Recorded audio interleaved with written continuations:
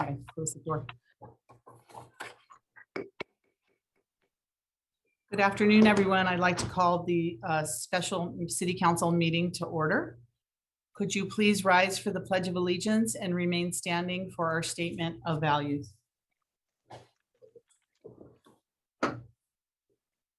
I pledge allegiance to the flag of the United States of America, to the republic which stands one nation under God, indivisible, with liberty and justice for all.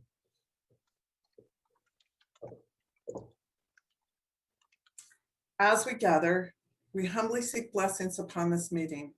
May we act with strength, courage, and will to perform our obligations and duties to our people with justice to all. Let us seek wisdom so we may act in the best interest of our people, our neighbors, and our country. All this we ask so we may serve our community with fairness and respect, putting their needs before all. Thank you. Please be seated. A roll call, Assistant City Clerk. Councilmember Watanabe. Here. Vice Mayor Shahal. Present. Councilmember Hardy. Present. Councilmember Park. Here. Councilmember Jane. Here. Councilmember Becker. Here. Mayor Gilmore. Here. Thank you.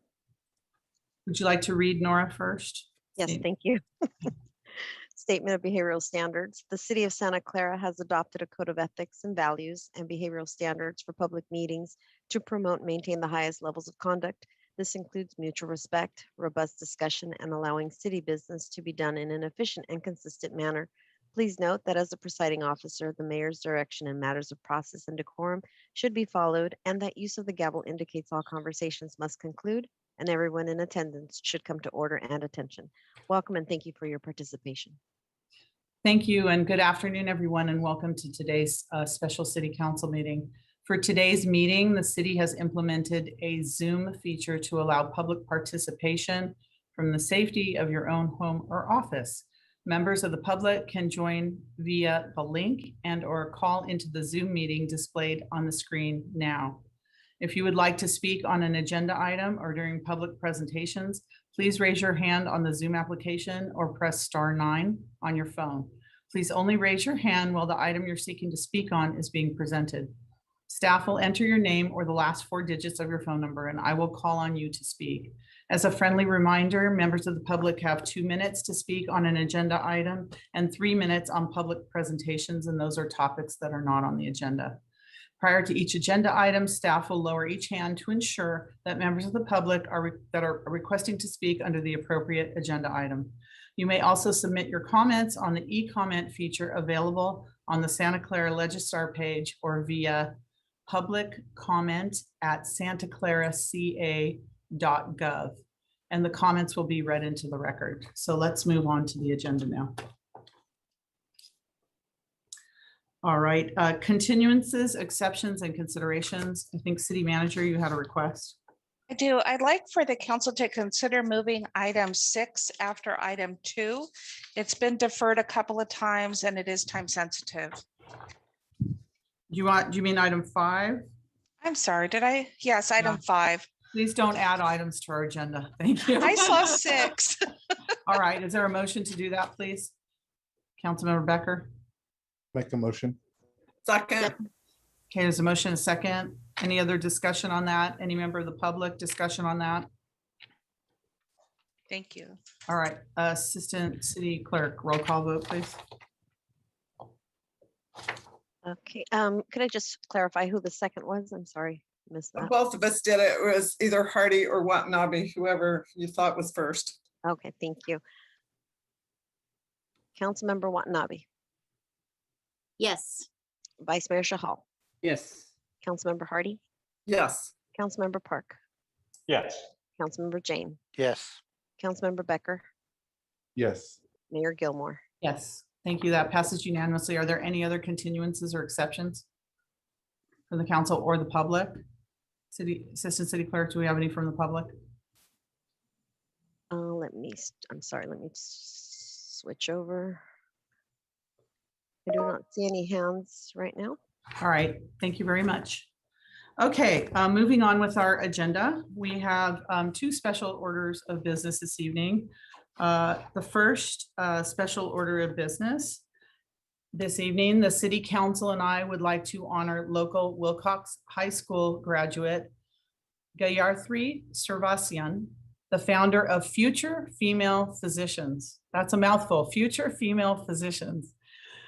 Future Female Physicians is a 501c3 nonprofit with over 8 international chapters seeking to empower young women to pursue careers in STEM fields, that's science, technology, engineering, and math.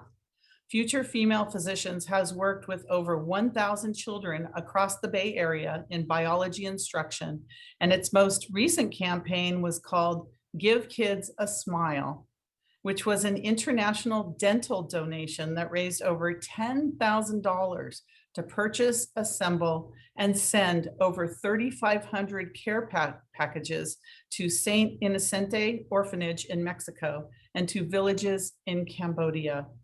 To honor Ms. Servasan for her initiative, I would now like to present this certificate of special mayoral recognition and invite her to say a few words. I understand she will also share a short presentation with us. Mayor, before you do that, this is what I brought to you. It's Gayatri Srinivasan. It's really hard to say, but it's Gayatri. Is that right? So it's Gayatri. Thank you. Oh. Gayatri, are you, I see you. I thought I saw you earlier. Right. Yeah. Hi, Oh, everyone. there you are. Thank you. And I'm sorry if I mispronounced your name. I No, apologize. not at all. Thank you so much for the warm introduction, Mayor Gilmore. And I also just wanted to thank everybody for being here, especially Councilmember Hardy, whom I personally know is my former calculus teacher, for ceaselessly supporting me in launching and developing my campaign and for making this all possible. And every single individual present in this meeting for serving our community and bettering it. So Future Female Physicians began with a rather simple idea to ensure that every woman who wanted to pursue a career in STEM could. And the issue wasn't a lack of desire, it was more a lack of opportunity. And while the gender discrepancy in medicine is rather clear, the implications of this deficit trickle not only into contemporary society, but future generations as well. And the only solution thus became to concentrate my efforts on the youth, the future policymakers, researchers, and scientists of our world. And in establishing a community outreach program with over 16 schools across the Bay Area, I was able to interact with these intellectually rich students and develop thousands of pages of scientific curriculum to instruct them about lab safety, fundamental biology, medicinal techniques, and treatment methods. I was also able to deliver a TEDx speech to discuss what the future of medicine will look like as women and persons of color begin to equalize the field of medicine, both politically and socially. But what really warmed my heart was my Give Kids a Smile campaign, in which I was able to partner with the American Dental Association and companies such as Colgate to raise over $10,000 to send dental hygiene care packages to children in need. This reduced hospitalizations in the area by almost 77%. And for my achievements, I was honored to be brought closer to the policymakers that can make such change more accessible. I received a senatorial recognition from California Senator Dianne Feinstein, was awarded the Congressional Medal of Honor, and I'm absolutely humbled to be receiving a mayoral commendation this evening. And as much as I'd like to say that the work has been extraordinary, it has barely begun. I hope to earn more funds for educational instruction by investing in advanced software for my students so that they can have a more interactive learning experience. I'm working on self-publishing a children's book this summer to hopefully colorfully engage youth in medicine, as well as show them the plausibility of any individual pursuing a career in medicine despite gender and racial or ethnic barriers. And lastly, but not least, over this past year, I have visited South Asian and sub-Saharan villages and hospitals only to find a lack of resourcing for feminine hygiene products, which has been further strained by the recent introduction of the COVID variant. And now more than ever, young women and children are in desperate need of our help, which is why I hope to converse with future political leaders, as well as current ones, such as Prime Minister Narendra Modi of India, and raise $5,000 to supply such resources to those women and children in need. As always, donations are extremely appreciated. You can find a webpage to do so electronically in the Google Slides presentation. My website at futurefemalephysicians.org, which is also available, has a Get Involved tab, which may also lead you to the donation site. And finally, just thank you all for listening. It means the world to me to make a local impact and receive a commendation from my very own city. And in accomplishing this work and receiving such recognition, I truly am given hope, faith for future generations to make this world a better place. A grandfather of 6 in Mexico told me, it's kids like you who I hope will make this world a better place. And hearing those words and receiving recognition as such make me feel like my voice matters and that youth can bring about unprecedented change under the leadership of mentors such as yourselves. So thank you so much for your time. Well, and I understand that you had a PowerPoint presentation that we didn't put up. So I don't know if that's something that you would, you want to go through again, or what you'd like us to do with that. We can all get copies of it, put it online. I just want to make sure that. Yeah, definitely. I think just for maybe time purposes, it can be sent out and everybody can refer to it. But thank you so much for taking the time. I just want to say you're so impressive. I think on behalf of women all over the world, you're the one that we're looking up to now. You're the bright star that is out there and helping, especially women that don't have their voice around the world and needing such, basic products and other things. You really have really put yourself out there and unselfishly, out there to help in places. I'm going to ask you, why did you pick that certain orphanage in Mexico and Cambodia? Did you have connections there, or what? How did you select the places you were going to donate to? Right. So what I first did was I talked to Governor Del Mazo of Mexico to try to get an understanding of which particular regions in the country were in the most need of help. And by that, I created and kind of curated a list of different orphanages and hospitals that were the most deeply struggling. And that particular orphanage in Mexico had one of the highest poverty rates in that particular area. So I was more inclined to donate to that region, but it was mainly through reaching out to different policymakers and leaders in the area. Okay, that's fantastic and wonderful. One more time, your website, just so people know, we'll put it out there, but Right. tell us, what's your website address? futurefemalephysicians.org. No spaces. Yeah. I like the title though. All right, Councilmember Hardy. I just want to say it was an honor and a joy to have Gayatri in my calculus class. At first, she was a little worried about it, and I said, hang with me, you'll be fine. And she just launches herself, takes off, and makes everyone proud. So I'm so happy for you. Keep in touch. Let me know how you do, because you graduated and we're sending you off into the world. Right. And I promised a donation. I will take care of that. Got it. Thank you so much. And just for clarification, I'm a rising senior, so I'll be graduating this coming year. Oh, that's right. Because I thought, when I looked at that, I thought, wait a minute, wasn't she a sophomore in my class? Okay, that's right. So I'll still have you around for a while. Good. Right. Yeah. All right, Vice Mayor Chahal. Thank you, Mayor. Thank you, Gayatri. So impressive and eloquent. Like you have achieved and done such a wonderful things during this as being a young leader. I'm really impressed with you, and talking about the content, talking about the contacting the policymakers. You basically get the gist of the things, how to get the work done, basically, and so impressive, and looking forward to your future goals, and what you have done is great. We are proud we are proud of our young generation and leaders like you in the community. Thank you. Thank you so much. So thank you. We'll make sure you get this and keep in touch with what you're doing, and we'll be back in person pretty soon, and we can invite you back to give us an update on all of your projects and what you're doing since you are a rising senior in the next year. You'll be around here, so keep us informed of what you're doing. We love to hear the wonderful things you've done, and congratulations on your successes. Thank you, and thank you for joining us this evening. Thank you so much. Okay, love to start out these meetings positively. All right. Next, we have our second special order of business. I'm pleased to proclaim June 19th, 2021 as Juneteenth in the city of Santa Clara. On January 1st, 1863, President Abraham Lincoln issued the Emancipation Proclamation, setting in motion the end of slavery in the United States.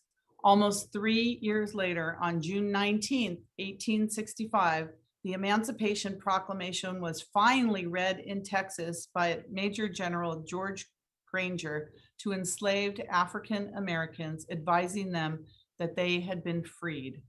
Texas was the last Confederate state to have the proclamation announced after the end of the American Civil War in April of that year.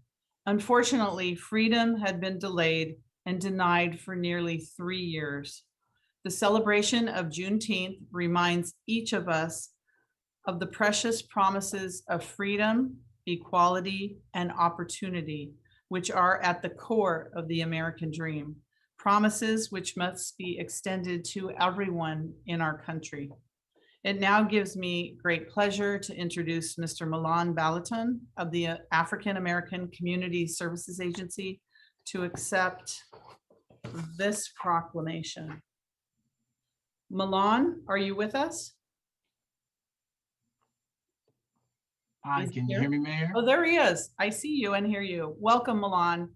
Once again, another proclamation for you. You've become a tradition here in the city of Santa Clara, joining us for Juneteenth, and it's a pleasure seeing you. Thank you very much, Mayor, and to the esteemed City Council of this great city of Santa Clara. I'm overjoyed today because, for those who do not know, the United States Senate unanimously passed to make Juneteenth a national holiday. So now we just have to get it through the House and onto the president's desk. To tell the history of America is to tell the story of the African American. And when we talk about Juneteenth and Emancipation Proclamation, or known as Freedom Day or our Independence Day, is to celebrate what we've been working towards all throughout our time of being here in a place that we've had to make home, because we were taken from our home and created a place where you have agencies like the African American Community Service Agency, who has served the public since the beginning of the pandemic. We're a 43-year-old organization doing this work because our ancestors. It was Maya Angelou that said, "I stand as one, but I come as 10,000. And those 10,000 that I speak of are my ancestors." And I think they are singing songs of Lift Every Voice and Sing today. And we welcome all of you to also note, if you did not know, that during the pandemic, we advocated for the Santa Clara County Board of Supervisors to make Juneteenth a county-wide holiday, paid holiday, and that was passed. So this Juneteenth actually will be the first time that county employees will have off to celebrate and recognize Juneteenth and really reflect on what that means to all of us as Americans, but truly look into what it means to the African Americans. And so, with that being said, the African American Community Service Agency will be hosting the 40th Juneteenth in the Park Festival with all of our COVID-19 guidelines, but celebrating as we are every day this week. As soon as I hop off here, I'm getting on to a Know Your Rights session with several county lawyers and officials to train us about knowing our rights. But our first Black Secretary of State is joining us, Dr. Shirley Ann Weber, to talk about how do you get registered to vote, get a part of the process. That's what Juneteenth is about, educating the community and the masses about freeing yourselves from things. So thank you all for recognizing this day, our community, our contributions, and just overall celebration. We are so excited. Thank you, Milan. We really appreciate it. And I know I got notice that the county recording office was closed, and I went, what, for Juneteenth? So congratulations on getting that passed in the county. Did you hear that, city manager? Juneteenth, official holiday, just putting it out there. Okay. Yes. Thank you. Thank you for joining us, and we'll make sure you get this. We appreciate it. Thanks, Milan. Thank you all for what you do in public Thank service. you. Have a great day. You too. Thank you. All right. We're moving on now to public presentations. Is there any member of the public that would like to speak on an item that is not on the agenda? Now is the time to speak.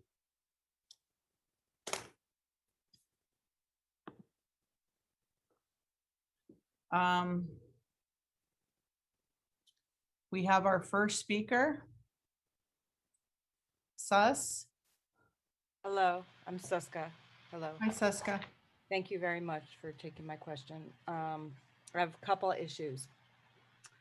The first issue is I live off of Benton Street, and there's been a homeless encampment that has been growing for quite some time now over Saratoga Creek, actually on the creek. And there's a lot of pollution.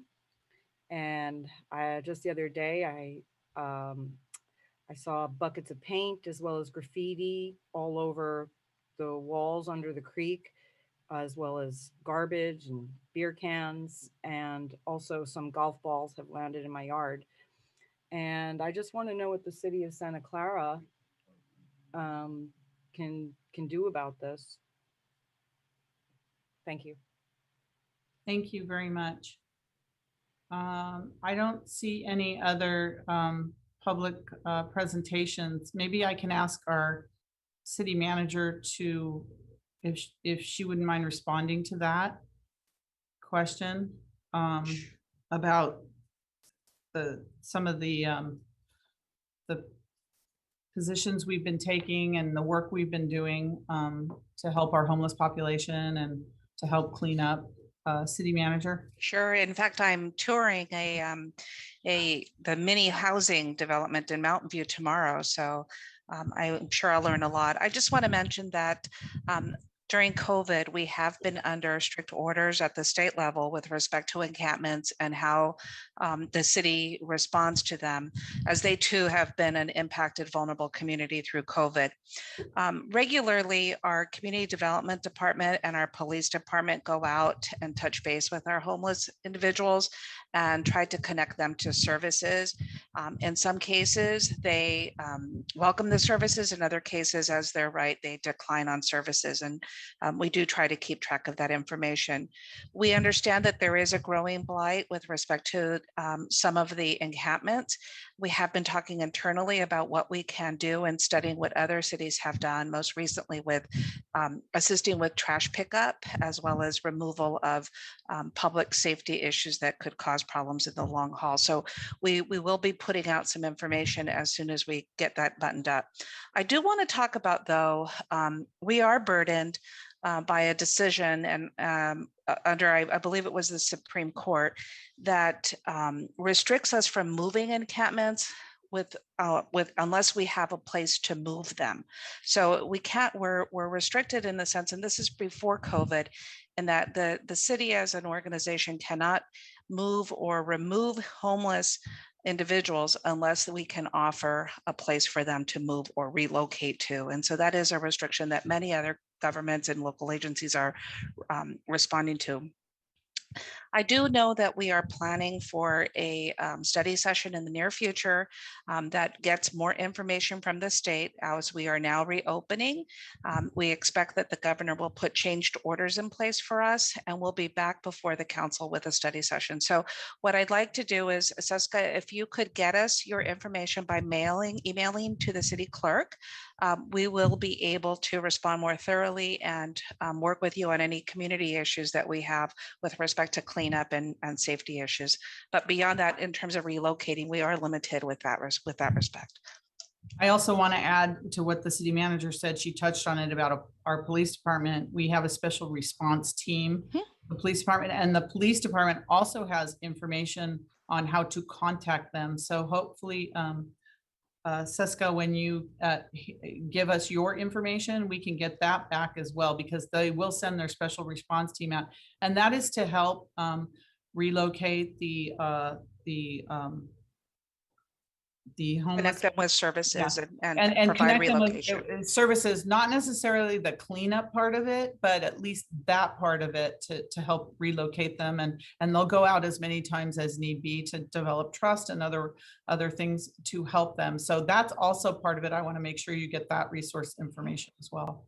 Councilmember Becker, you have something, your hand's up. Yeah, thank you, Mayor.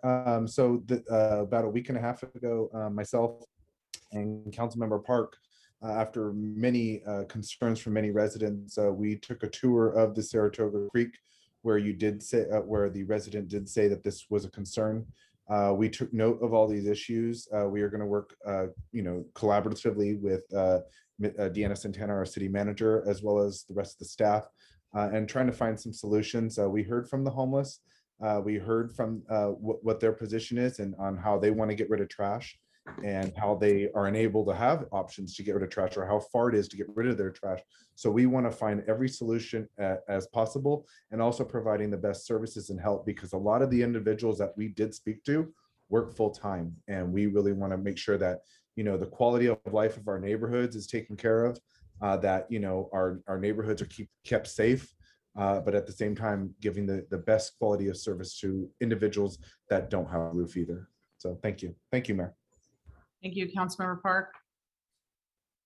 Yes, thank you. I was going to mention that as well, which is Councilmember Becker and I, and actually Carolyn Schuck from Silicon Valley Voice took a walk down Saratoga Creek. And we heard about the encampments. We saw the encampments. In fact, I had actually visited a couple of encampments along Benton and Lawrence and along Calabasas Creek. But what's surprising is a lot of the people that are there do have jobs. And I don't know how much they're making, but they also have families. Like, there are children, there are wives, there are husbands. It's not a simple these people are homeless. And they're there because of mental issues or other issues. Sometimes they're homeless simply because they do not have a home. I mean, we met one gentleman he was 23 years old.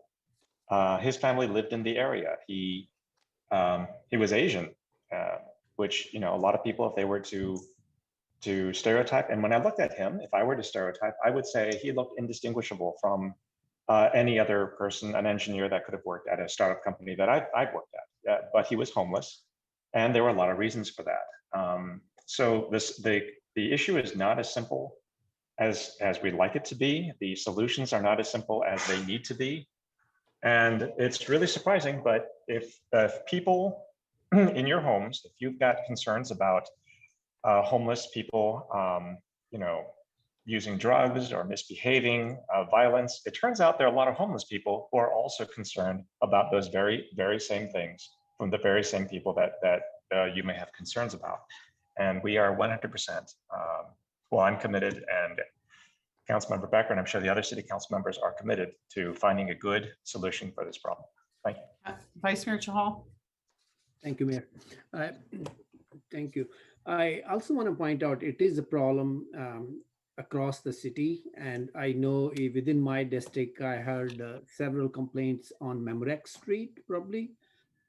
And so I think we need to, as city manager mentioned, we need to work on it and find out whatever best we can do in the circumstances. I know our hands are tied up because of the Supreme Court decision, but something on behavioral or humanitarian grounds, whatever we can do, we need to look into it. Thank you.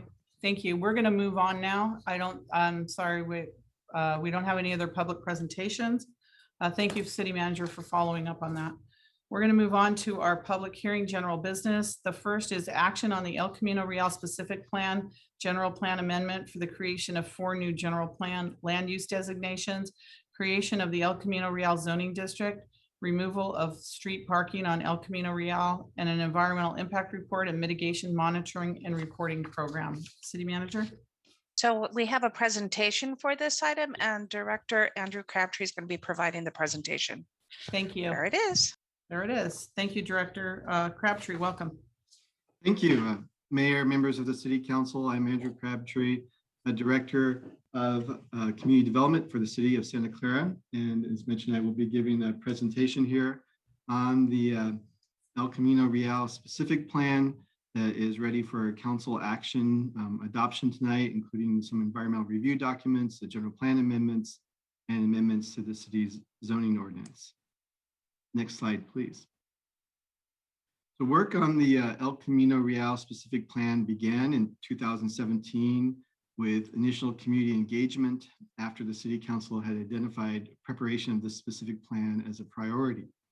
And the overall purpose or objective for preparation of the specific plan was to establish clear land use policies for the El Camino Real corridor that will implement the various goals and policies already contained in the city's general plan for El Camino Real. The scope of the specific plan includes improvements to infrastructure and the roadway corridor, as well as policies and requirements for new development, land development on the parcels along both sides of El Camino Real. After nearly 4 years, preparation of the draft specific plan is complete and ready for council consideration. And just note, most recently, we were in front of the city council in March, on March 16th for a study session. So some of the same materials that we'll be discussing tonight were discussed at that study session, plus we have some follow-up to some council questions we had then. Next slide, please. So the city's land use vision for El Camino Real changed in 2010 with the adoption of the city's current general plan, which calls for the transformation of the El Camino Real corridor from low-intensity automobile-oriented uses to higher density mixed-use development, including both residential and commercial uses at specified locations. And the El Camino Real corridor is identified in the general plan as a focus area for new growth, which signals that the city's intent is that it be one of the main areas where new residential growth would happen within Santa Clara. Unlike some of the other focus areas in the city's general plan, such as Tasman East, for example, the general plan did not require preparation of a specific plan before new development could go forward to implement the city's vision. And as a result, since adoption of the general plan in 2010, the city has approved 13 projects along the El Camino Real corridor, supporting a total of 1,292 units. Consistent with the city's intent of focusing growth on the El Camino Real corridor, in 2011, the corridor was designated as a Bay Area Metro priority development area. And the city also received grant funding from Bay Area Metro to support preparation of the specific plan. The next slide, please. This map illustrates the land area included within the specific plan. It's a 3.2 mile long segment of El Camino Real, extending on the west with the border of Sunnyvale to approximately Lafayette Street on the east. Next slide. So community engagement was a central objective for the plan effort from the beginning. To engage the community staff, and our consultant team conducted a number of pop-up outreach events at different locations in the community, such as at the farmers market, at the Santa Clara Caltrain station, in the Art and Wine Festival. And through the planning process, we also conducted 3 community workshops, 2 online surveys, and a virtual open house. The City Council appointed a community advisory committee, which was composed of members from the community, different community stakeholders, and they really played a central role in determining the contents of the specific plan that you'll see here tonight. Next slide, please. This slide summarizes the community input that shaped the specific plan, including such things as the concept of activity centers at selected locations along the corridor, the importance of minimizing impacts on adjacent land uses, and the desire to improve bicycle facilities within the road right-of-way. Next slide, please.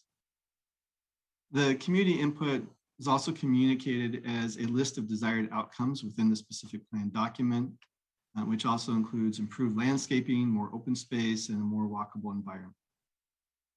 Next slide.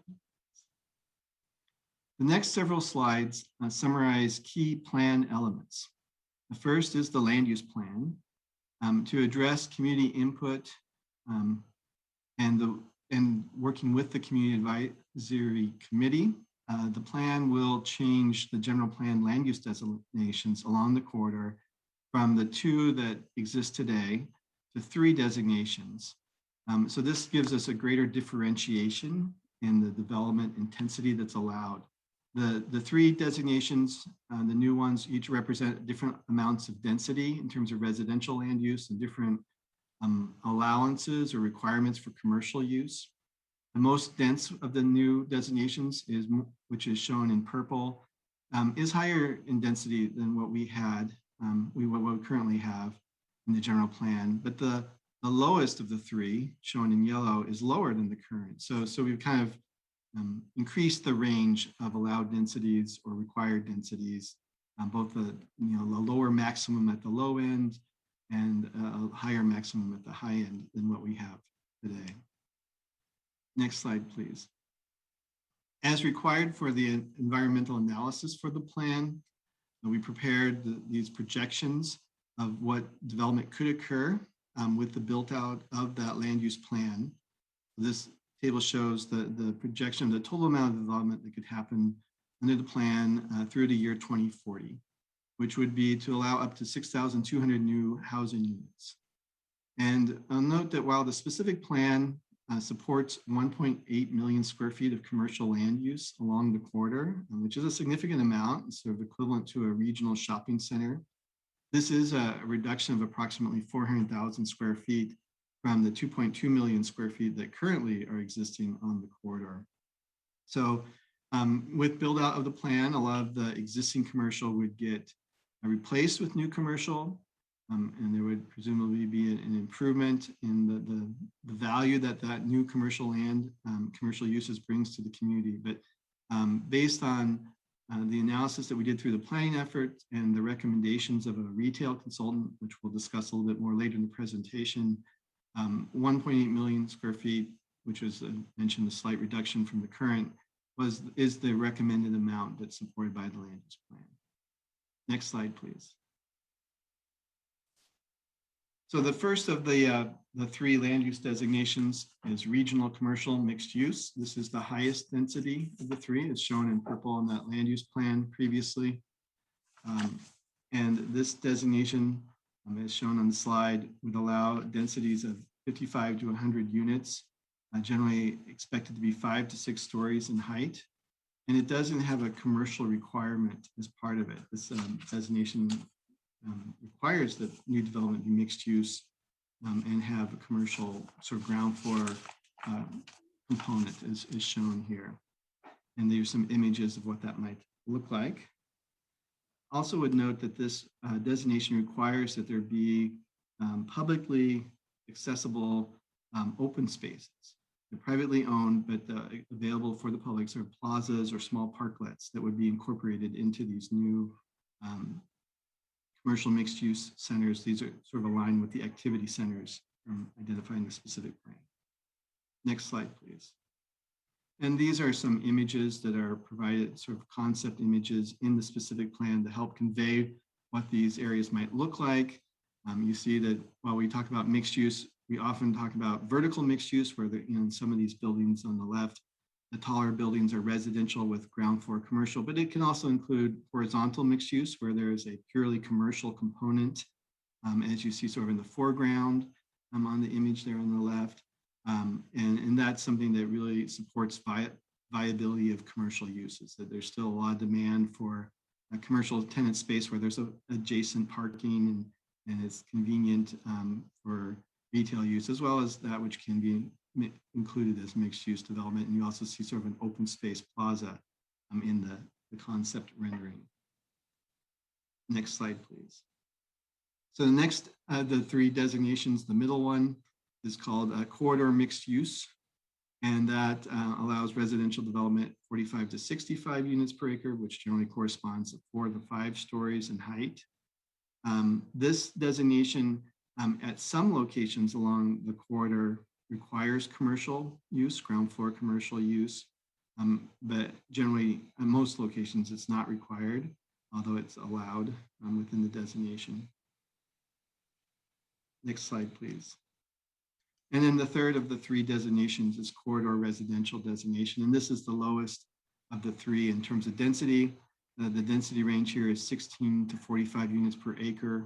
Allowed heights are 3 to 4 stories, and as shown on these images, this would be a designation that would correspond to townhouses or stack flats, sort of a lower density apartment type building, or a townhouse, which could be rental or ownership units. And this designation in particular was applied to sites that were smaller sites, not as deep, sites where there was a very close proximity to existing single family neighborhoods. And so a need to really bring forward development that would be lower in scale and compatible with the adjacent land uses. Next slide, please. So as mentioned, the including policies to address the interface between new development and existing was a key focus of the specific plan effort. This was an analysis that was done to show which parcels were directly adjacent to a single family residential parcel. Those are shown with the sort of the orange line. Parcels that have are adjacent to single family residences, but with a street in between so that there's a little bit of a buffer through the street. And then ones that with the dark blue line where they are adjacent to a multifamily or commercial use, something less sensitive in terms of interface. So this was an analysis that was done. It directly informed the land use plan that we had up earlier, as well as some of the policies that we'll get into next. Next slide, please. So as mentioned, the neighborhood transition strategies is really a key focus for this effort. And a lot of this relates back to the projects that had been approved and some built. Often, the community was dissatisfied with the amount of setback from the existing neighborhood to the new development. And so the plan would really require that new development adhere to this 45-degree daylight plane requirements of a 1 foot back, 1 foot up type setback requirement that really creates a gradual increase in height from a single family residence. And as well as there are requirements in the specific plan for how to deal with architecture and privacy issues with windows and balconies that might impact an adjacent use. So a number of policies are included in the specific plan to address this concern. Next slide, please. And another key plan element is the adoption of what would be objective design standards. And this is primarily being brought forward in this way in response to state law, changes in state law, which increasingly limit the local jurisdiction's ability to take new development projects through a subjective design review process that our community, like many others, has relied upon in the past. And we are increasingly required to just limit our design review to things that have been codified and are expressed in objective language, so it's very clear, such as the 45-degree plane. It's it's a numerical standard. It's not really open to subjective judgment. And so, in bringing forward the specific plan, we worked with our consultant team to the extent as much as possible include these types of objective design standards in the specific plan. They provide clarity for developers and the community, so they would know in advance what type of development is allowed under the specific plan. Next slide, please. So this is an example of one of those standards that's included in the specific plan, and it's talking for a larger apartment building that there's a requirement that the facade be broken up in terms, a certain length. You have to, once you get past 200 feet in length, you have to have a break in the facade. There's minimum standards for how big that break must be. So these are things that are set numerically. They're not really open to subjective interpretation, but they're very clear, and they achieve certain design goals in terms of reducing the visual impact of a building. Next slide, please. And this is another example of an objective design standard that's in the specific plan, which is really a requirement that buildings have differentiated architecture for the base, the middle, and the top of the building. Again, it's sort of a kind of a well understood and applied design standard. Is just a way to create visual interest and reduce the bulkiness of a building visually. When you look at it, if you see if it has different types of architecture, slight changes in plane and material, all that helps to give the building a more delicate, less massive appearance. And so that's part of the standards that are included in the specific plan. Next slide, please. So as mentioned, the specific plan also addresses the public road right-of-way. And there was a a strong community desire to see that the bicycle facilities be improved along El Camino Real. And to do that, the main thing is to remove the on-street parking along the corridor. And so the plan recognizes that that's something that will probably require phasing, and it has an interim concept as well as a final concept for how to implement those improvements. And this picture illustrates the interim concept, which is to remove the on-street parking to accommodate a protected bicycle way. So there would be a bicycle lane that's striped, painted, and often would have sort of like a small barrier, like a small plastic bollard or something that creates a separation between it and the roadway. And then there's also provisions for bus boarding that would be implemented through the specific plan. So if we go to the next slide, please. This shows the long-term or the final concept where there are these bus boarding islands that are inserted into the roadway so that the pedestrians can exit from the buses more efficiently and into a sort of a refuge there. And the bicycle lanes are further removed from the flow of traffic and given greater protection in that way. And would mention that we'll look into this a little bit more down in the future slides, but we definitely looked at what the impacts might be of removing the parking, and I'll talk about that in a little bit. Next slide. A couple of images to just help illustrate the concept of the bus boarding island, what that might look like, as well as a separated bicycle lane where there's really the traffic is the bicyclists are buffered from the traffic. In this illustration by landscape strip, it can vary the treatment. It really is to make it more comfortable for people to be cycling on the El Camino Real right away. Next slide, please. The specific plan also includes community benefits policy. And what this is that it would allow developers to gain some additional development rights in exchange for voluntarily providing some benefit to the community. And the specific plan identifies a menu of potential benefits that a developer could provide, such as higher levels of affordable housing within their project, additional open space that's available for public use, some support preservation of commercial small businesses. These are public art. These are all things that are listed as potential community benefits. And if a developer were interested in providing some of those in exchange for some change in the requirements of the specific plan, where that might be for some additional development or perhaps some other allowance, they could propose to do so. It would go through a development agreement process that the city council would ultimately have to approve. Next slide, if they agreed with the proposal. Next slide, please. The specific plan, along with the specific plan, we are proposing to update the city's zoning code to create zoning districts that directly correspond to the new general plan land use designations.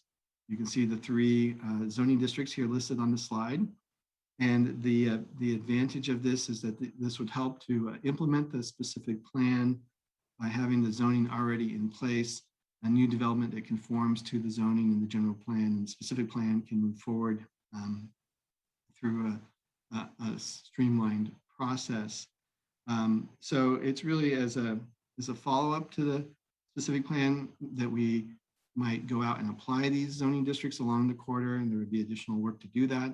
But with the action tonight, we're asking the council to create these zoning districts in our zoning code so that they're available for use along the corridor. Next slide, please.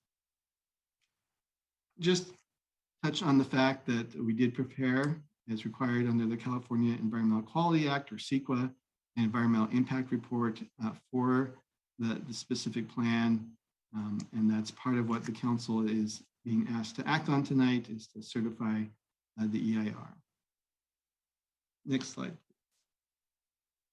We have within the specific plan area 4 pending project applications of note here, and they're listed on this slide. The first one, which is known generally as the Mariani project, is considered inactive. I would just note that it doesn't, the specific plan that's coming forward does not allow this project. As it's proposed, it would still require separate action by the city council to change the general plan if the council were to want to take action on that project. But it's considered inactive, and we didn't really, it's not really part of what the council's acting on tonight. There are 3 other applications that are more recent that have come in. And the first one, 3155 El Camino Real, we'll talk a little bit here on the next slide. The other 2, oh, not yet, sorry, go back, please. The other 2 on that list at the bottom are projects that align with the proposed specific plan and would go forward if the specific plan is approved. So they're waiting for the specific plan in order to go forward with their implementation. Next slide, please. So as mentioned, 3155 El Camino Real, the applicant on this site is proposing a project that's sort of a townhouse type development and would be at a density of around 24.4 units to the acre, which is less than what is being proposed for that site in the specific plan. So through the specific plan process, working with the Community Advisory Committee, a land use plan that was developed, identified this site as a quarter mixed use site, which would really call for apartment type development. But the developer has instead requested that they be able to develop townhouses on the site. And so as if the city council agrees with that request, then they can provide direction tonight to go forward with the alternative lower density designation that the applicant has requested. I would note that we have received some correspondence on this proposed site relevant to the site in particular as part of the specific plan. And the correspondence really falls into 3 categories. We did receive letters in support of the applicant's request, basically saying that the proposed lower density is preferable than the higher density on the site. We did receive letters indicating that they thought that the proposal was also too dense and that something even lower should be on the site. And then we did receive letters from some of the commercial tenants on the property that is there today, expressing concern that they would be displaced by the development and asking that the city take some sort of consideration to help preserve their businesses or have some sort of plan for their relocation or incorporation into the new development. Next slide, please. Councilmember Hardy, did you have something to say on that, or can you wait till the end? I just wanted to be real clear that my property backs up to 2 of those ones on El Camino. We have been cleared to vote on this, but my concern is we may need to break up some of the recommendations, and I'll need to have council help us with that. City Attorney? Yes. Yes, I was noticing that myself. I didn't understand that there were actual project approvals coming along with this council action.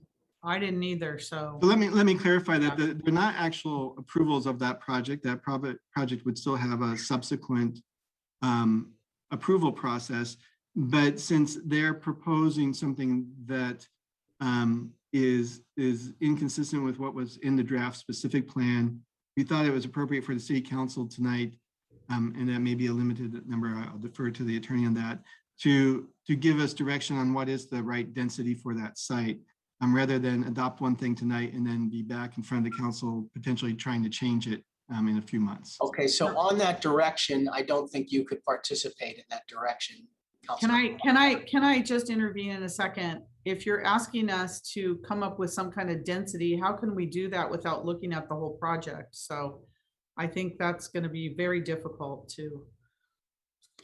In that case, the council could proceed with what the specific plan has as the density for that site, and then consider a change to that in the future when you look specifically at the project. I think that alleviates cleaner. the issue. That's a lot cleaner. I agree. That's cleaner and easier, because I don't know, that's, because we still have to hear it no matter what, and then that'll alleviate Councilmember Hardy's issue. Yes, and Mayor, my concern also is the third one that was listed has already been approved. There's two on there and one has been approved through Planning Commission. Well, not through the council. It was my understanding. But that's right behind my property. But the one that they're asking for a change is close.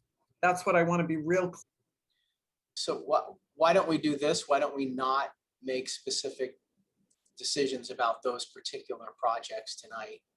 And just go, and if they need to have decisions made, we should do that through an amendment process where we can analyze the conflict of interest, the potential conflict of interest issues with regard to those particular projects. And we'd hear them like we normally hear a project. I think that would be best to do it that way. Yes, thank you, Brian. All right, thank you. Go ahead, Director Crabtree. Great, thank you. So at the March 16th City Council study session, the council specifically asked that we provide some more information on retail, parks, shade shadow, impacts from new development, the on-street parking removal process, and affordable housing. So I'm going to speak to each of those a little bit in more detail now. Next slide, please. So as mentioned, we had a retail consultant that was part of the specific plan effort who we asked to help us prepare a retail strategy for the corridor. We wanted to really ensure that whatever commercial development was required or allowed under the specific plan would be as viable as possible. So this is some of the information that we had in summary from the consultant. You know, we're certainly all aware that internet sales have had an impact on certain segments of retail, but others have remained strong. The pandemic is an odd impact, of course. So restaurants and gyms have been impacted. Even despite that, some have managed to open during the pandemic. But we think that we're returning to a more normal market condition in that regard, and that there will be demand for those types of uses here increasing in the near future, hopefully near future. So looking at with that sort of context, retail conditions along El Camino Real, there's a note that the occupancy, the existing occupancy is fairly stable, but it would not be, the existing commercial uses, older commercial uses would not be considered by industry standards to be thriving. They're have low sales levels. Many of the existing retail properties are small and shallow relative to current site design requirements for these types of businesses. So market conditions, so it impedes their successful use.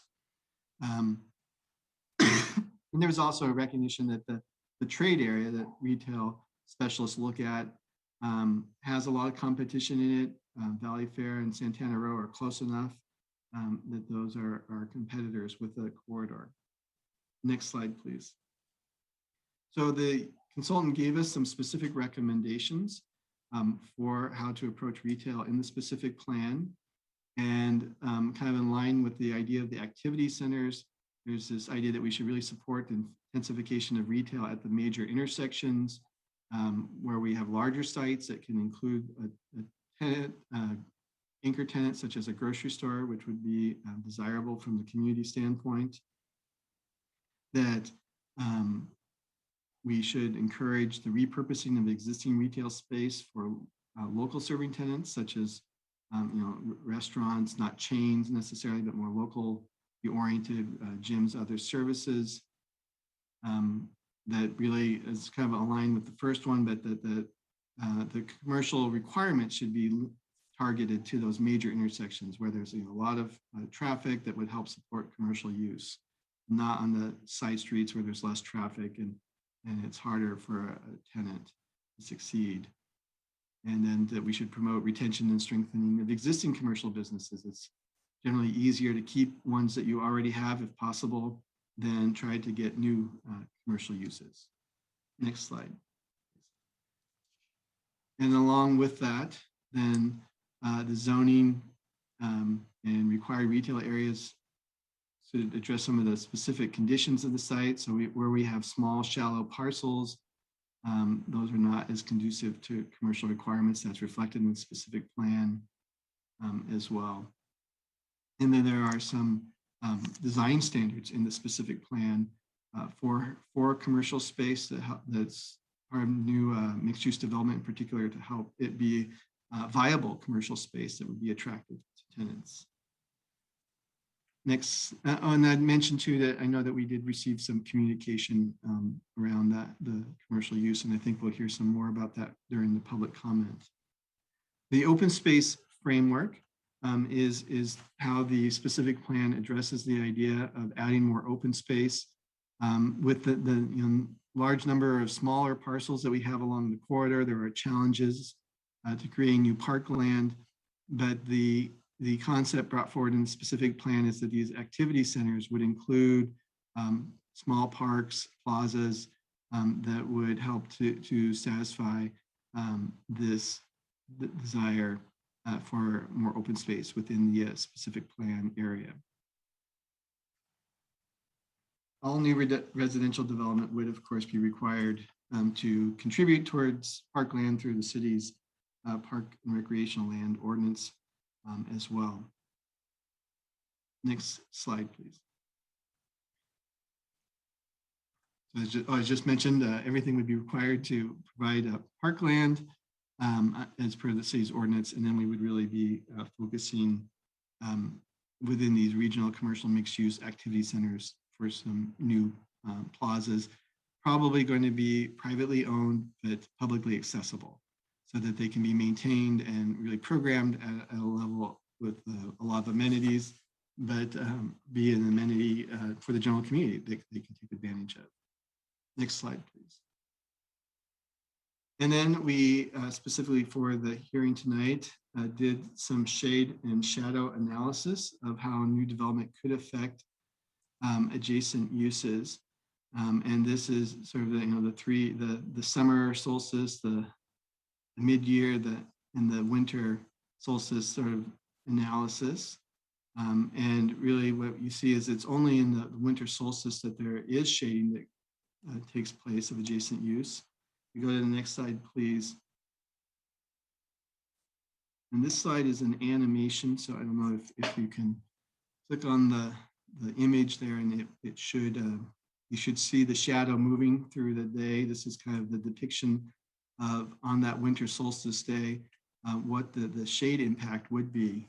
And you see that it does impact the adjacent single-family residences. They would be shaded during on that December 21st condition where the sun is very low in the sky and shadows are long, particularly early morning and late at night. And in looking at that, there's really, apart from if you were to completely avoid any shade or shadow impact on the adjacent uses, it would really take away from the ability to redevelop the property. Probably wouldn't be feasible in a lot of cases to redevelop. So the daylight plane that we discussed earlier, the 45-degree daylight plane certainly helps to mitigate this, but at some times of the year, there would still be shadowing that occurs on the adjacent single-family homes. Next slide, please. So, a concern as well, we just went 2 slides, but you go back 1. Thank you. The addition of the protected bicycle lane and boarding islands does require the removal of the on-street parking that currently exists along the El Camino Real corridor. Staff went out and did a parking demand survey. We went out at all 24 hours over the day, at night, to see throughout the different times what the actual utilization of parking is along the corridor. It's very mixed. There are many places where there's not much demand for actual on-street parking, but there are a few places where there is demand. And if you go to the next slide, please, we really identified 3 locations where there are commercial uses, existing commercial uses that do not have any off-site parking available to them today. The first one, Diver Dam may look like it has some. It's adjacent to a use that has parking, and people may informally park on the adjacent property, but technically it does not. Grand Prix Power Sports and then the Wash and Dry Salon and Realty and SC Montessori uses actually do not have any off-site parking the way they're currently developed. And so the provision for these sites is that until the point at which they might redevelop in the future, they would be allowed to continue to have on-street parking. We would work around that so that they could continue to have on-street parking as long as they need it.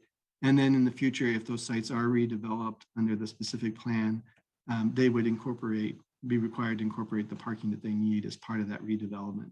And at that point, then the full build out of the specific plan could occur with the removal of the on-street parking in front of these locations. The next slide, please. And then the City Council also raised the question of the affordable housing requirement as brought forward in the draft specific plan. The city would require that new development along the corridor have 15% of the units set aside as affordable units based on an average of 80% area median income level affordability. And this is a greater requirement than the city currently has citywide. Our current citywide requirement is based on 100% average area median income. So this is a deeper level of affordability requirement than what the city is normally requiring. The council, a couple of the council members in particular expressed preference that instead of that sort of 80% AMI average, there be specified levels. So as an alternative, we've looked at and we believe it would not significantly change the feasibility of new development. The council could require that instead of the 15% on the 80% AMI average, that 15% be broken down into the three categories: 5% very low income at 50%, AMI 5% low at 80%, and 5% moderate, which is up to 120%. And so that would help to ensure that new development gives us a mix of different income levels, which could have occurred under the average, but this would be giving specific direction as to how to meet that requirement. And then I would note there was a question about this from Councilmember Jane, that it does note in the specific plan that the city has an in lieu fee, which we only apply to really small projects, fewer than 10 units, or to fractional unit requirements. And it's based on the citywide standard currently of 15% and 100% AMI. So it would need to be updated as a follow-up action to address that change based on what the council does in terms of the affordable housing requirement. Next slide, please. So the Planning Commission considered the specific plan last month, and they made some recommendations here for it. They recommended approval. They added on to that we should grandfather in the applications that are deemed complete as of May 10th, 2021. They did address the specific parcel that we've just discussed that we would not want to address tonight as part of their recommendation. That's number two. Number three, they wanted to add a prohibition on data centers within the El Camino Real specific plan. Should note that the proposed land use plans would not allow data centers as it's drafted, but they wanted to add specific language to make sure that it was very clear that data centers are not allowed. This Planning Commission discussed the importance of a historic preservation policy for the corridor. Staff, however, is not recommending something unique to the corridor. We already have historic preservation policies that were developed citywide through a considerable effort, and we think that we should continue to rely upon those for the corridor as well. The Planning Commission did express concern about solar access and that they really wanted to eliminate any potential shading of properties, adjacent single-family properties, your yards along as new development comes in. As just discussed in looking at that, we don't think that's really feasible to eliminate any shade or shadow. We think what will happen would be very minimal from the new development, and that's sort of an appropriate compromise if we want to allow new development along the corridor.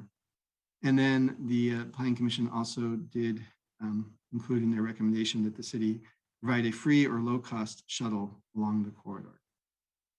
Next slide, please.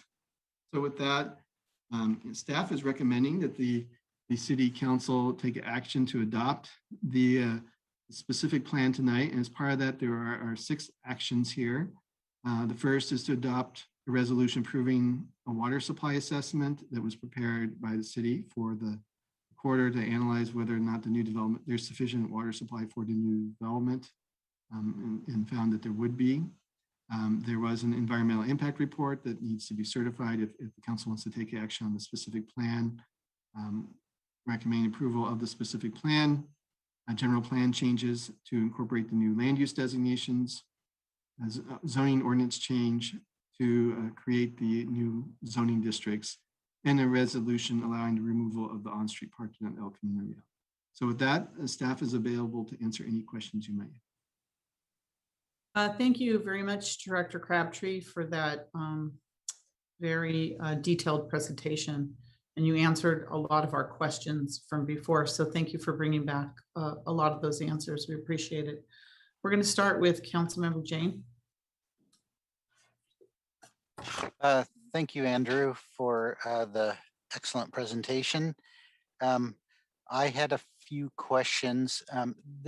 We have a number of people that are kind of new attending this meeting. And I had asked this question earlier during our study session. People are concerned about a canyon effect along El Camino with these 4- and 5-story, maybe even 6-story buildings. What is sort of your interpretation of a canyon effect, considering the width of the street? And then I can ask my other questions after that. Okay, yeah, so we did speak about that a little bit at the study session. And so to sort of reiterate what I said, that the tallest, we have, first I mentioned that we have a mix in building heights between 4, 5, and 6 stories. So you have some variation as you move along the corridor, and the tallest heights are only at a few locations. 6 stories, generally, you might get 70, 75 feet in height. And sort of an urban design rule of thumb might be a 1-to-1 relationship between the separation and the building heights. The corridor is quite wide. It's over 100 feet wide. And so plus some front setback requirements. So really the height of the buildings at 5 stories would not normally be considered tall enough, 5 or 6 stories, to create a canyon effect, given the width of the El Camino Real corridor. I mean, of course, this is subjective. And there are some people for whom anything taller than 2 stories is too tall. But it's not something where, from an urban design standpoint, this would be considered problematic. You'll still have lots of opportunity for light, sunlight to be along the roadway. Those buildings are going to be broken up both as well in terms of, they're not going to be super long buildings. So you'll have breaks fairly frequently in the building massing as well. So I think there's a number of reasons where in my professional opinion, it's not going to be a significant concern. Okay, and you talked about community benefits that were kind of voluntary in exchange for some benefits that the developers might get, like densities or something else. I'm really concerned about, we're trying to create this walkable tree-lined street. And so as you're walking along, other cities in their downtowns and other areas, they have public art. They might have murals or sculptures or water fountains along the way. Would it be reasonable to ask for a 1% public art fee from developments along El Camino, or does that have to be done as a sort of a voluntary basis? Because I know other cities have mandated that for some of their developments. So that's correct. The city could adopt a requirement. 1% for public art is not an unusual requirement to have.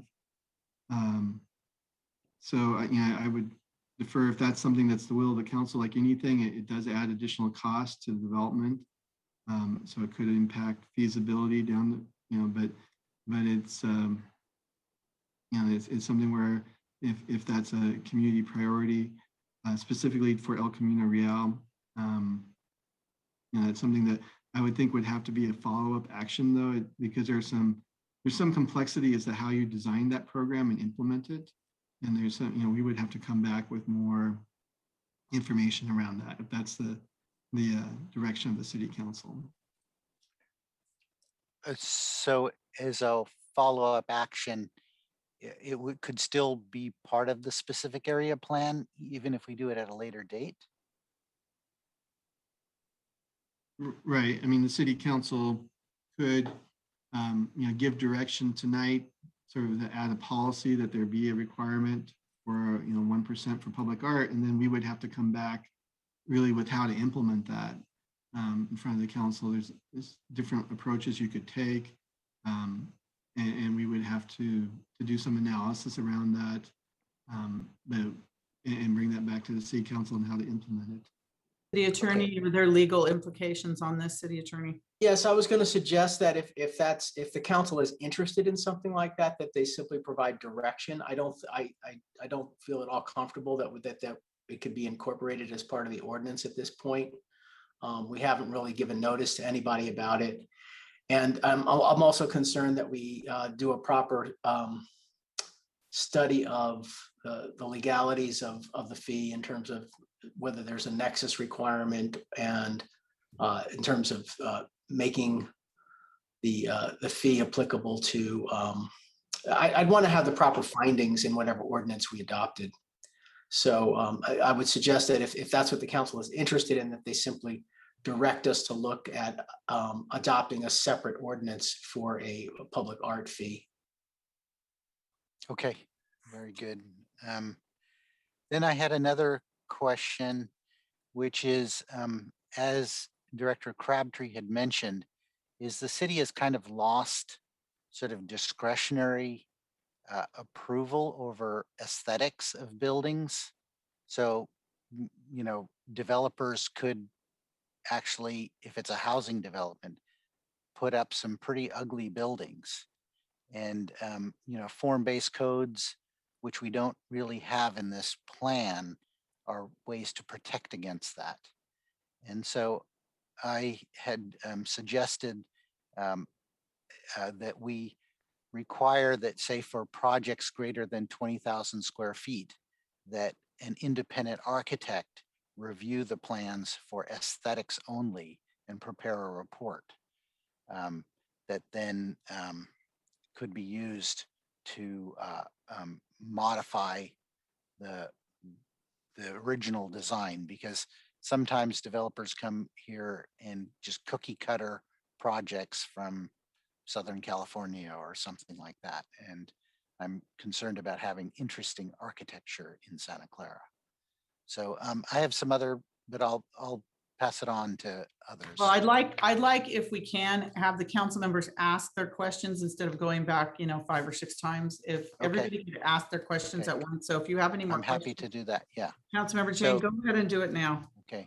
Thanks. So for these activity zones, there's a 10% public space requirement. And I'm wondering, how is that space maintained? Who pays for it? How does programming happen for that?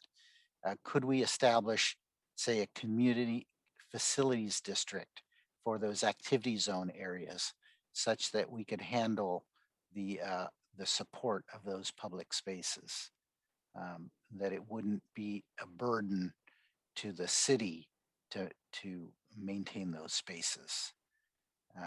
And my model kind of for some of these public spaces would be like what's at Santana Row in front of Maggiano's restaurant, where they have a place where people gather. It's kind of a nice place. And then my last question is that the city is pretty far along with a climate action plan and REACH codes. And so I think that I want to make sure that the developments on this project will comply to those reach codes. So I'm kind of proposing that any reach code or climate action plan that's adopted in 2021 would apply to this specific area plan. And that's it. Mayor, would you like me to address those questions now or Yeah, wait? yeah, please. I want to, everyone gets a shot. They get to answer all their, ask all their questions. Let's deal with them individually as they come in. Thank you. Go Okay. ahead. So we spoke a little bit to public art. So the next thing on the list was an architectural review process where we have a sort of a contract architect that provides critique of the project. I mean, that's certainly something we could, we've discussed in the past, and that's something we could require for development within the specific plan. I think that the 20,000 square feet, it would work. It would be reasonable. So, that's something we could certainly include as part of our implementation procedures for the specific plan. The question about the activity zone open space areas, and I would note that those are intentionally privately owned but publicly accessible. So the owner of the development that's immediately adjacent has responsibility for maintaining, programming that space. We do go through a design review process. We can condition to require even like a certain number of events per year if that's the intent of the council, that we get into sort of that level of attention in terms of how that space is used. And I think that through the entitlement process is the best way to address that. You brought up the example of Maggiano's, for example, and that's how it's addressed. The plaza next to the Maggiano's at Santana Row. It's not part of a CFD. A CFD is really a different type of tool for where we have a lot of different property owners that we want to bring together, and it's a lot of overhead and there's some complexity that it probably just would not be practical to try to implement one along El Camino Real. But we think we can address the concern of making sure those open spaces are well designed and even programmed through the land use entitlement process that we have.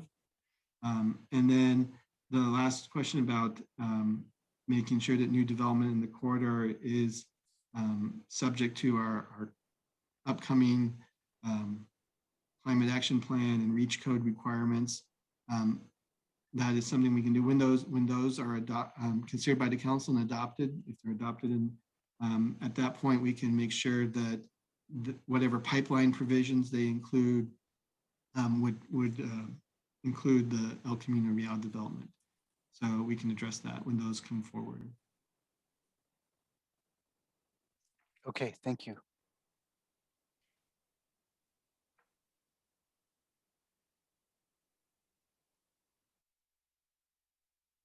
Sorry, we're going to go next to Councilmember Hardy. Thank you.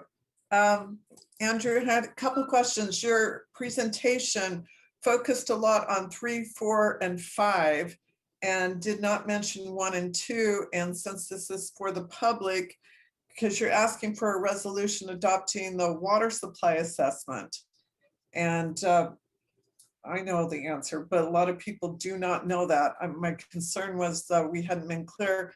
And the EIR that's been prepared for this, the basic findings that we have to find that we can approve this. The other question is on slide 31, you showed some different places of where public space or park could be.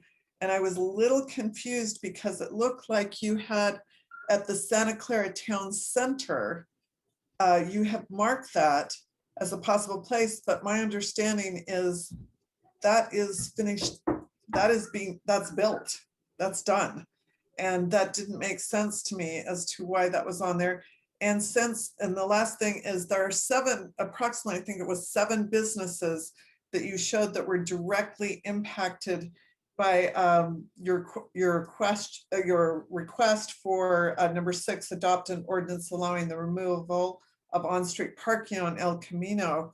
and that we would grandfather them in. I don't see that as part of the alternatives. And since there's so few businesses, I wonder if they have been directly contacted and what their realities are. Thank you. All right. So first you asked about the water supply assessment and the environmental impact report. So I'll just summarize that the water supply assessment follows requirements set by the state or based on the number of new housing units and the amount of new commercial development that the plan could support. Whether or not we had to do an analysis of whether or not there would be sufficient water supply available. And summary, the conclusion was that there would be. Let's see, the assessment provides a detailed analysis of the amount of water necessary to meet the needs of the proposed development and the city's ability to supply that amount of water based on projections identified in the city's urban water management plan, as well as the water supply assessment that was prepared. The city's current urban water management plan was approved in 2016, and the assessment found that the city's water utility has sufficient water supplies to meet the projected water demand of this development during normal single dry year and multiple dry year scenarios. Basically following that prescribed methodology, it was concluded there is sufficient water that we have access to support this new development. And just kind of along those lines, I'd mentioned that as is the case with new development, it's very water efficient, whether that be the fixtures that are required in interior plumbing fixtures and so forth are all low water use fixtures, or the landscaping requirements that we now have in place. Really, with this new development, the per capita water usage is much lower than what you would see in our traditional development. For the environmental impact report, again, we followed the California Environmental Quality Act requirements for how that document is prepared, publicly circulated. It circulates for 45 days for public comment. We did receive 11 comments letters during that time. And none of the comment letters identified a new significant impact other than what we had already identified in the EIR. The EIR had found that any potentially significant impacts could be mitigated to a less than significant level. And those mitigations are included in the mitigation monitoring and reporting program that was provided to the council as part of your packet. From a legal standpoint, the EIR does what it's supposed to do. And you can look at the details if you have any questions there specifically, we can look at those. And our CEQA consultant is here tonight too, if you really want to dive into anything specifically on that regard. Now, you've brought up the open space framework, and as you're correct, this does show a conceptual park plaza applied to the Santa Clara Town Center. And we certainly don't expect that shopping center would redevelop during the life of this specific plan. Is correct. But should it, then there would be a park requirement. So I think that's really just kind of a belt and suspenders sort of indication there. But if the world changes, enough that there is some redevelopment that happens there, then there would be a park requirement as part of that. But we did not anticipate that shopping center will redevelop during this specific plan. It's had a lot of recent investment, and it's very popular in its current form. Okay. Are you still going, Director? Remind me, did I miss one?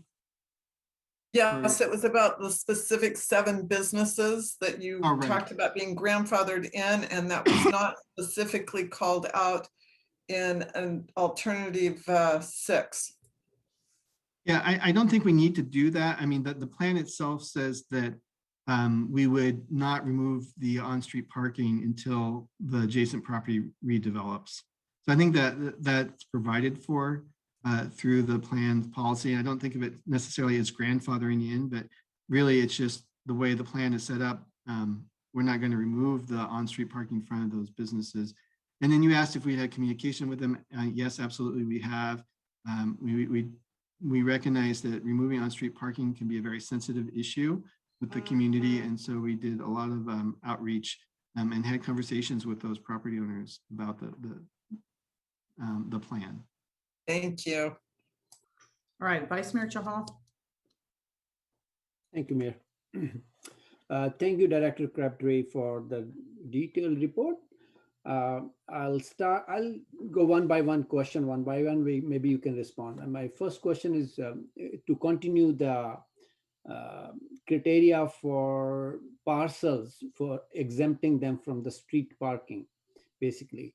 So are the plan is just to allow the street parking only to their front facing, not to adjacent properties. Is that correct?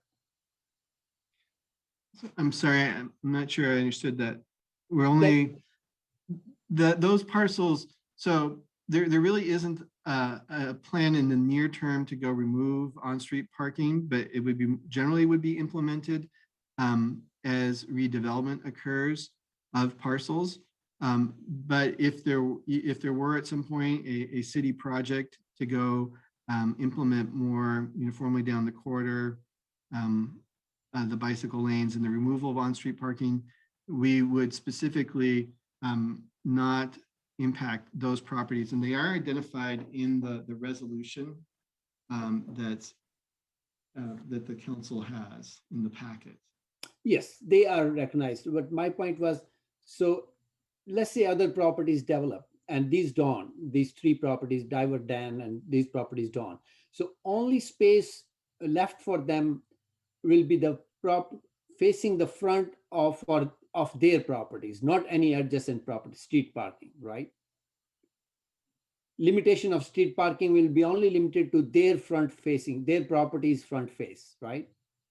So the elimination of street parking would only occur along the frontage of the properties that redevelop. Yes. That's generally the intent at this point. But I said that there could be down the road a city project to go implement the bicycle lanes along the corridor, and where the other properties have sufficient parking on site, we might go ahead and remove the on-street parking. Where we know from our analysis that those properties are not dependent upon on-street parking, the city does have the ability down the road to go implement the bicycle lanes. It's really just those where we recognize that they need the on-street parking that we kind of carved out and created exception for them. Okay, and so we will have to read out the bicycle route on those. Yeah, right. So when you got to those specific properties, the bicycle would need to move in and travel in the same lane as the vehicles for that portion of the corridor. Okay. Okay. That seems to be pretty sort of dangerous, but yeah, that's what your proposal is, right? Okay. Yeah, and we would, there would be striping, painting, and so forth that I indicate that there's now a Sharrow type situation for that specific stretch of the corridor. Okay. My next question is about the number of residential units. We came to 6,200. So if we look at the RENA numbers we have, and if I look at the next round of RENA numbers, and if I look at the north side planning in process, basically, so we will be fulfilling most of our RENA numbers from the north side future developments. Is that correct to say? We're certainly the biggest contributor we have, should the plan be approved, would be the Patrick Henry Drive specific plan. If we add additional units in Tasman East, and plus the ones that we already have, those are, we're looking at around up to 12,000 units in Patrick Henry. Tasman East has 4,500. We could add up to another 1,500 if the council gives us direction to do that. So that would be 6,000 potentially there. So, that's 12,000, 6,000. We have some other units down in the pipeline on the related Santa Clara project site, potentially at Freedom Circle. So the majority of what we're looking to is in the northern part of the city, but this is also part of it. Our upcoming RENA cycle requirement will be just under 12,000 units. But I've noted too that of those, about 7,000 would be affordable.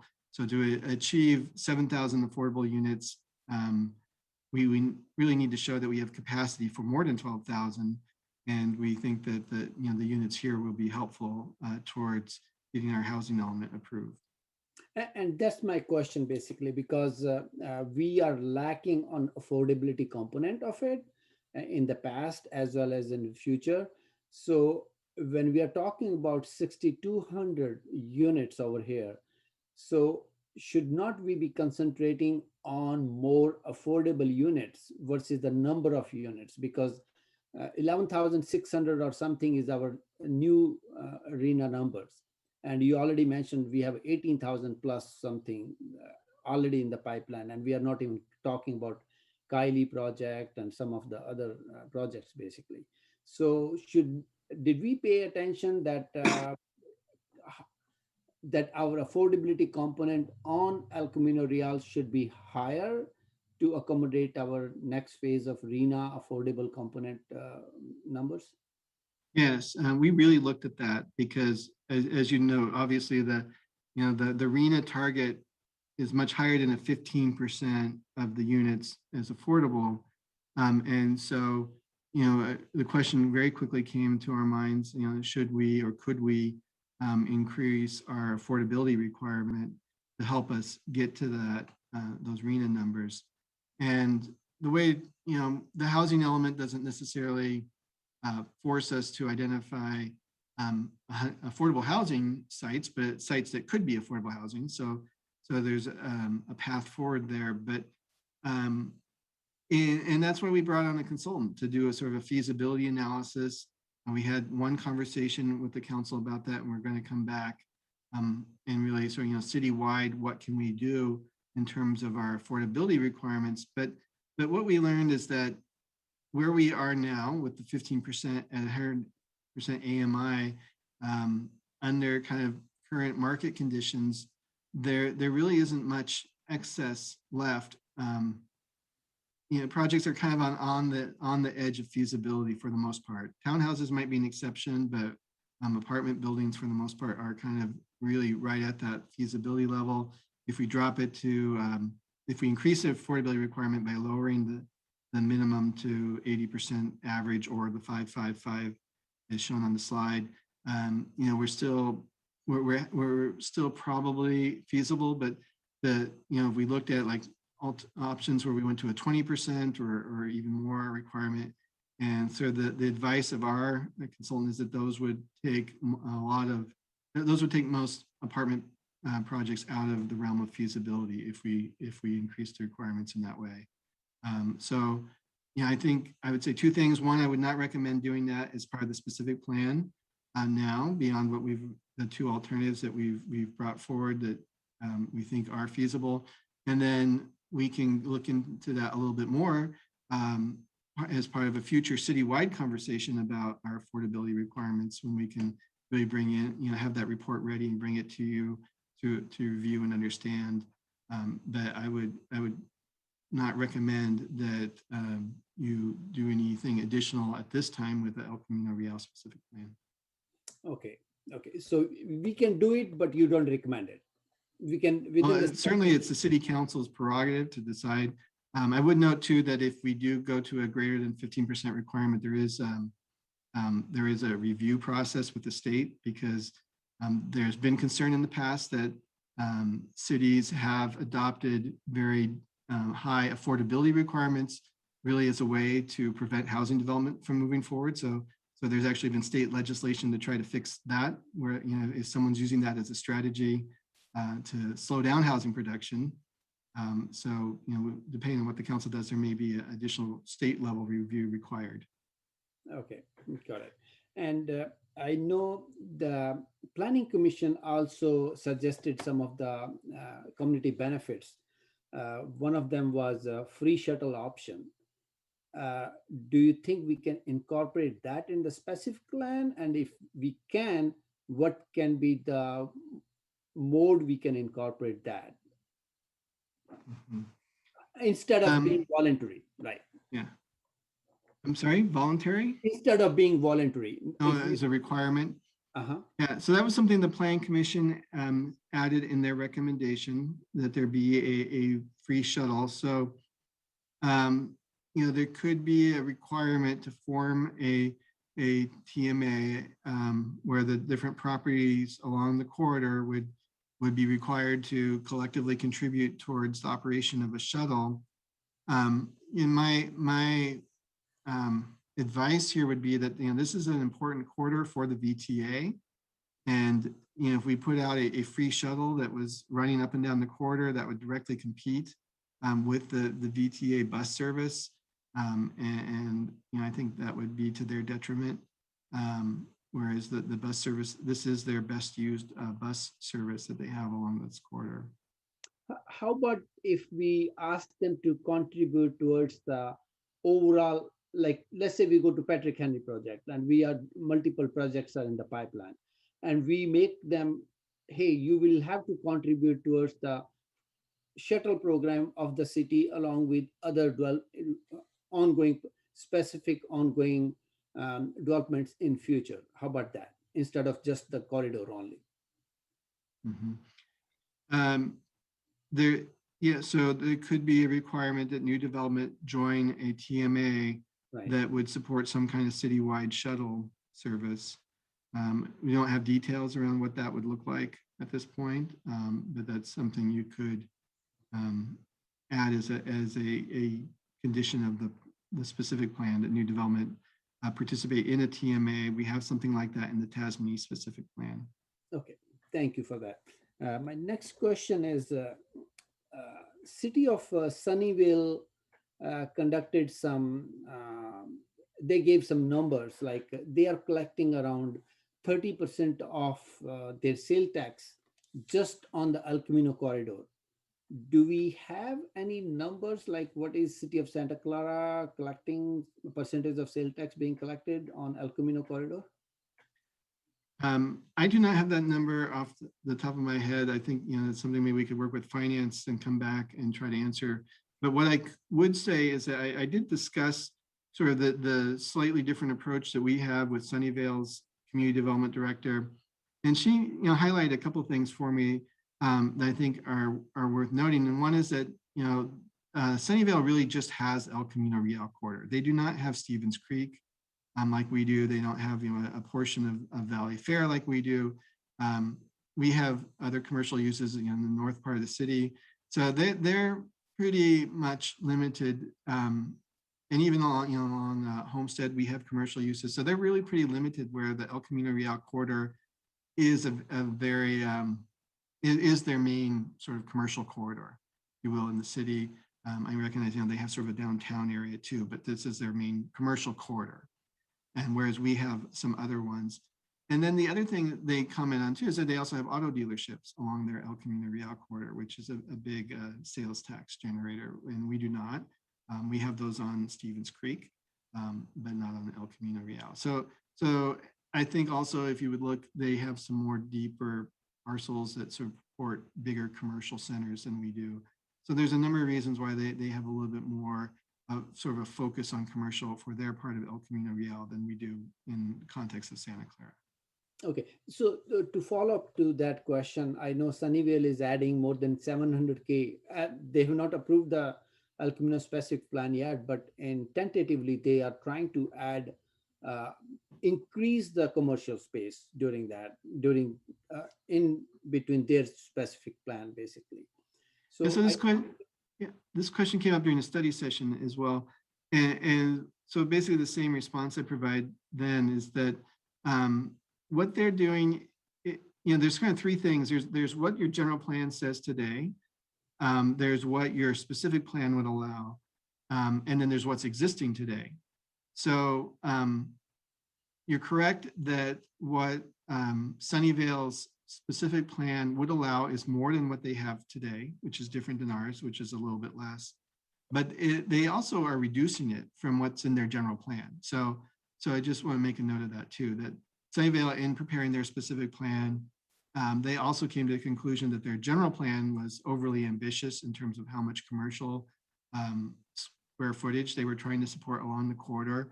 And so, again, their community development director made a point to me of emphasizing that with their new specific plan, they're actually reducing the amount of commercial from what their general plan says you could do today. And as I mentioned earlier, you know, we still support like 1.8 million square feet.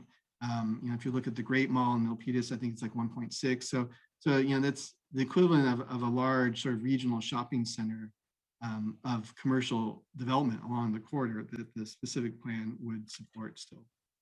So do you know what is, if you are mentioning we are reducing from 1.8 to, we are reducing from 1.8 by 395K, right? No, from 2.2 to 1.8 by almost 400,000. It's 395, but 400,000. Just say 2.2 down to 1.8. Do you know what the numbers for Sunnyvale would be with 700K added to that? Is it close to our numbers or how much higher? I do not have that number in front of me now. Okay. No. The only reason I'm asking that question, if it is feasible for Sunnyvale to be supporting their businesses and earning that sale tax, in this corridor, basically, we have the same demographics. So other than some of the auto dealership which Sunnyvale has, we don't have any over here. So how is our consultant saying, no, you cannot have more retail space over here, you have to reduce it? That's my question. I'm trying to balance those two things. How is Sunnyvale doing? Why we are so different from them while planning this thing? Well, I don't know that I would say we're so different. I mean, we are different in that we're looking at a decrease in their, as you know, are looking at an increase over their existing condition. But we still have a lot of retail on our corridor that we're supporting at 1.8 million. I don't know how much their number is, but I think we still have a significant amount. And, you know, we have a consultant that we selected that we think is credible. You know, we haven't really done a critique of the Sunnyvale specific plan and how they landed on the number they have. But I think, you know, their community really pushed for more commercial in the specific plan as well, because because the El Camino Real corridor is their option for a commercial corridor, whereas we have other corridors that help support Santa Clara. You know, we have related Santa Clara project. It's going to be a big commercial center in the north part of the city. We have the other east-west corridors in the south part of the city as well. Okay, thank you. My next question is on objective design standards. So we took a design standard, we took an example of 45-degree daylight angle, basically. So from the point of view of Housing Accountability Act from the state, can we do that 30% or can we reduce that percentage? That's basically my question. Right. So if we wanted, that is an objective standard at 45 degrees or 1-to-1. 30 degrees would be an objective standard that could be applied. It would certainly, you know, further reduce the amount of development that could occur on those sites. It would have a fairly, you know, significant impact. I think a 1-to-1 standard is something that, you know, we're recommending in terms of step back, but you know, that's something the council could consider. Okay. My other question is, you know, we reduce some of the parking requirements by saying that the shared parking model will work in our scenario.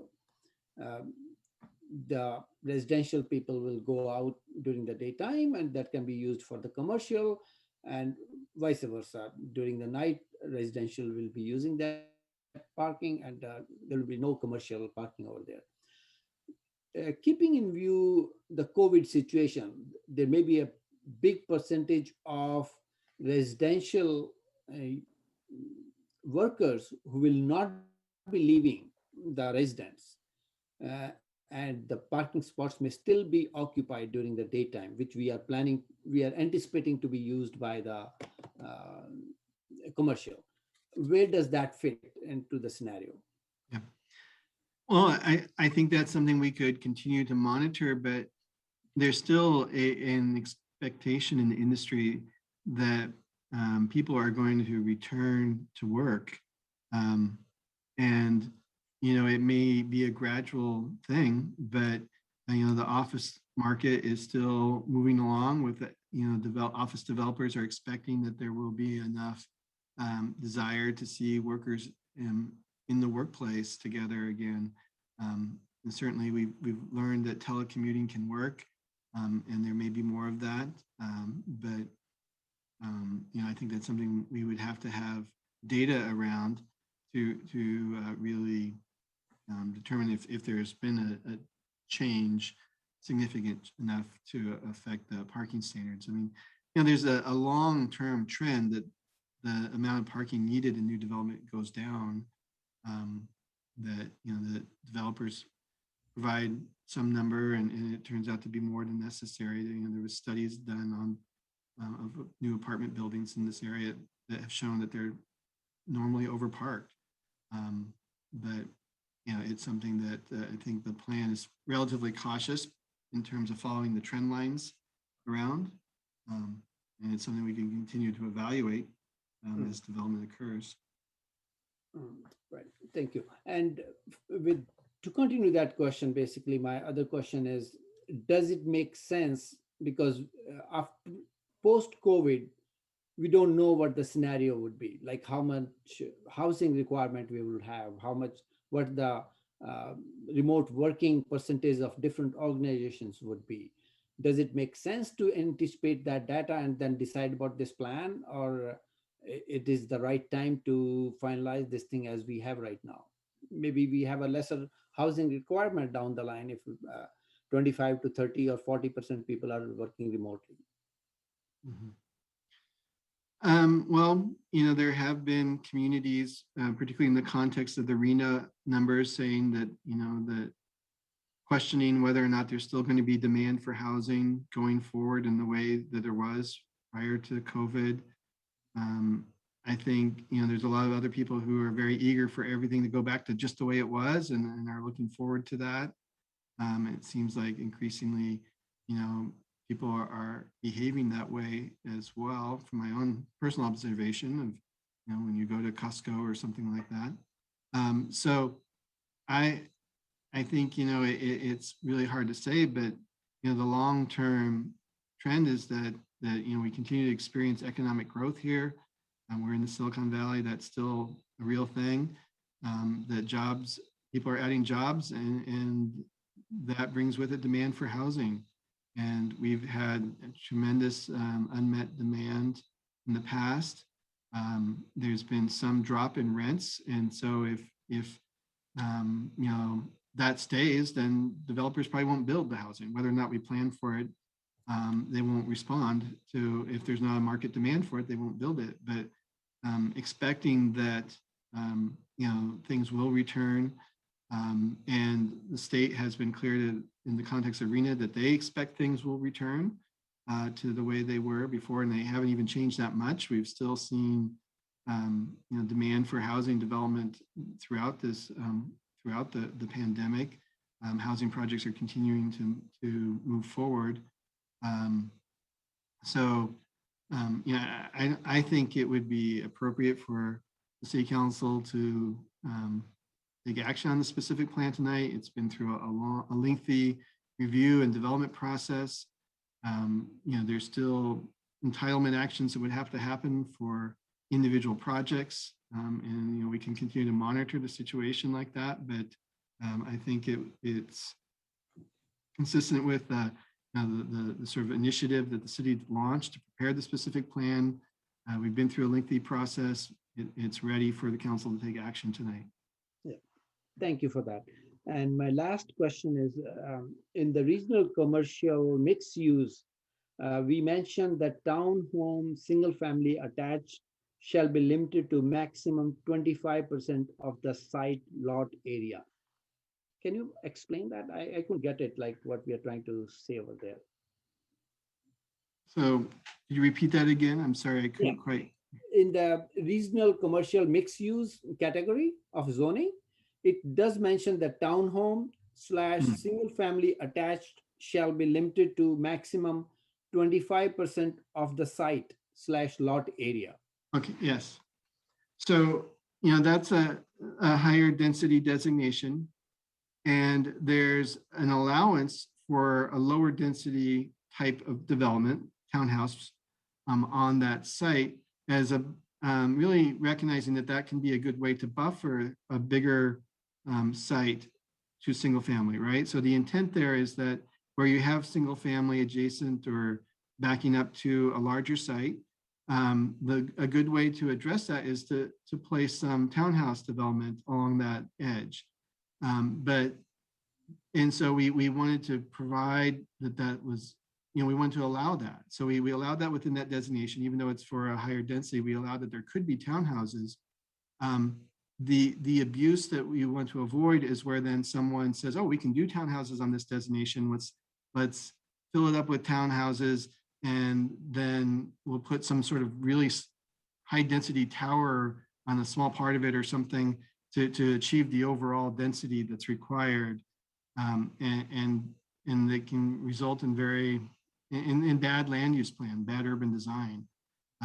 We want to make sure that we have the right mix of open space and things that conform to that density range. And so limiting the percentage that's developed as townhouses helps to make sure that you're not overcrowding a portion of the site to achieve the overall density range. Okay, so got it. So basically you are saying the rest of the 75% has to be used for the high density, not the 10, 20% basically. Got it. Right. Okay. Okay, thanks. I have some comments which I reserve for later on, but thank you for answering my questions. Thank you. Councilmember Becker, your questions? Thank you, Mayor. It's funny, I think most of my questions were already answered, so hopefully I'll save some questions for Councilmember Watanabe and you, Mayor Gilmore. My questions come down to, I guess Councilmember Jane covered it on the design standards, because I'm looking for signature design in the city of Santa Clara, but I get a lot of emails about water. I know you mentioned that just a little bit ago, being in a drought. Can you please, I guess repeat or elaborate a little more to, I guess, help some of our residents understand that there is the water availability, even in a drought. I think that's what I need some help explaining to some residents. Yes, that was the conclusion of the water supply assessment, that the water supply assessment is required to look at 3 drought years in a row, and what the water supply would be available to the city in that condition. And then would that be sufficient to you sort of layer this development on top of what's already in the city's urban water management plan, which is sort of our projection for how much demand there will be. So if we make the change to the city's general plan of adding this specific plan on top of what's already in the general plan, how much water would that, the analysis is how much demand would there be for water, and would we still, according to how our water supply works, Union Water provides water here, would we still have enough water? And the conclusion was we would. I don't know if you want more information beyond that. I'd have to probably ask one of the consultants here to chime in. But that was the conclusion of the report. They look at our availability, the different parts of the city. I know we have different types of availability of water supply, and that's measured generally, I think, in acre feet per year. There's sort of amount of water that we know that we have access to, and we can do the math of how much water demand this type of development is expected to create. And that's, as long as that demand number is less than what the supply number is, then we meet the requirements. Okay, and then my next question is about former motels. A lot of them I know are starting to go away. Just recently we opened up the Covenant House. Is that something the city or the county might work together on again to look at saving one of these old motels to be converted to unhoused or transitional kind of housing? Yeah, absolutely. I mean, the county approached us a while back about that project, and you know, they have access to funds from Measure A that they can use to acquire properties, and so you know we worked with them. A lot of that they did through their own governance because it's a county-owned facility for county purposes, but you know, we coordinate with them on, you know, like utility connections and things like that as needed. And so, you know, that is something where we're always ready to work with the county or other affordable housing developer partners around projects. You know, we have other 100% affordable housing projects that we're looking at along the corridor. You know, always over concentration in one area is a concern. So, you know, we try to have them spread around the city, which we've been fairly effective at doing. But, you know, we're always open to working with affordable housing developers. And in the specific plan, you know, we have the minimum of 15%, but a goal of 20%, because we're trying, you know, we acknowledge that there will be, in addition to the 15% inclusionary requirement applied to everybody, there will be these 100% affordable housing developments that come in. And, you know, I think the Covenant House is a good use of the hotel that's there today, but the county may longer term also have plans to redevelop and build even more affordable housing on that site or other sites. Good, good. Thank you. And that should be, I'll save all my comments after the public comment, but thank you, Mayor. Thank you. Councilmember Watanabe. Thank you, Mayor. Thank you, Andrew, for the extensive presentation. My question just basically has to do with the El Camino and the removal of the on-street parking to accommodate the protected bikeway, which I think is great. I just have a question based on the laneage that's planned and the bikeways. Is El Camino big enough to accommodate that right now, or would there have to be a widening of certain areas to make way for all those different lanes? Generally, it's wide enough as it is. You know, the plan would narrow the travel lanes a little bit, which already has been partially implemented, I believe, but it would really be taking where the, you know, the on-street parking and converting that to the bike lane. So the intent is to work within the existing right of way. Where we might have like a new bus duckout or something like that, there might be some additional dedication requirement from a project when it redevelops. But it has happened sometimes, right? You know, if the VTA calls for a new bus stop as part of our review of a new development project, they can be asked to provide some frontage for that. But generally, we expect it all doable within the existing right of way. Great. Okay. Thank you for that. That's good to know. And then my second question, and this is my final question. I know there's been a lot of discussion about the shadow analysis that was done. And I'm particularly concerned regarding the winter solstice that was shown and the shadows. Do we have an idea about like how long those shadows last, you know, in terms of months? Like, does it go from December 21st to say April, when, you know, springtime and the clocks change and the sun comes up sooner? I just have, I'm curious to know about how long that shadow in the winter months would last. Yeah. I mean, by the spring equinox, there's no impact. We had that on one of the slides. It's really, I think, pretty limited to just around the winter solstice.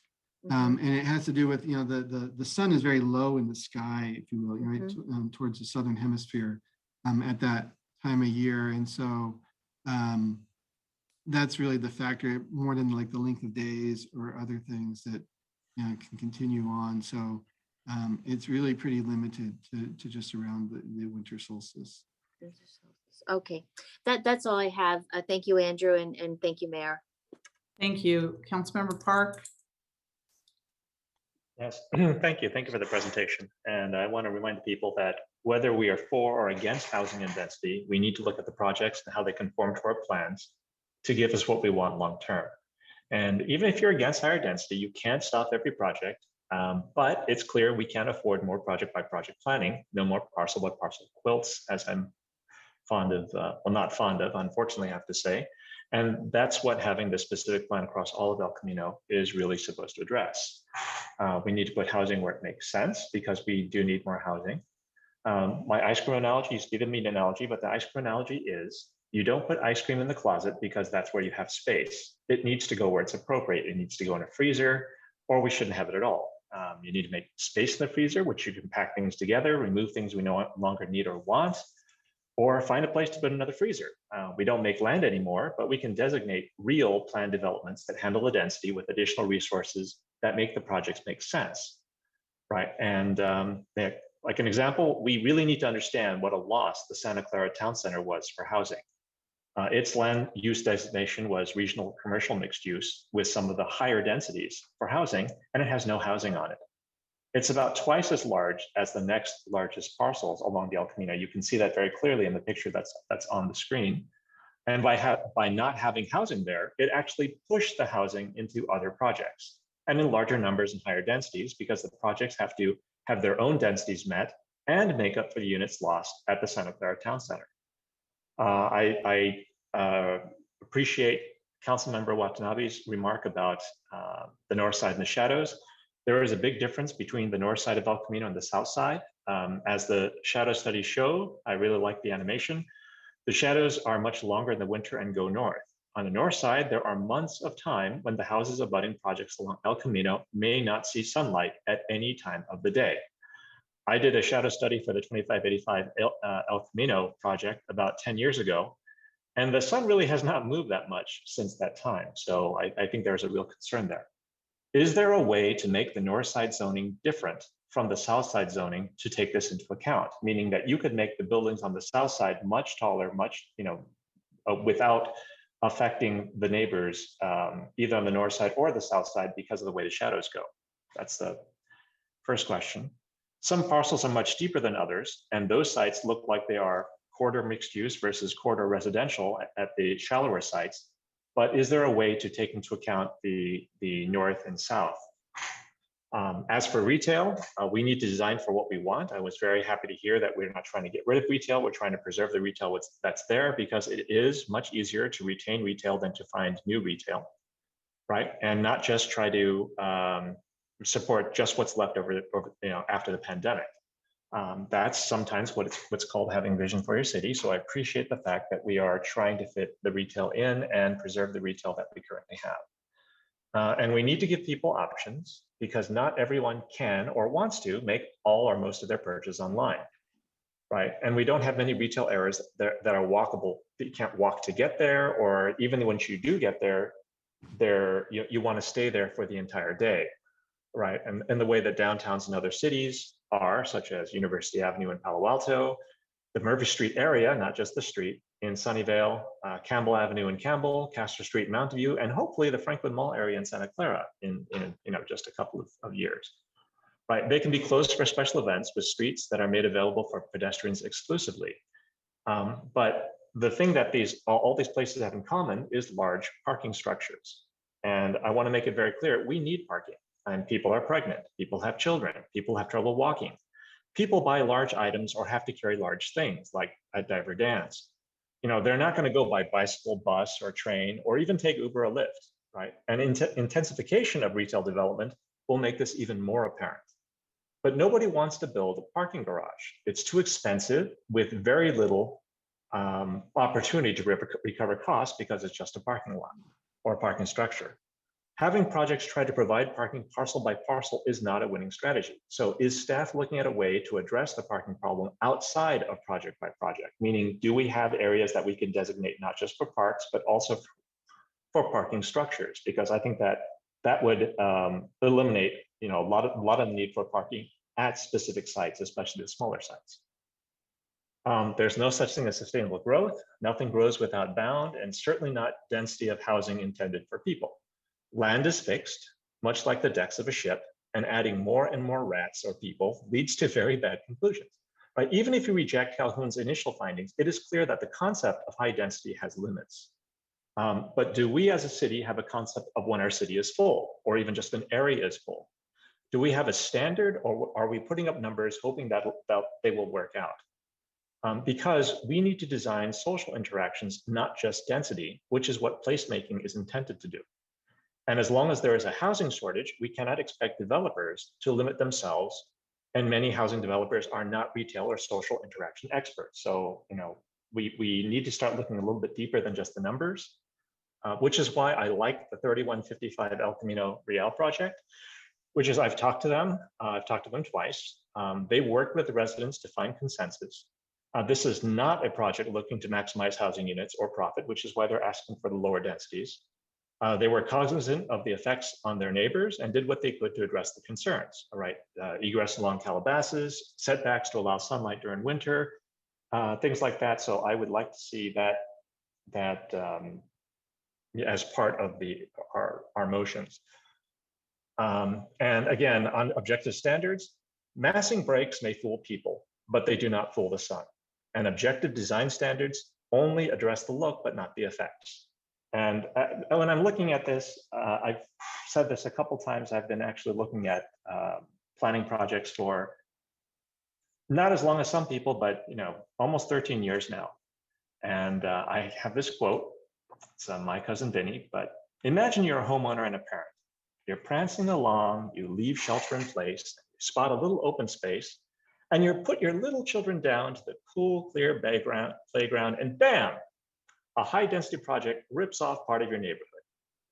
Your streets are filled with cars and traffic, and sunlight only filters through the building in little bloody pieces. Now I ask you, would you give a darn what kind of parapet cap the son of a building that was built was wearing? And I think that we can't just address the looks. We need to start addressing the uses and the social interactions. Thank you. Okay, I thought I heard a question in there somewhere, and it had to do with maybe public parking structures.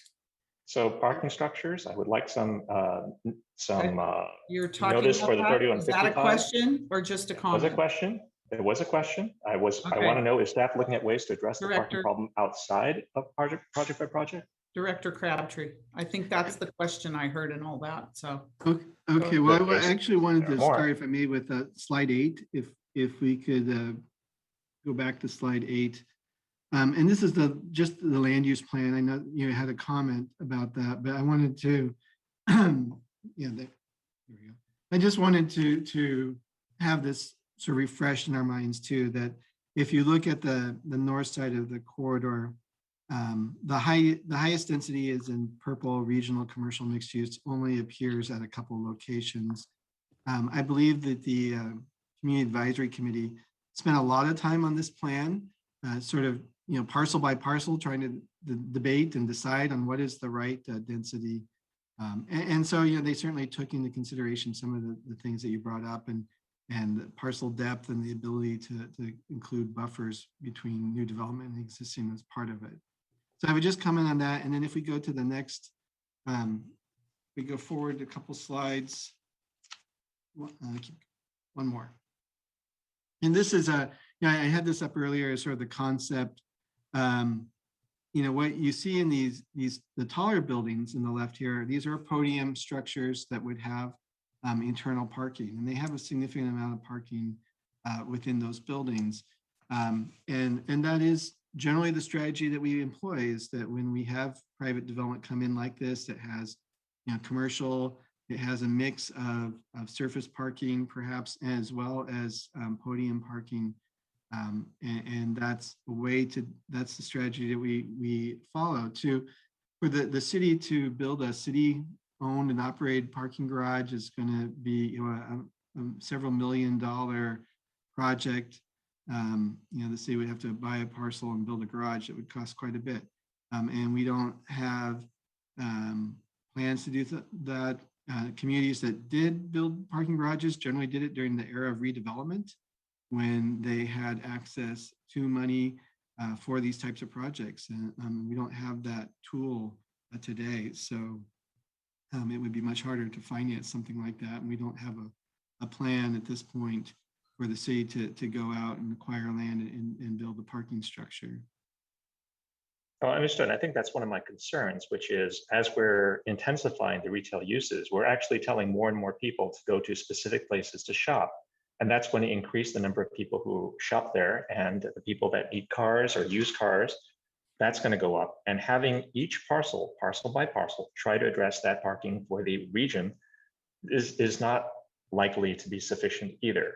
I mean, I can name, half a dozen places in the city, along Benton, along El Camino, along Homestead, that don't have enough parking for their uses. And I can identify, half a dozen that have more parking than they need. But if we plan for where we're going to have an abundance of parking and make the walkways to the adjacent shopping centers, retail, parks, et cetera, more pleasant, I think that we could, get people to change their behaviors and even create a place that's not just parking, but something, interesting and fun to go to. Meaning the people in the city aren't supposed to be the largest users of the parking. It's people from outside the city who come to visit, who come to work, who come to do other things. That's another source of income for us.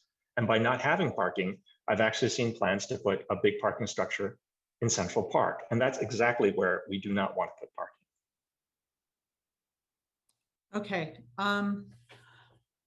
Unless Director Crabtree, you have any other comments on that? I really want to go to the public.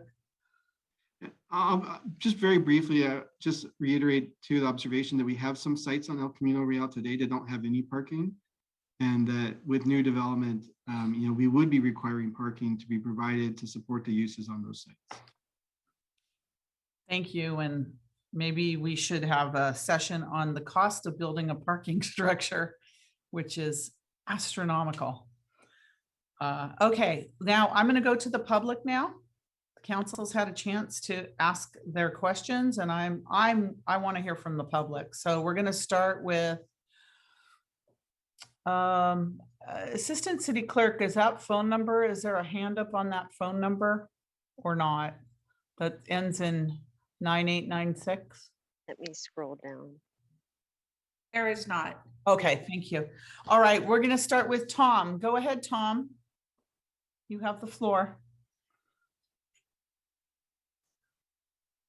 You're muted. There you go.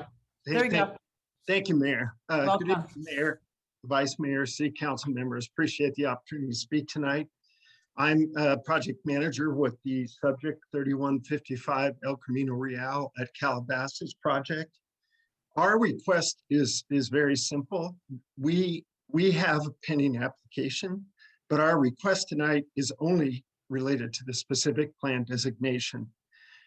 We started in the specific plan process 4 years ago. We designed a project, participated in all of the hearings, workshops, well done. And our project complies with the existing city's general plan, and it complied with the specific plan for 3 of the 4 years of the process. The density's changed about 3/4 of the way through. We had already spent a bunch of money and made a lot of commitments to our neighbors. So we are asking the council tonight to just give us a different designation within the specific plan to the corridor residential instead of the corridor mixed use. That allows us to match the site that was approved in the last 3 years, Wheels and Deals, at the lower density. And we'd essentially be matching that. We'd also be very complementary to our neighbors behind us. We would have for sale housing in a combination of modest flats as well as townhouses up against the neighbors. And it avoids a hopscotch of densities where we have up to 65 units per acre, then we go down to 25 units per acre at Wheels and Deal and back up to 65. We would have basically the same density as the Wheels and Deals. So all we're asking is that you agree with the Planning Commission's unanimous recommendation to give us the corridor residential designation and allow us to go forward and finish our work with the neighbors in our outreach and fulfill our commitments to the neighbors. Thank you very much. Thank you so much. City Attorney, I kind of know what you're going to say, but Yeah, Right. Thank you, Mayor. The issue is not that the council, without Councilmember Hardy, couldn't consider the decision. The problem is Councilmember Hardy really shouldn't even be participating in this discussion. So I think the best way to proceed is we should have the speakers speak on the plan in general without speaking to this particular request of this particular property owner's representative, and have the council make the decision on the plan in general. And then if we want to bring the speaker back and have a full council discussion of whether to then amend the plan that has already been passed, then Councilmember Hardy could then leave the discussion, and the council could proceed with that consideration and hear further public testimony and have a council discussion of the issue. But it really should not occur in the presence of Councilmember Hardy at this point because of the conflict issue. I thought we already made that decision earlier, though. That we weren't going. Yeah, to. but so the Public presentation, anybody can say whatever they want. Yeah, they can say that. It's just that if it is the council's decision to bifurcate its decision tonight and have this discussion tonight, you could do that. It would just be that Councilmember Hardy would have to recuse herself for that part of the discussion. Okay, all right. Well, if we'll cross that bridge if we come to it. All right, thank you. Ravinder, go ahead, Ravinder. Hi, Mayor and Council. Thank you for this opportunity. My name is Ravinder Lal. I am the chairman of the board at the Silicon Valley Central Chamber of Commerce, and I'm also the owner of 5 UPS stores, 2 of them located in Santa Clara. That being said, the El Camino specific plan, I believe, looks really good. It's long overdue. There are a few concerns that I have. As you know, in the retail business, there's an old saying, location, location, location. And that still holds true to this day. So my concerns are parking, one, not having any street parking. Yeah, if you compare to what's going on there now to where we want to go, parking is going to be a huge factor and really needs to be taken into bigger consideration if we really want to have a thriving retail walk there. The other thing is there's a little bit too much retail space. If you've been on the El Camino lately, which I've been, going by there the last 15 years now, some of those stores aren't going to fit into what this new plan is. And I think what's going to happen is we're going to have an overabundance of retail space. Retail needs to be near anchor stores, like what was recommended by Mr. Crabtree there, at major intersections and not middle of the block. What we're really looking for is foot traffic, places for people to park, and that is what's going to make a successful store, because we don't want stores that are going to go in there and just fail. So retail should be clustered together and not so spread out. Thank you very much. Thank you. All right, last 4 digits of the phone number, 98. Oh no, sorry, forget that. Silicon Valley Central Chamber, whoever that is. Silicon Valley Central Chamber, there you go. Hello, Mayor. Christian Malesic here, President and CEO. Nice to see you again. Hello. Hello, other council members. And certainly I know there's a lot of staff on that we've been working with the last few weeks. Good to see all of you.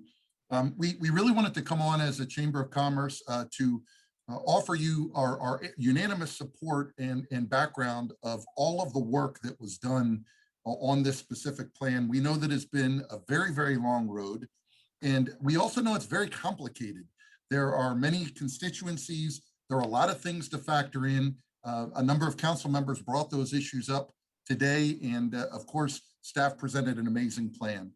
Generally, the Chamber of Commerce, the Silicon Valley Central Chamber, is in favor of this plan. We do have a couple of recommendations that we think could make it better, So if there is for some reason a tabling of this and it's not voted on tonight, a couple of things that we ask for you to consider. One is to not require any kind of retail below affordable housing. This sounds like a great idea, and when we can get it built, it's a great idea. However, the problem is that the way banking is in America, and specifically in California, we often need to get different financing, meaning our developers do, for the housing portion than for the retail portion, which makes it almost improbable or impossible. A second idea is to consider other active uses other than retail. In other words, to use a flexible range of permissible uses for that first floor. A third is certainly we understand the purpose of the design and all of the landscaping, but sometimes this obscures the retail entrances as well as the signage. So we ask you to consider to make sure that our retail goers can actually find the place they're trying to go. And finally, we've talked about it a lot tonight, to allow side street parking to actually count towards the parking requirements. So generally the chamber is very much in favor, but if you have the opportunity, we ask that you consider these additional enhancements. Thank you. Thank you, Christian. All right, we have next Debbie. Go ahead, Debbie.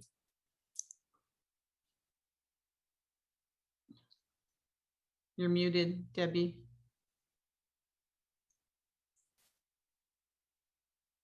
Debbie. Yes. Oh, there you are. Go ahead, Debbie. Yeah, thank you for the plan.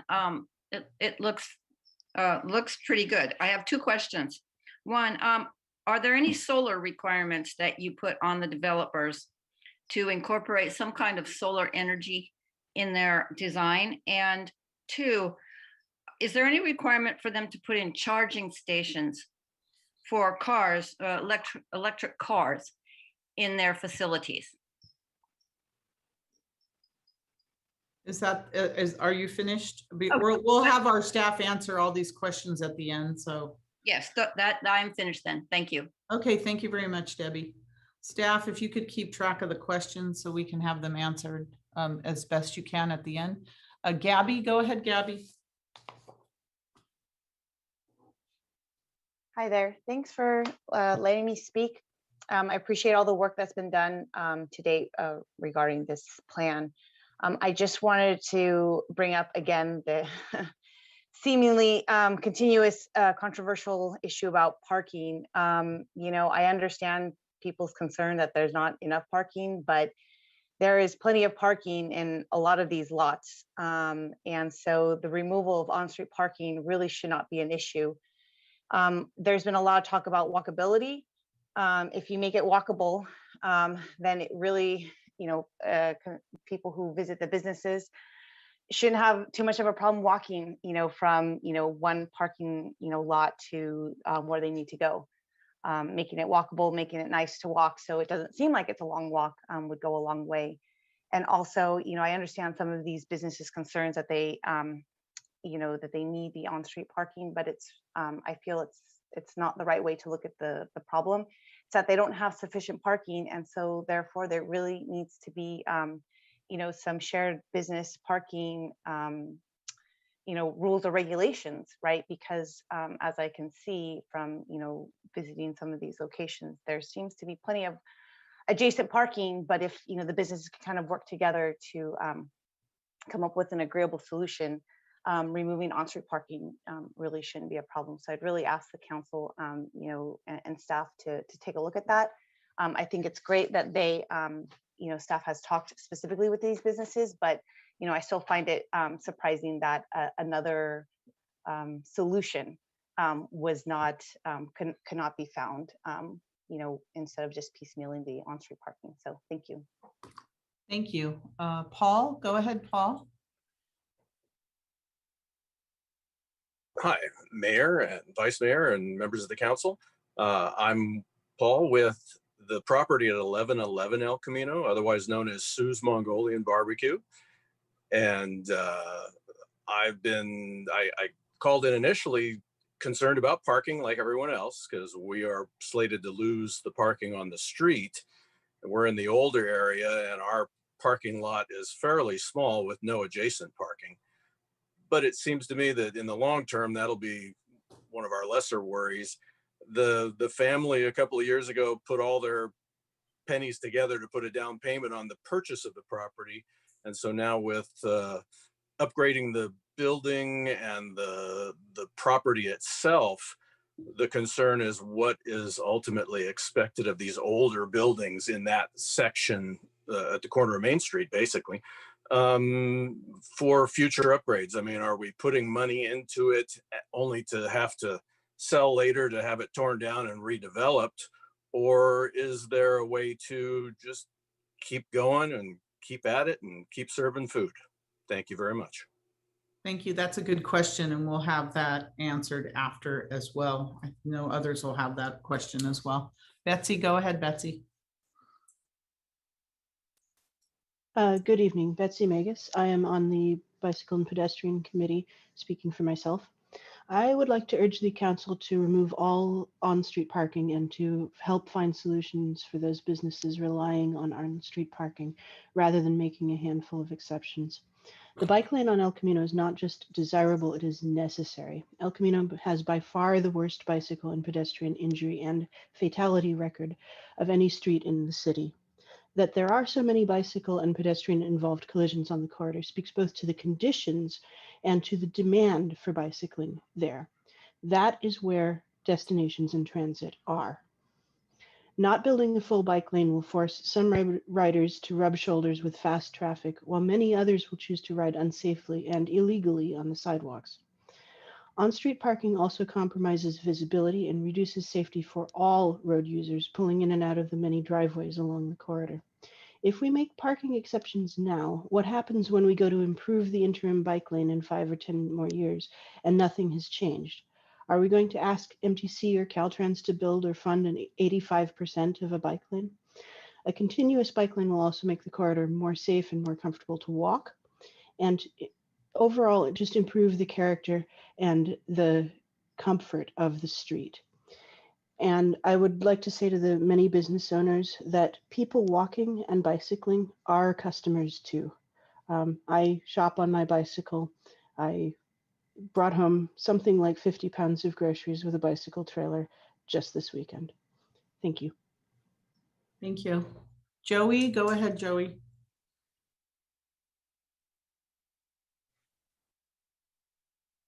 Hi, yeah, thanks for the opportunity to speak.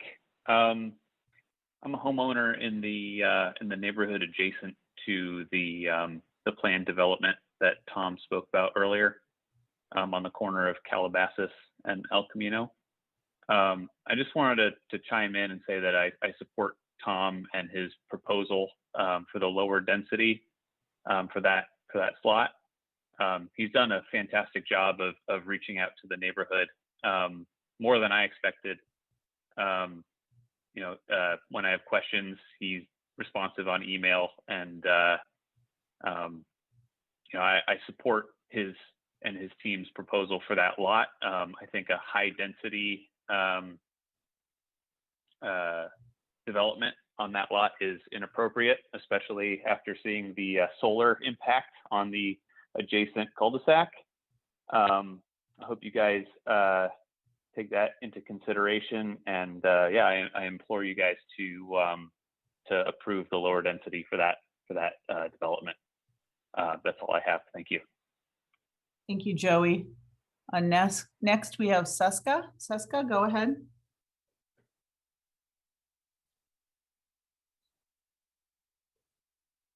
You're muted. Suska. Still muted.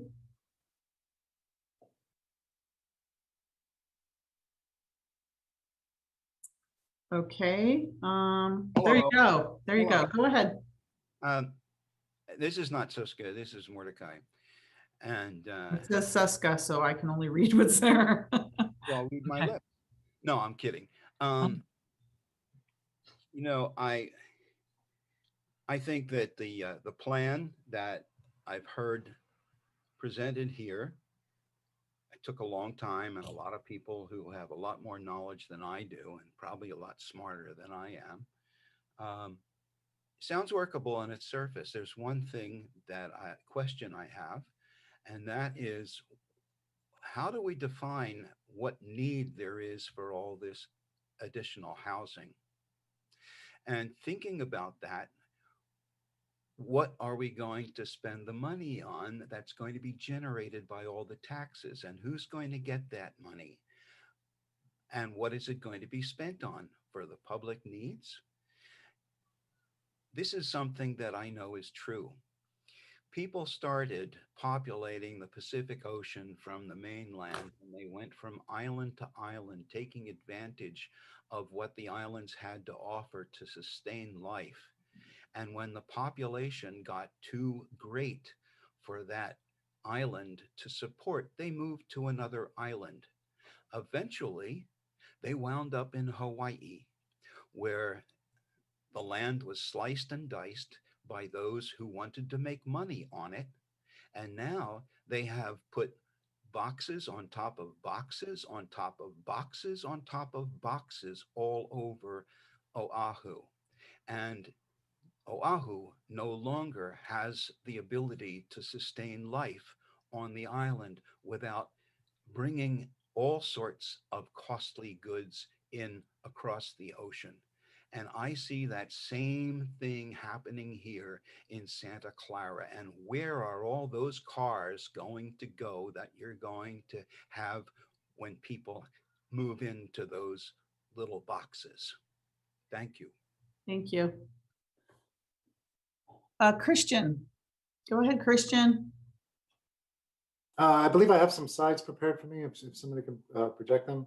Hello, Mayor Gilmore, council and staff. My name is Christian Pilecki, and I am the chair of the Let's get, before you start, let's get those slides up. Okay.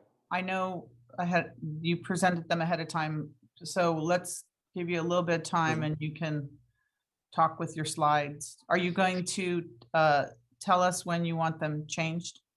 Sure. May you please change it now to the next slide? Go ahead. Thank you.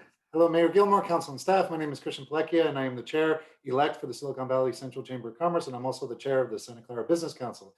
As a representative of your local Chamber of Commerce, I would like to express that we truly understand the importance of small businesses and the sales tax revenue that they generate for our local communities.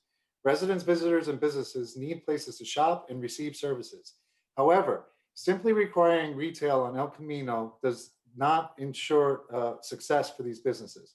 In many situations, it might actually inhibit their success. For example, if you decide to group too many grocery stores close together, they may struggle to stay in business. On the contrary, if you lessen the amount of grocery stores in a certain area, then each have a greater chance to thrive. In both situations, the city is receiving the same amount of sales tax, but the latter example is more likely to create an environment where businesses may flourish. In turn, we are asking that you do not include some of the proposed specific plan requirements, as they may impact the chances for developing a vibrant community.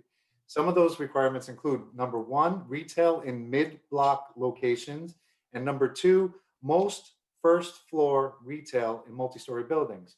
As you drive down El Camino today, please progress some of the slides. As you can see, most of these types of storefronts are empty, and they are an eyesore for existing residents, and they discourage potential residents and retailers from investing in our community. Furthermore, mandating the inclusion of retail uses in primarily residential buildings can increase costs for both uses, particularly for affordable housing projects where retail space cannot be financed through affordable programs. The Presidio in Santa Clara is a great example of this. If you may progress some of the slides. Lastly, some of the live-work frontages may work for small professional offices, but they usually do not work for retail.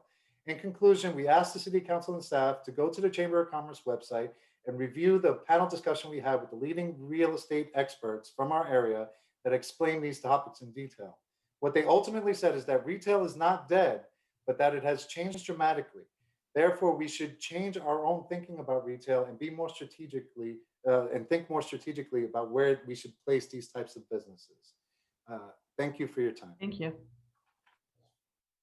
Thank you very much for that. Okay, Matthew, go ahead, Matthew. Yes, good evening, Mayor, Vice Mayor, and Council and staff. This is Matthew Reed from Silicon Valley at Home. We have been involved in this process for a long time.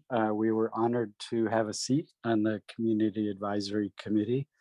And we've been working closely with a grassroots group in the city, the Santa Clara Community Advocates, who actually began engagement even before we were involved, and we're doing walking tours and visioning of what El Camino could be going forward. And that's been really valuable to us and hopefully valuable to staff through this process. El Camino is the Grand Boulevard. There's been a lot of initial steps and false starts, and we're very pleased to see that things are moving ahead in Santa Clara, and pleased that we've gotten to this point. Throughout the community process, there was a call for plazas, attractive landscaping, walkable streetscapes, multimodal mobility, activity nodes that would allow complete communities, compatibility with adjacent neighborhoods. There are new design standards that are more stringent in terms of the transitions to the neighborhoods than existed under the current general plan regulations. And finally, a balance of housing. We feel that all of these goals that we saw in the many community meetings and discussions have been integrated into the plan. Staff has done a tremendous job. We're very optimistic. We would raise one point, which has come up, which is that central to the vision was the multimodal, particularly bicycle and pedestrian. And the on-street parking is really a barrier to the long-term vision of the process. And we would urge that continue to be supported. Thank you. Thank you. Kim, go ahead, Kim.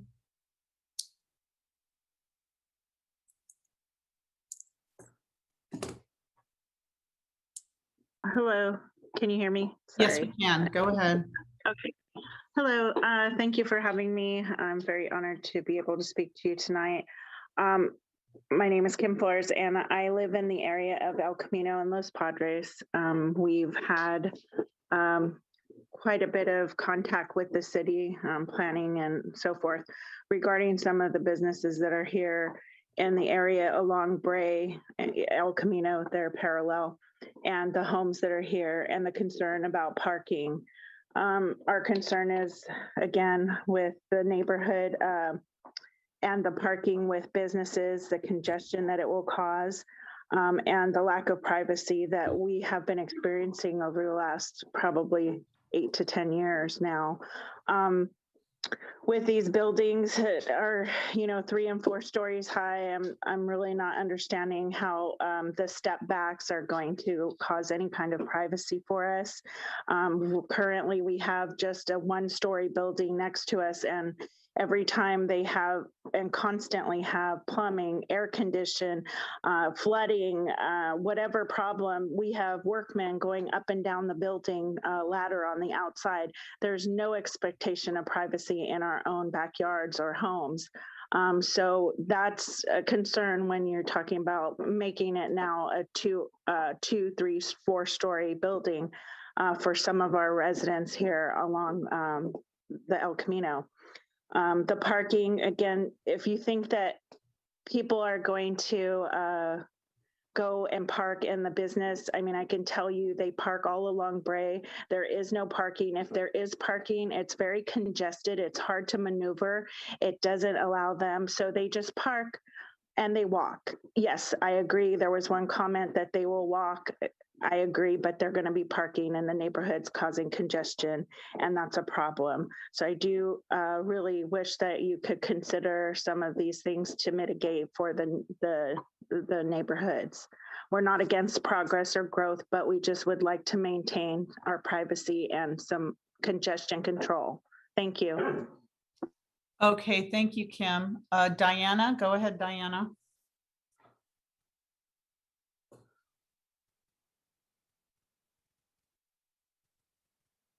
Diana?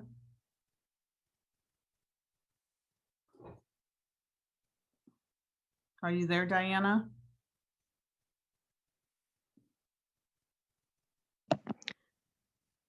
For some reason, hers is not allowing us, so Karina's. Okay, I'll go down and then come back. Okay, thank you. Justin, go ahead, Justin. There you go, Justin. Hi. First of all, I'd like to echo the thanks that people have given to staff for all their hard work and the excellent presentation that we saw tonight. My name is Justin Wang, and I'm the Advocacy Manager at Greenbelt Alliance. Greenbelt Alliance is an environmental nonprofit that encourages the protection of open space, the promotion of climate resilience, and climate-smart land use decisions. I'm thrilled to hear that the diverse chorus of stakeholders and residents who have spoken in favor of the vision of a vibrant, transit-oriented El Camino Real. To meet our statewide emissions goals, VMT, and housing goals, it is imperative that we build housing in the right places, which a bus-lane corridor like the ECR is. Just as important is increasing the walkability and bikeability of these mixed-use neighborhoods. Fossil fuel consumption in the transportation sector is 33%, the single largest source of the Bay Area's greenhouse gas emissions. As a region, we have chronically underproduced housing that is near jobs and transit, resulting in increased urban sprawl, long polluting commutes, and push communities into areas at great risk of climate hazards. As such, it is crucial to ensure that the housing we build is well served by modes of transportation beyond just polluting single occupancy vehicles. Re-examining parking policy is something that so many great cities are doing. Los Angeles, Berkeley, Seattle, San Jose, just to name a few, have or are modernizing the parking policies. Just as an example, after Seattle's parking reforms, developers built 40% less parking than previously required, resulting in 18,000 fewer parking spaces and saving $537 million. Obviously, those reforms are different in intent and scope than the proposal before you today, but I just want to provide those numbers as an example of what can happen when cities are forward thinking about parking and breaking away from this mentality that it is a must-have. So I hope the City Council will be forward thinking as we approve a vision for an ECR that is good for all our residents, not just those who drive cars. Your support for the removal of on-street parking on the El Camino Real will be key in moving us towards a better, more climate resilient future. Thank you very much for your time. Thank you. Xinyu Shao? Xinyu?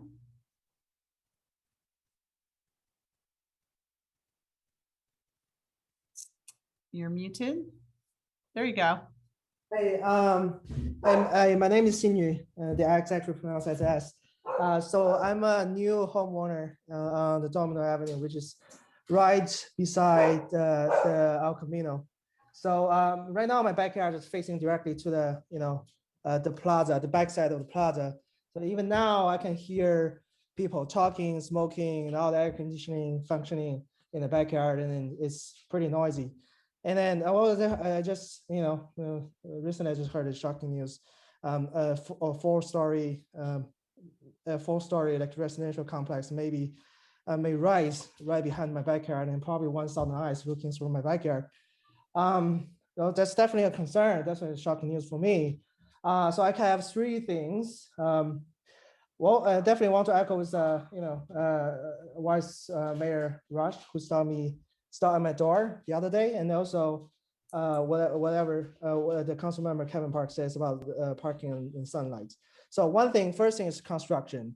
It's gonna take years for construction. How do we avoid the interruption of the noise, the dust, the mud coming through into the backyard, or my neighbor's backyard? Noise, I don't think there's even a way to block the noise. Second thing is about the privacy. I know all this, there's a trees, there's a roof, there's a 45 angles, I look through the slides. How do we enforce them? Like no certified trees will grow in a year.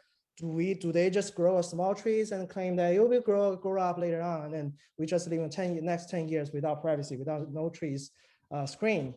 And then so privacy, and the next one is on parking. I see so many examples. I rent across Bay Area, San Mateo, Mountain View. So if there's a retailing resident mix, all those customers who cannot find parking will definitely rush into our local road, park there, and walk to the restaurant, and have a good meal, and then drive away. It will cause so many problems for me. So that's my my point. Thank you. Thank you. Thank you so much. Edward, go ahead, Edward.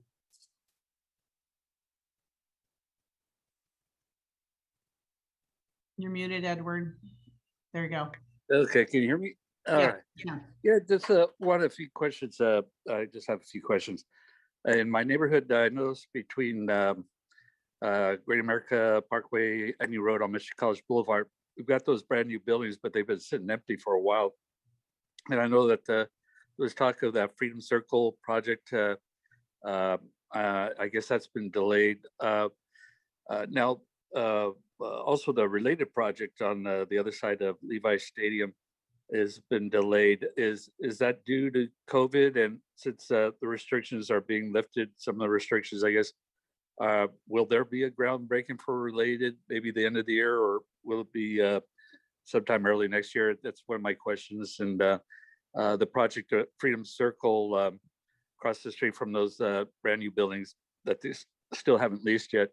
If there's a groundbreaking date set for that. Then my very last question is Great America. There's supposed to be like a city walk type project coming up, I guess the next few years there. I was just wondering if there was any update on that. And that's all the questions I had. Thank you. Thank you, Edward. All right, Diana, we're going to try you again. Wonderful. Thank you. Okay, there we go. Good, we got you. Go ahead, Diana. Awesome. Thank you. So my name is Diana Cremedy. I'm the Santa Clara County advocate for Silicon Valley Bicycle Coalition.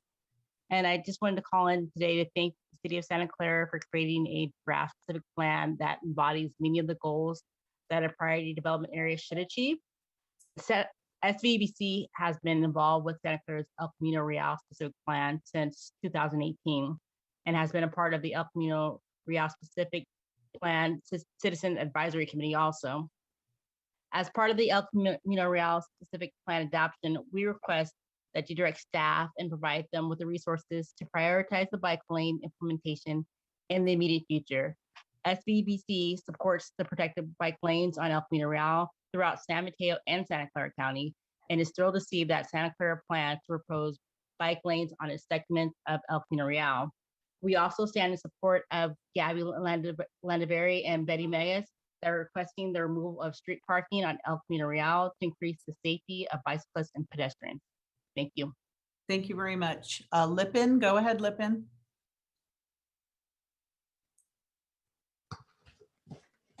Hi, this is Annie. So Lippin, and I'm also the resident nearby. I mean, my backyard is near the corridor, and the function will be changed to a regional mixed use.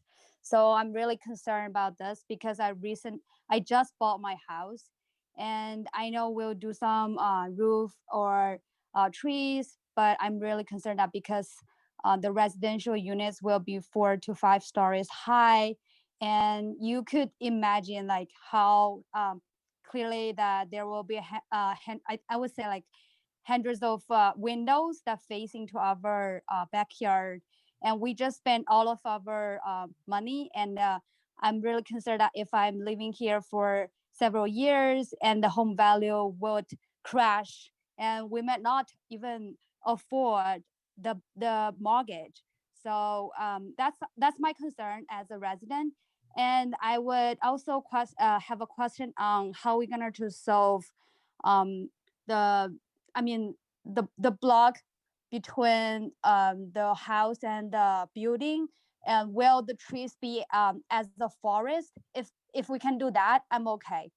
That's kind of my concern and also my question.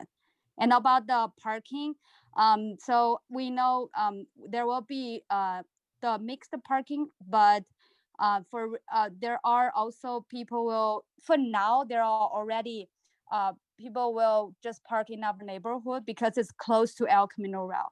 So I kind of definitely think that there will be more and more cars rushing into our neighborhood.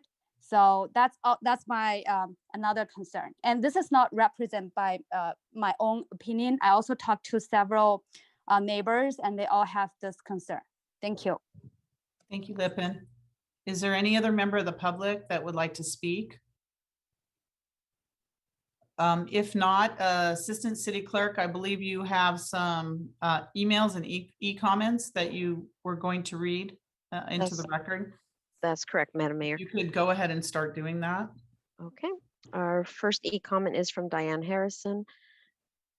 It says, please support parking removal on the El Camino in order to make cycling there safer and more comfortable. End of comment. The next e-comment is from Susan Hinton. Without a planned architectural vision, El Camino will become a row of ugly 5-story boxes. Follow LA's lead with an architectural competition to provide developers a guide. Besides that, how will Santa Clara conjure water for higher density living? And finally, it will be interesting to see how neighbors adjacent to El Camino react once new apartment dwellers and visitors park cars in their streets as cars are taken away from El Camino. Perhaps they will vote for new council members. End of comment. Now moving over to the public comment email.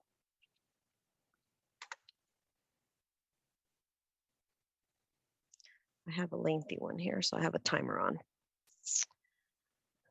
Email from Adolfo Garcia. In advance of this evening's public meeting, just a moment, let me turn that on. On behalf of the property owners who own shallow lots of budding proposed multi-story structures along the new ECR, I encourage the City Council to codify that new residential building heights are to be reduced from 4 stories maximum to 2 stories maximum to maximize residential privacy. If the council approves 4-story maximum building height along those shallow lots, will it codify a variance to these property owners to increase the height of their backyard fences above 6 feet for additional privacy? Will the city agree to compensate these property owners for the cost of new fencing and/or landscaping screening? If the city is unwilling to grant variance, defray residential fencing, landscape screening costs, will the city impose on the developers the cost to add landscape screening on new construction? If not, why not? If the city is unwilling to impose landscape screening requirements on developers, will the city impose building code requirement that any installed window on a wall that is parallel to a property line in common with the shallow lot properties must be installed at a minimum height of 6 feet above a given unit's floor? In light of multiple email exchanges with the project's principal planner over the past 2 years, I have yet to receive satisfactory responses on the following observations. What new sources of electrical power will the city build or secure, separate from the code requirement for solar power generation on new construction? Since natural gas fired appliances have been made illegal in California in all new construction, I remain convinced that the city will impose higher electrical rates and/or adopt tiered electrical rates across all residential commercial properties citywide. Please comment on my suggestion to amortize the cost of new additional power generation onto the owners of all new residential and commercial properties included in the ECR specific plan. What new sources of water supply will the city secure? I'm too convinced that the city will continue to impose higher water and waste rates and or adopt tiered rates across all residential commercial properties citywide. Our next email is from Howard Myers. Having been on the ECR committee, it was clear the objective was already set. We didn't have any significant impact. When asked what would happen if the committee decided the density should not increase, the city planner said that would defeat the purpose, then tried to backtrack that the purpose of the plan was to increase density. A well-meaning council with great dreams destroyed out downtown and left it. This plan includes the danger of destroying existing businesses, especially auto-centric, and getting stalled, leaving a bunch of empty lots. Dreaming of the future isn't the same as knowing it. This plan is dangerously ambitious. The plan, if successful as you dream it, will spill traffic and parking onto the single-family neighborhoods that are adjacent to ECR. Having a street next to the development is not an advantage. It provides a driveway and parking lot for residents. It's a detriment to the quality of living in the neighborhoods. Has anyone challenged the state taking over our zoning? Does it comply with the California Constitution? Our next public comment is from Linda Zazara. We do not need high-rise buildings along El Camino. It is very destructive to the neighborhoods that are behind the ECR. It seems that no matter what residents of this community say, there are forces out there that want to cram as many people and buildings into the properties along ECR. I watched the ECR task force meetings and saw such a big push for higher density and height from people on the task force that were not ECR community. Our community residents on this team were barely listened to. Developments along the ECR provide a very small percentage of needed housing and yet do the most damage to neighborhoods. Please listen to the residents. When a developer asks for less height to help the community, the city seems to be not happy. Why is that? The 2 developers I know of that wanted less height and density show that they respect the residents and community. When a project like Mariani does come back, will the city push for higher density and heights? No on-street parking will create issues with neighborhoods with streets open to ECR. Please spend more time really telling the public about what a developer can get by adding some community benefit. Next public comment from Mary Kimura. Mariana's should not have extensions more than 2 stories on ECR and 3 or 4 behind it. More than that, it is overwhelming for the community, for the neighborhood behind it, and the traffic in and out of the facility. Next public comment from Mayor Kimura. I know many people want to commute on ECR, but it is way too dangerous. Until you make a center bike commuter lane, which is the only lane which makes sense, it is unsafe for bikes on ECR. Outside bike lanes are great for short distances, but for long distance riders, please give them some center lanes. End of emails and e-comment, Mayor. Okay, thank you. All right, I'm going to go back to the staff. And I know that you probably captured, Director Crabtree, some of those questions. I'm wondering if you could give us some answers, Yes. some of those Thank questions. you. Thank you. I will respond to the questions and some of the comments here. Thank you. So just kind of going through in order. We heard concerns on both sides about the parking, removing of the parking. We had folks that advocate for doing it as soon as possible to move forward with the bicycles. We also had folks concerned that the commercial might need it. We had questions about could we count on-street parking on the side streets where it's available towards the parking requirement. We had concerns about overcrowding onto side streets. So I just wanted to clarify that as drafted, the plan doesn't allow for us to count the side street parking as part of the required development, the parking for a new development. And it's not something we're recommending. Like a lot of things, this is trying to find the right balance. I would sort of reflect back on the Community Advisory Committee, which very much drove a lot of this. There's a desire to see commercial development occur on the corridor and how to make that successful. So I think that requiring some parking, but not too much, is sort of what's in the plan. Try to support both the commercial development and the residential. There were comments about requiring retail. And first, I would say that it's certainly possible that the council could exempt 100% affordable housing projects from the ground floor retail requirement. We could include that in the plan if that's the direction of the council. I would note that I agree that for 100% affordable housing projects, there are financing problems that prevent them from doing ground floor retail, that a lot of the money they have access to doesn't allow for a ground floor commercial use. And there are now, though, however, provisions that allow them to ask for exemptions. And so this is a common exemption that a 100% affordable housing project can request is to be exempted from the city's ground floor retail requirements. So there is a way to deal with that in the state law, but it's also something we could specifically say is not a requirement if we want to. Then there were comments about considering other uses as potentially being able to fulfill the ground floor commercial requirement, such as office space or lobbies, other uses or mixed live work units, things like that. And I think, again, we're trying to find the balance. I mean, there's a lot of community interest in having retail and making sure that there is retail.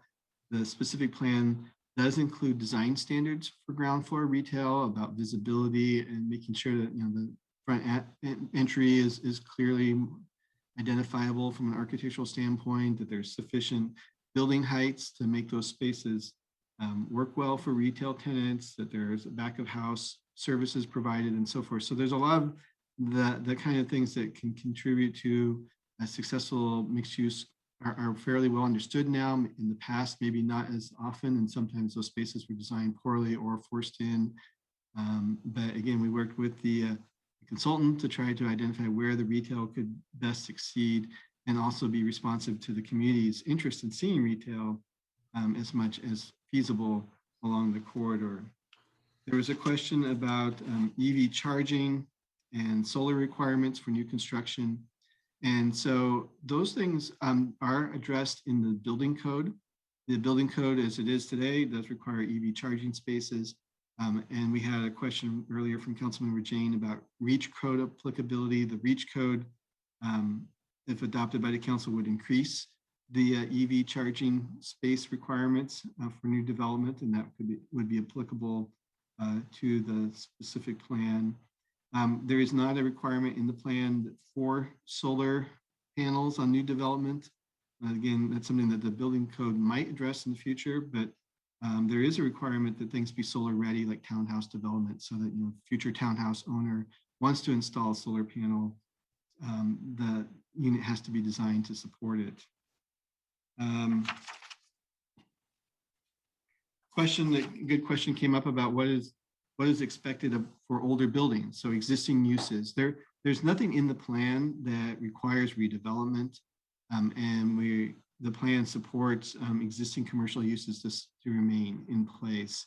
And so there's just to be really emphasized that there's nothing that's going to prevent a property from continuing in its current use in the specific plan. And something like the Sue's Mongolian barbecue, can continue. The plan just really provides the opportunity or option of redeveloping in another way. Actually, the general plan already allows it, but it just provides for more design standards around how that might happen. And then, let's see. There were some questions about how do we determine the need for housing, what will happen with the tax money from new housing, and I'll speak to that a little bit. The state law, as we talked to earlier, does require that the city plan for a certain amount of new housing in a housing element that's reviewed by the state.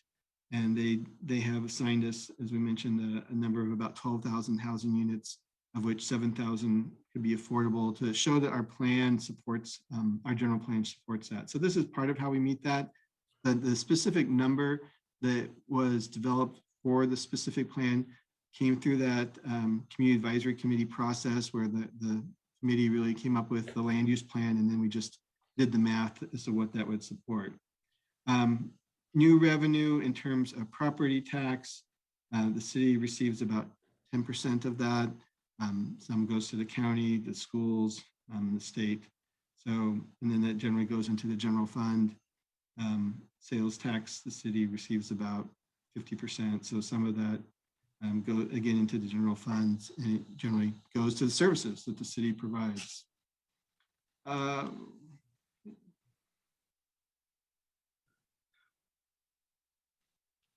Questions about privacy impacts. And so I can speak to that as well. In addition to the 45-degree step back requirement that we mentioned, that would be a bigger setback than what we've had in the past, there is a requirement in the specific plan for landscape screening between uses. There's a minimum 10-foot wide planter strip with a tree every 30 linear feet requirement, plus shrubbery that's at least 6 feet in height. So there are requirements for a landscape buffer along the back. There is a requirement that balconies be even further set back if there's adjacency to a single family or duplex use. So there are some additional requirements in the plan to address privacy for new development.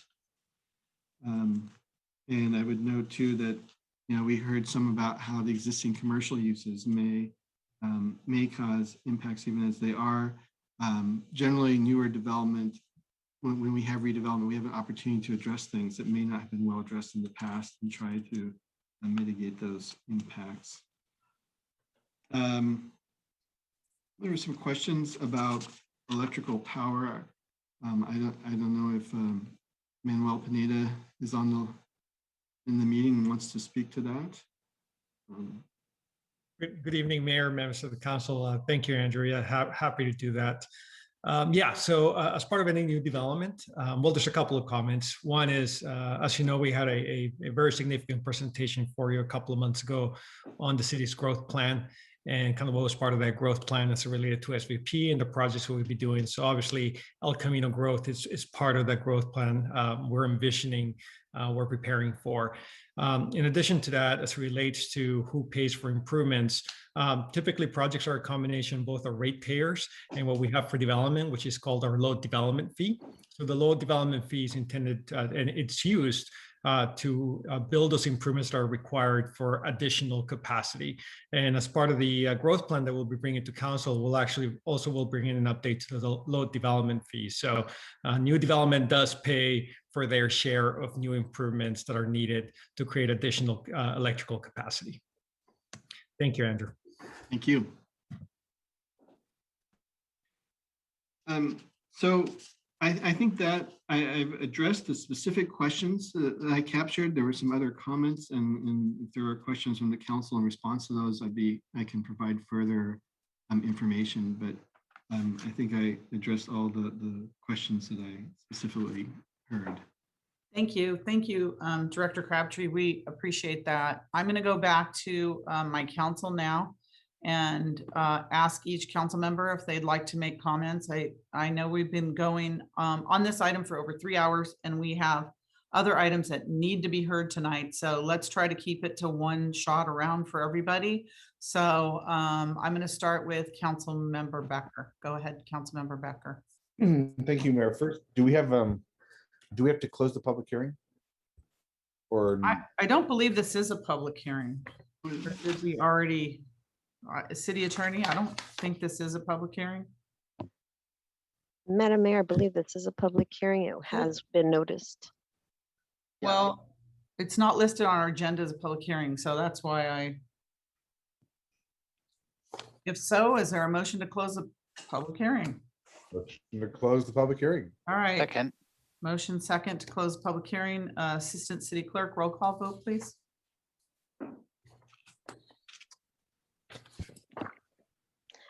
Was that Councilmember Jane who seconded the motion? Yes. Thank you. Okay, Councilmember Watanabe. Yes. Vice Mayor Shahal. Yes. Councilmember Hardy. Yes. Councilmember Park. Yes. Councilmember Jane. Yes. Councilmember Becker. Yes. Mayor Gilmore. Yes. So that passes unanimously. Go ahead, Councilmember Becker. Thank you, Mayor. So these are a lot of the things that I would really like to see be in this El Camino specific plan. I know I've said it before many times, which was about Koreatown and signature designs, as well as design standards. I would like to also see more, I'd like to see retail, because also saving existing retail and finding outreach on how to get that existing retail, save that existing retail, as well as historic preservation. A lot of that I see with the specifics of the old motels. I think that would be a very great option to for the city or the county to look at purchasing these lands. One, for unhoused housing or for transitional housing. And the reason why is because these are near the corridor of public transportation on the El Camino Real. So that would be a very good thing for, I think, that neighborhood, as well as maybe kind of alleviating some of the concerns of some of the neighborhoods with being built behind their homes. I agree about the canyon effect. I hope we try to keep away from doing that canyon effect, as well as creating a citywide shuttle throughout the El Camino Real. I think that's important to keep people connected, as well as implementing a public art fee. That is something that I think that needs to be within this corridor. Santa Clara needs some kind of signature looks in this corridor, as I said in the very beginning about Koreatown and signature designs and design standards. I see, over by the Mission, we have Mission style, In the center, we should have something, different because, the center is the center of what's possible by City Hall. And then on the end towards Sunnyvale is where Koreatown, where we could be very innovative in our design and our style. I think that's important for the El Camino Real as well as the public art. I believe that Sud said it best, is that I think there should be some sort of ARC process that can bring in a professional architect to sign off on these designs, because some of the projects that we had were too cookie cutter, and I didn't agree with that. We need something that's going to be innovative, that's going to make the residents proud and want to go to these places to dine or be entertained. That's another thing is about dining. I think dining is a very big thing. I mean, from when I grew up, El Camino Real was one of the biggest areas to go dine. I mean, you used to go to the Chico's and you used to have a guy playing piano, right there while you ate dinner. That is changed, but we still kind of need that kind of environment to bring people in. And I think the El Camino Real is that perfect area to do that. The businesses that are needing the accommodations for the parking that are needing that parking that's on the street, I think there will be ways that we can accommodate that. I know one of the businesses, I spoke to a group and they showed me some photos. I looked at myself. There's an area that has parking in the back, but they're using it a lot for storage. So those are things that we can, slowly find ways to adjust to this and find accommodations. I believe grocery is key. That is, I hear that a complaint a lot is not enough grocery stores. I believe the El Camino Real, like I said, with retail, that is a key position that should be in certain high retail intersections like Kylie or Moonlight. And then I think it just comes down to with a lot of what the I guess concerns of the neighborhoods, which is trying to be as harmonious as we can with the existing neighborhoods and creating that buffer in between those neighborhoods. So then they have that privacy and they feel like they're safe at the same time. And then lastly, I really think that Councilmember Watanabe brought up a good point, which is a lot of what people didn't understand is about the width of El Camino Real. And a lot of people were concerned about, not having enough room to do this. So I'm really glad Councilmember Watanabe brought that up to kind of put that point to rest to a lot of the residents. So those are a lot of my concerns, and I'll yield to the rest of the council. So thank you, Mayor. Okay, Vice Mayor Chahal. Thank you, Mayor. Thank you, Councilmember Becker, highlighting some of the concerns, and they're very valid concerns. And I'll talk about the whole city as well as specifically about my district, because my district is quite a bit impacted all the way from Lafayette to Bowers. And I think Councilmember Hardy's district takes over from there up to Lawrence. And we are on the north side, and north side is most impacted because of the shadow. And quite a big portion of my district falls under the corridor residential, which is has a shorter footprint on El Camino, and which will be impacting the residences on the back of it. So that is a big concern for me. And so that even with the 45-degree angle design guideline, I think those lots on the single family lots will be heavily impacted. And that is one of my biggest concerns on that. And I happened to walk this corridor during last Sunday and took a feedback from residents, how they feel. Surprisingly, almost more than 50% people didn't even know that something is coming up. And whosoever was updated about it, they were not happy. Most of them were not happy about it, that 3 to 4 story or 4 to 5 story housing is coming on back of their residences. So that is one. And I think we should be making stricter objective design standards if we really want to achieve this thing. over these areas, specifically corridor residential. Anything we should be looking at larger setbacks and at least 30% angle for the sunlight. My next objection is we are pretty good on RENA numbers, and we have a lot of potential which is in the north side, which will not be impacting the residents, single family residences, and the already congested community we are in right now. Like El Camino is pretty much traffic jam. A lot of traffic jams are here. So if we spread these 6,200 not only across El Camino, but we should reduce that number. And keeping in view our RENA numbers, we can drastically reduce that. And when I'm talking about reducing that, I'm also talking about reducing the canyon effect, like 55 to 100 dwelling units on regional commercial mixed use and 5 to 6 stories. And I saw some rendering with 5 stories, and 6-story will be even worse for residents across the street, basically. So I would say, and on top of that, like post-COVID data, I would highly recommend. There are other cities like Sunnyvale is not doing it right now.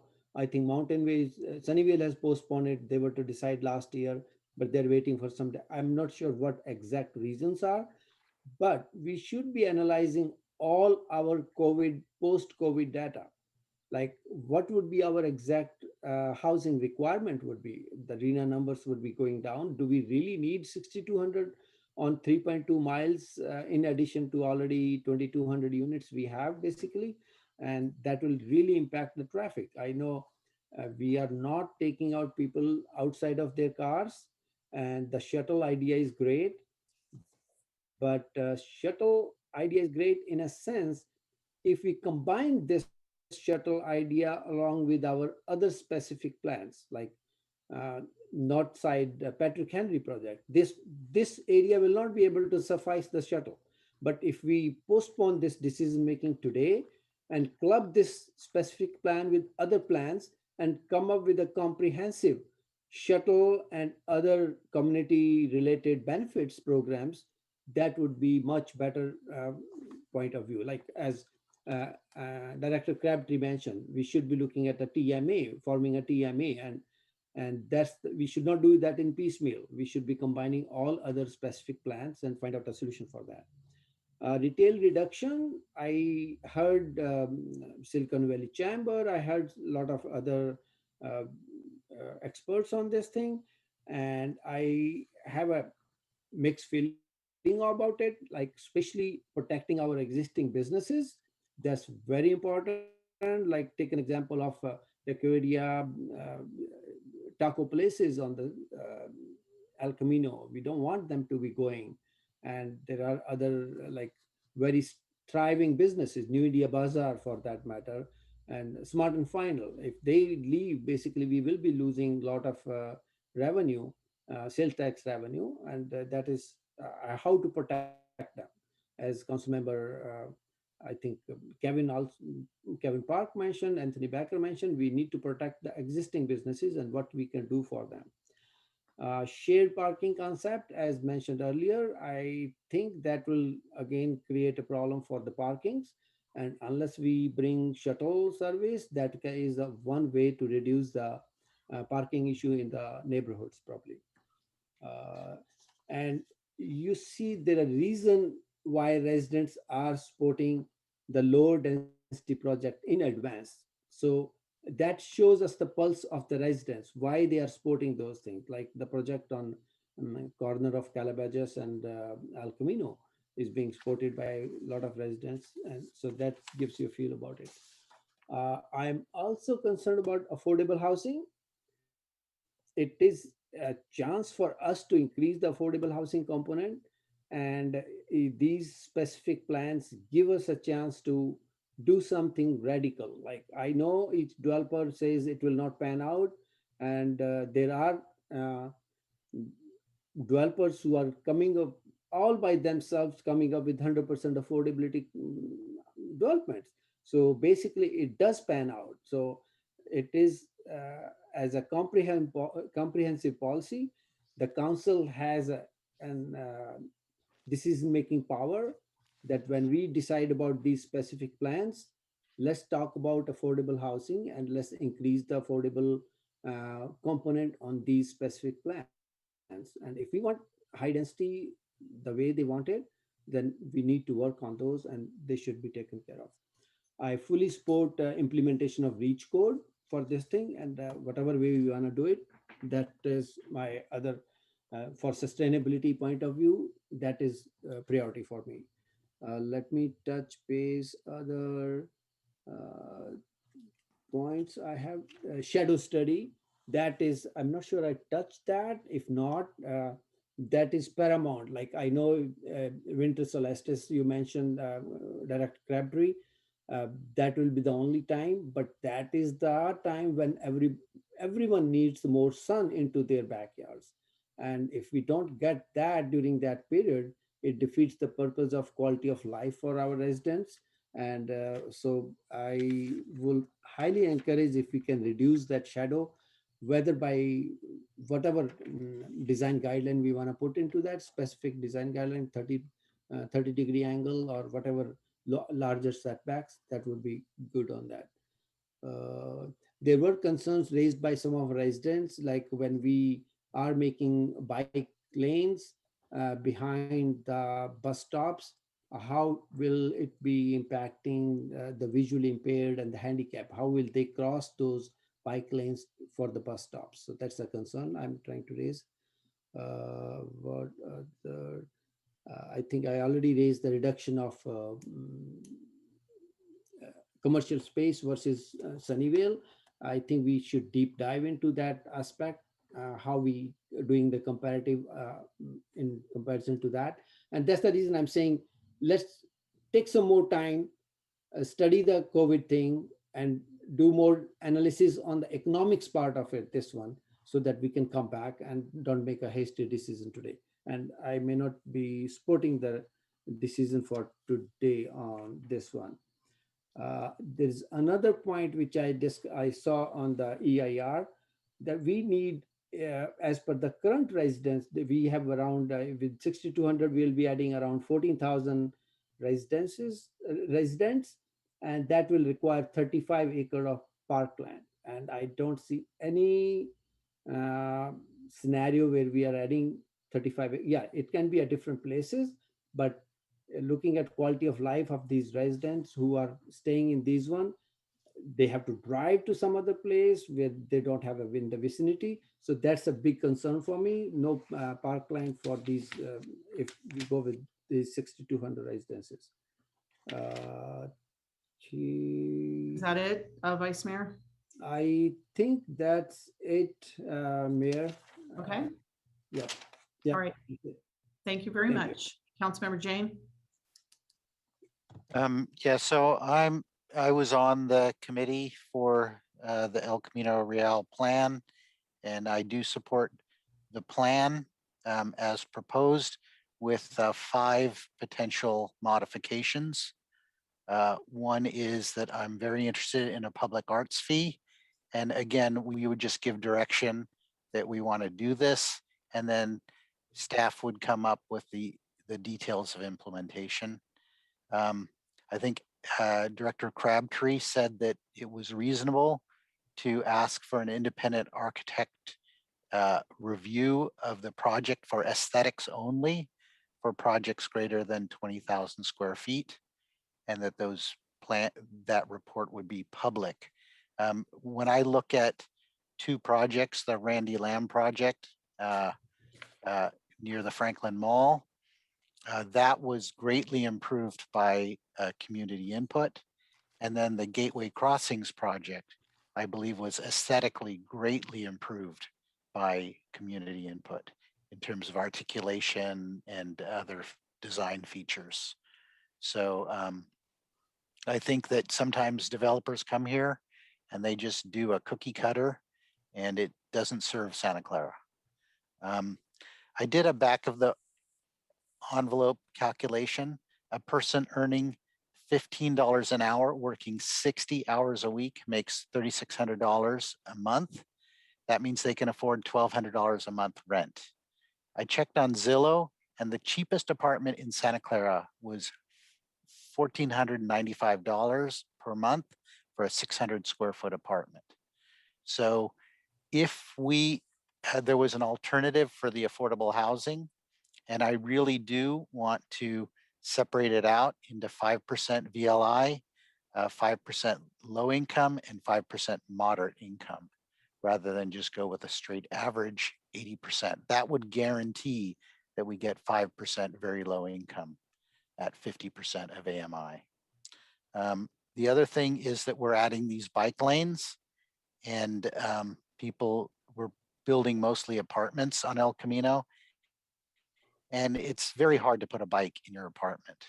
So I'm asking for a 1-for-1 secure bike parking. And we're looking at adding these 6,200 units, and we're going to add traffic. And the way to reduce the traffic is by mode shifting. So if we can build these bike lanes and get people to have bikes, a place to store bikes securely, and then use their bikes, we can reduce the traffic. So I'm asking for a 1-for-1 secure bike parking per unit.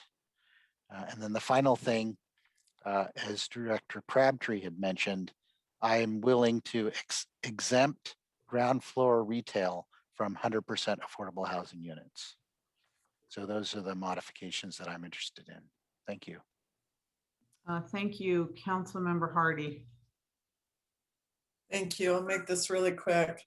I too agree with not having the retail requirement for 100% affordable housing. I don't think everyone understands that there's only certain places that we are requiring retail on the first floor. I'm concerned about the North Side Shade study, obviously. I like keeping that at 15%. Until tonight, I guess I didn't think that there were groups that were trying to up that 15% to stop housing from being built. Kind of upsetting. So I like delineating out the percentages in the 5%, 5%, 5%. And also to Councilmember Jane's concern, the idea of unbundling the parking, where you could have an apartment and only pay if you needed a parking space or pay for if you needed a second one. It's called unbundling, and it's a way to bring down a cost, because that's part of the cost. And if it's something you don't need, why pay for it? So thank you. That's it. All right, Councilmember Watanabe. Thank you, Mayor. I have a couple of comments. Basically, if you want to be innovative, I think you should let the developers come with their own ideas and let them create plans for the city. I'm concerned about the density, and we've had quite a few comments. We've had quite a few emails from residents tonight. And I have concerns based on comments made by the residents, and that were also part of the CAC. And that also includes the shadow lines. I know I asked about it, but I'm from back east, and when you are living through winter months of snow and ice, and you don't have sun, that makes you very cold, and that can have an impact on people's housing, the heat in their houses, and how often they might be using their electricity as a result. And so I do have concerns about that. I heard what the comments made by the chamber, and about containing retail to certain areas. I have stated many times going back over the years about how Moonlight Center is a perfect location for something like Main Street Cupertino. It would be, I know there was a grocery there at one time and they decided to close on their own, was their own decision, but it would be, again, a great place to have grocery, to have, and at that rate, you'd have groceries spread out along the El Camino. And it's walkable. It would be a walkable location, and to have other amenities to keep people in one part of town and not having to use their cars to get around and use their bicycles, as many people were talking about tonight. You know, when it comes to growth, I feel like the North Side is the place to go. And I tell people that all the time. It's the perfect place for growth. I know that El Camino is a wonderful transit corridor, but I'm concerned. There were, again, a lot of comments about traffic on the El Camino, but I just am concerned that the density that's proposed is going to have a big impact on that traffic, and that if we are going to put in density, it needs to be in the North Side where there's the ability to be able to do it. So just based on that, and I don't want Director Crabtree, please, and your staff to not feel like I don't appreciate all the work that you've done. I do. I just think that it could just be tweaked a little bit more, nuanced a little bit more, that would appeal to the residents more importantly than anything else, and the business community as well. So those are my comments. Thank you, Mayor. Thank you. Any other council members? Councilmember Park. Yeah, I'm going to say I do appreciate the work that went into the presentation, and I feel that being on kind of both sides of the dais, just staff has a really hard problem. I mean, they're trying to make everyone along the El Camino happy, and there's just no way to get every developer, every person that uses the El Camino or lives near the El Camino in a good place. And it's really hard to listen to some of these public comments, because 15 years ago, I was that new homeowner trying to affect a development project next to my house, and that was the old Kaiser Hospital. And I went to almost every planning commission meeting for a period of 5 years. I was appointed to the Santa Clara General Plan Steering Committee, where I felt very much like the people who did not feel heard at the CR committee. I went to city council meetings where I didn't feel listened to, and the project went through and basically changed my neighborhood. I've seen how it changed my neighborhood. I'm not saying it was a terrible thing the way that I thought it would be, but at the same time, I always think about what would have happened if they just listened a little bit to the residents. And now here I am on city council. I am cognizant of the need for new housing, but I also understand the concerns of the people who are currently living in the city. And rather than simply have zoning that specifies what is allowed, I'd prefer that we had a vision that set guidelines for lifestyle and social interactions, and how much social interaction we're subject to, because that is really what the question of density amounts to. I mean, the mission city, the center of what's possible, I would like those to mean something and think about a city beyond just housing units. And I would love a visioning committee that didn't talk about housing at all, but just the nature of Santa Clara, right? And I know that nothing stands the test of time, but we could try to transition to what we have, from what we have to something that we would enjoy just as much, and give people an idea of what we'd like, of what they're going to get. I also don't like the exceptions for street parking along El Camino, and I would like to find a way to make our bike and pedestrian lanes safer. So question number one is, can we set a sunset for on-street parking instead of making exceptions? Like, could we say that within this amount of time, there will be no on-street parking?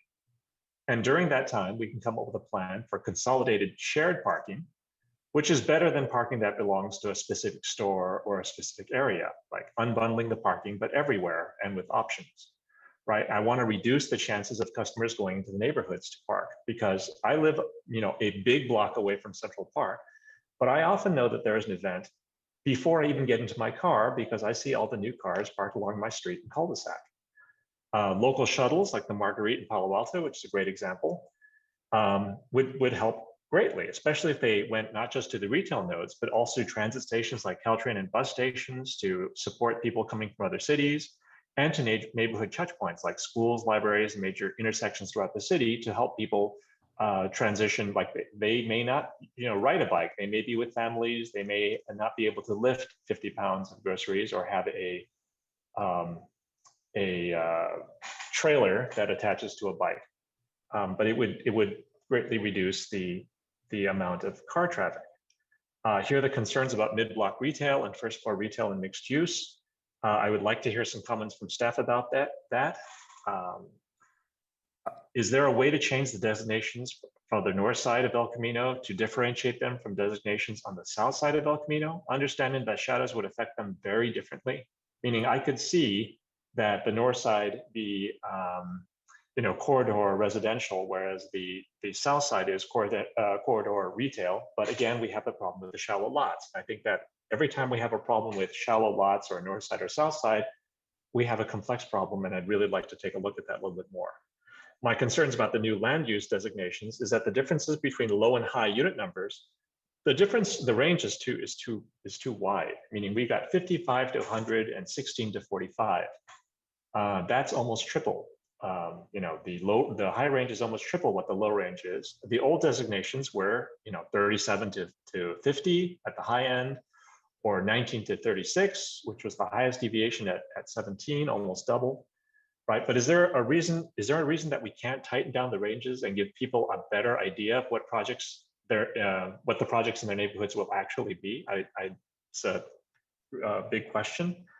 I hear Councilmember Jane's comments about public arts fee, and I don't like public arts fees because I feel that if we charge a fee or give a set number where developers can avoid a fee, the developers will put in the bare minimum to pay the fee or avoid a fee, and we won't get the great art pieces that we imagine. Like I'd really like to find a way for them to contribute to larger art projects or installations rather than put together the bare minimum for their project, or get credit for really nice art pieces and give them competitions, make it an interesting thing. I'd like them to support neighborhood art projects like schools. Students could come up with an art project, and developers could set up places where they would sponsor different art projects for different buildings a little bit later. Like I would like to think about exempting ground floor retail from 100% affordable units. And lastly, I would like to address the project but perhaps as a separate motion after the motion on the general recommendations or motions on the general recommendations are done. Thank you. Thank you. Councilmember Becker, did you have additional comments, or are you? Clarification, Mayor. Councilmember Jane said within the 15%, he wanted to do 5%, which was VLI, and what was the other two? You're talking about the affordable housing broken down Yes. into. Yes. It's in the PowerPoint presentation. It's 5% very low, 5% low, and 5% moderate. Moderate. Thank you. Okay. All right. I'm just going to make some comments. Listening to everyone's comments, it's almost like we're still in a study session mode and we're not ready to make any decisions. Everyone's all across the board on all different kinds of ideas. Hold on, I wrote my notes. Now I can't find them. All right. So looking at the plan, I think there's elements of the plan that are very good and very forward thinking for the El Camino. I am more a realist in terms of what's out there in the market right now, and I see the projects that we've built on El Camino where we've required ground floor retail. I don't see much ground floor retail in any of the projects that have been built where we have required it. So I'm in favor of not requiring the retail and forcing the retail in areas that like mid-block or under affordable projects where you may get some office type of use, but the retail needs to be clustered, I believe. So I think that, if they put it there, it's fine. And maybe we can do some live work units or something like that. But to force the retail where the retail doesn't belong, doesn't do anybody any good. Signage and visibility, I agree, are important, and they're critical for any type of retail uses in our city. And we need to concentrate the retail on the most important corners in our city. So I think the larger retail uses on Lawrence Expressway, Kylie, Santa Moss Expressway, Scott Boulevard, those are really important that we maintain and enhance those retail uses and have them less in mid-block areas. Those are the type of retail uses that our residents and our community really thrives on. And unlike Sunnyvale, Santa Clara does not have deep lots. We just don't. And where we do have them on these critical corners, that's where we need to build these type of retail developments. And I know they will end up being mixed use developments because, you know, frankly, the developers make more money on the residential than they do on the retail. But what's important to our community is the retail. Even though the residential is important, the retail is important for our quality of life here. So I want to make sure that those key corners are preserved for the most important retail uses, like the grocery stores and the neighborhood retails and destination retails and everything. There's one way to kill retail, and that's not to provide parking. That's just a certain way to kill it. And so whether we have existing retail uses on the El Camino, and I'm not sure the question was answered by one of the public presenters. They have an existing business and they want to know what's going to happen with their existing business. Well, certainly their existing business can continue to thrive, but at some point, if they do, redevelop, if they do something else, then their project would, fit into the general plan and zoning of the specific plan. But parking is key. And as much as we would all love to ride our bikes everywhere, I would love to get out of my car and do that. There are certain times where people, are still going to use their cars because unlike other areas of the country, this area, our transportation has not kept up with our development.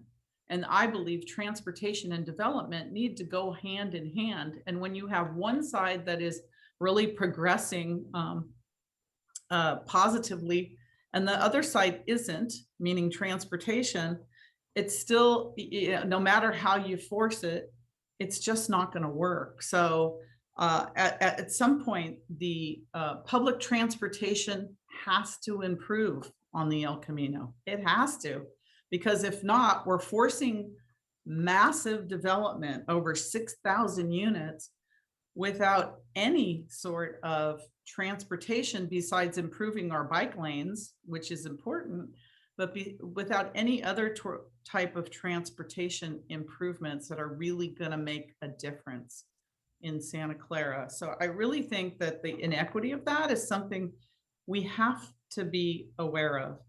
The density, the minimum of the 3 stories to 6 stories, until you drive down the El Camino and you look at the enormity of some of the projects that are out there, and you take that and you compare it to our existing single family neighborhoods, there's a disconnect there, a big disconnect. And I know that the El Camino Real has been sensitive all through the years. And that's why in the past, we didn't require any housing, or we didn't allow any housing development in our business area.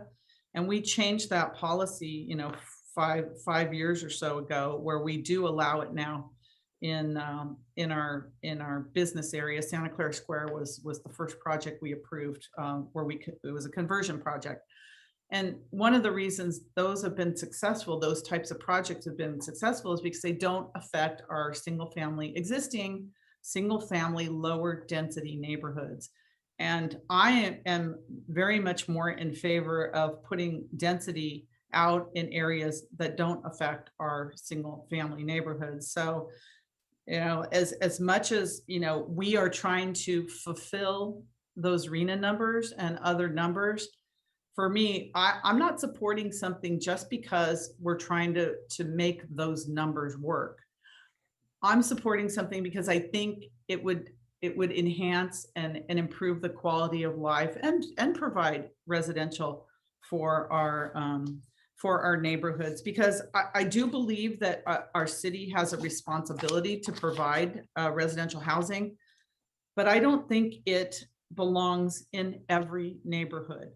And Santa Clara, we've done a very good job of providing residential housing units. We've approved thousands of units, but not in every neighborhood when they don't fit. And I think that especially some of the higher density projects that are proposed here on El Camino, I don't think they fit. I don't think they fit on the El Camino, and I don't think they fit and they're compatible with our existing neighborhoods. And it doesn't mean we can't have density, because we have other areas of the city where we can build density, and we have built density. You know, I just think that I would like to see lower densities on the El Camino, because I think it fits better. And when you're driving down the El Camino, and if we build these types of projects, you're going to get the canyon effect. It's already hard now to look at some of these big projects that have been approved, you know, in the past. So I want to build something that's more compatible in terms of density. And I know in many cases, like the developer that came forward, and I won't talk about it because I know we're not talking about specific projects, but there are cases where our developers don't even want to build as high as we want them to build. And I know that happened in a lot of our specific plans on the north side. They didn't want to build as high as we wanted them to build. So they you know, it doesn't work. If the market's not there, it just doesn't work. So I think that we have to, you know, look at what's going on in the market, look what has the opportunity to succeed, listen to our residents about what they want to see, and then look at the overall, you know, state of the city and where we are approving high density residential, where it makes more sense. So I think that the fact that transportation and development aren't matching up in this specific plan, as far as I'm concerned, that the retail areas, I think I'm in favor of what's happening there, but I want a more heavier reliance on retail on those corners.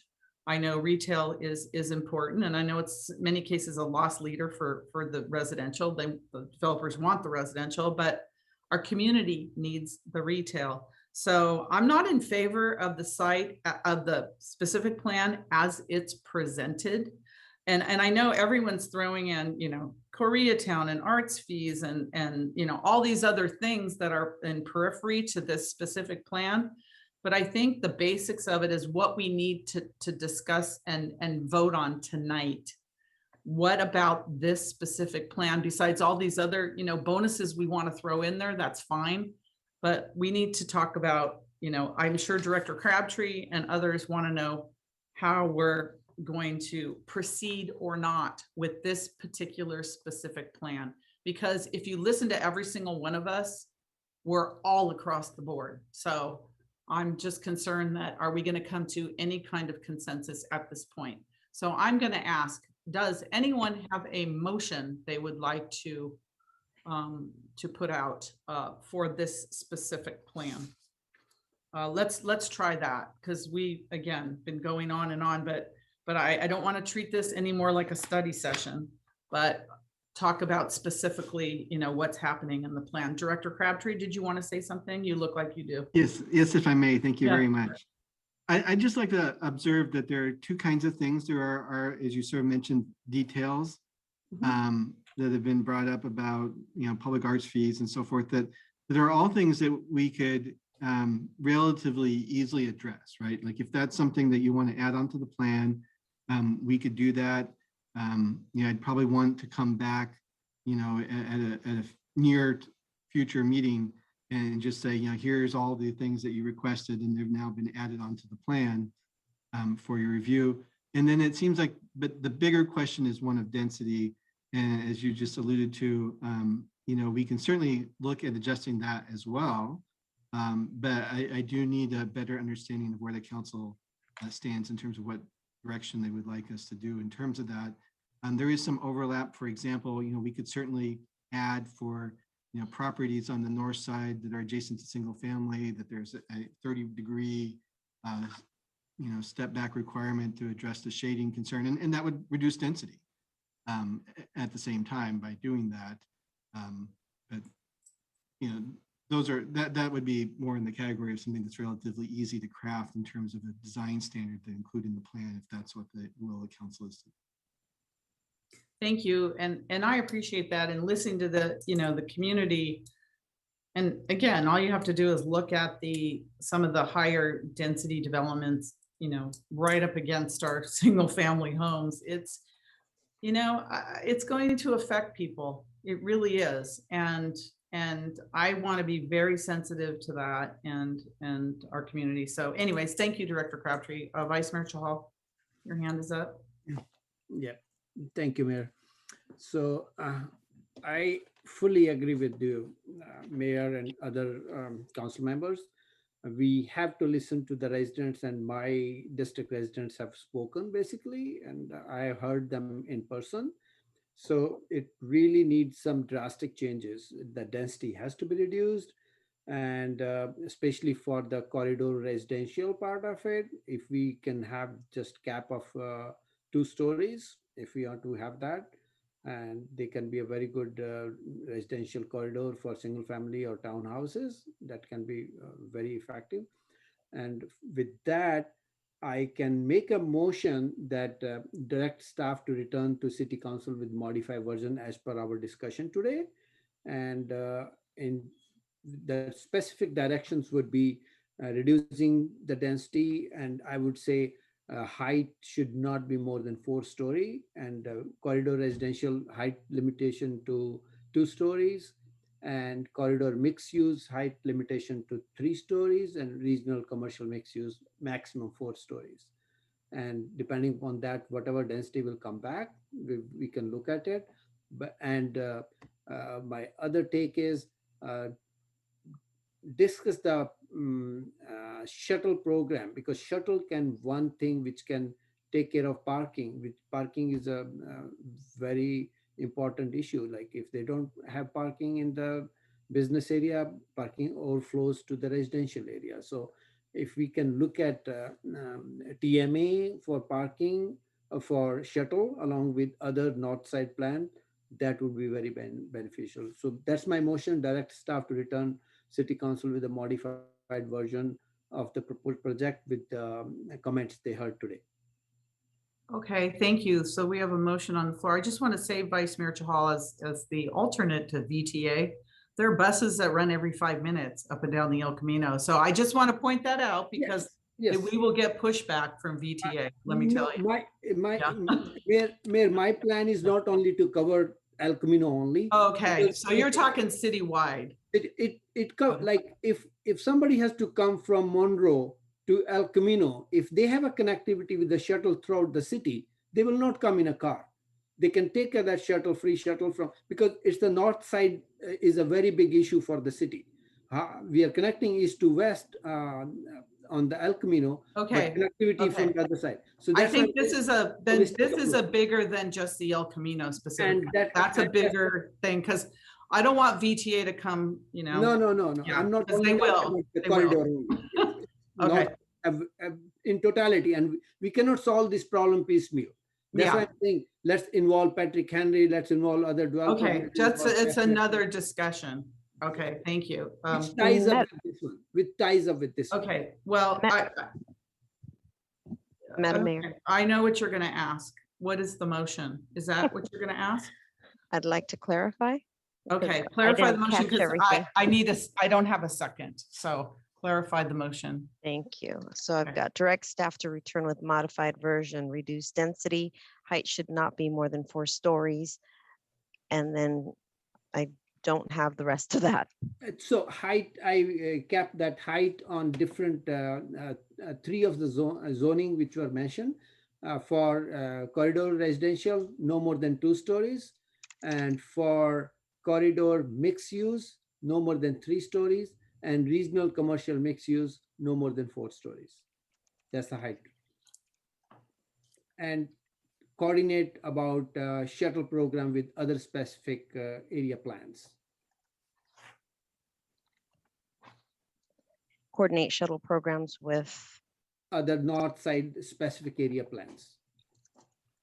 How we can make a TMA, look at the options of TMA for free shuttle throughout the city. Okay, thank you. Thank you. Okay, we have a motion. Do we have a second?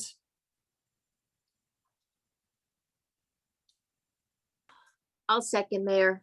Okay, second by Councilmember Watanabe. Councilmember Jane. Yeah, I know that Sunnyvale does an economic analysis of developments. And my concern is that if we reduce the densities too much, that developers will not develop because it's not economic for them to develop, especially if they're going to give us 20-foot sidewalks and all of these other benefits.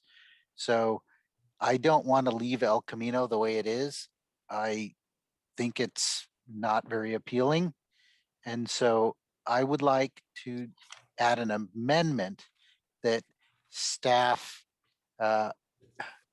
do an economic analysis to see if these numbers are feasible.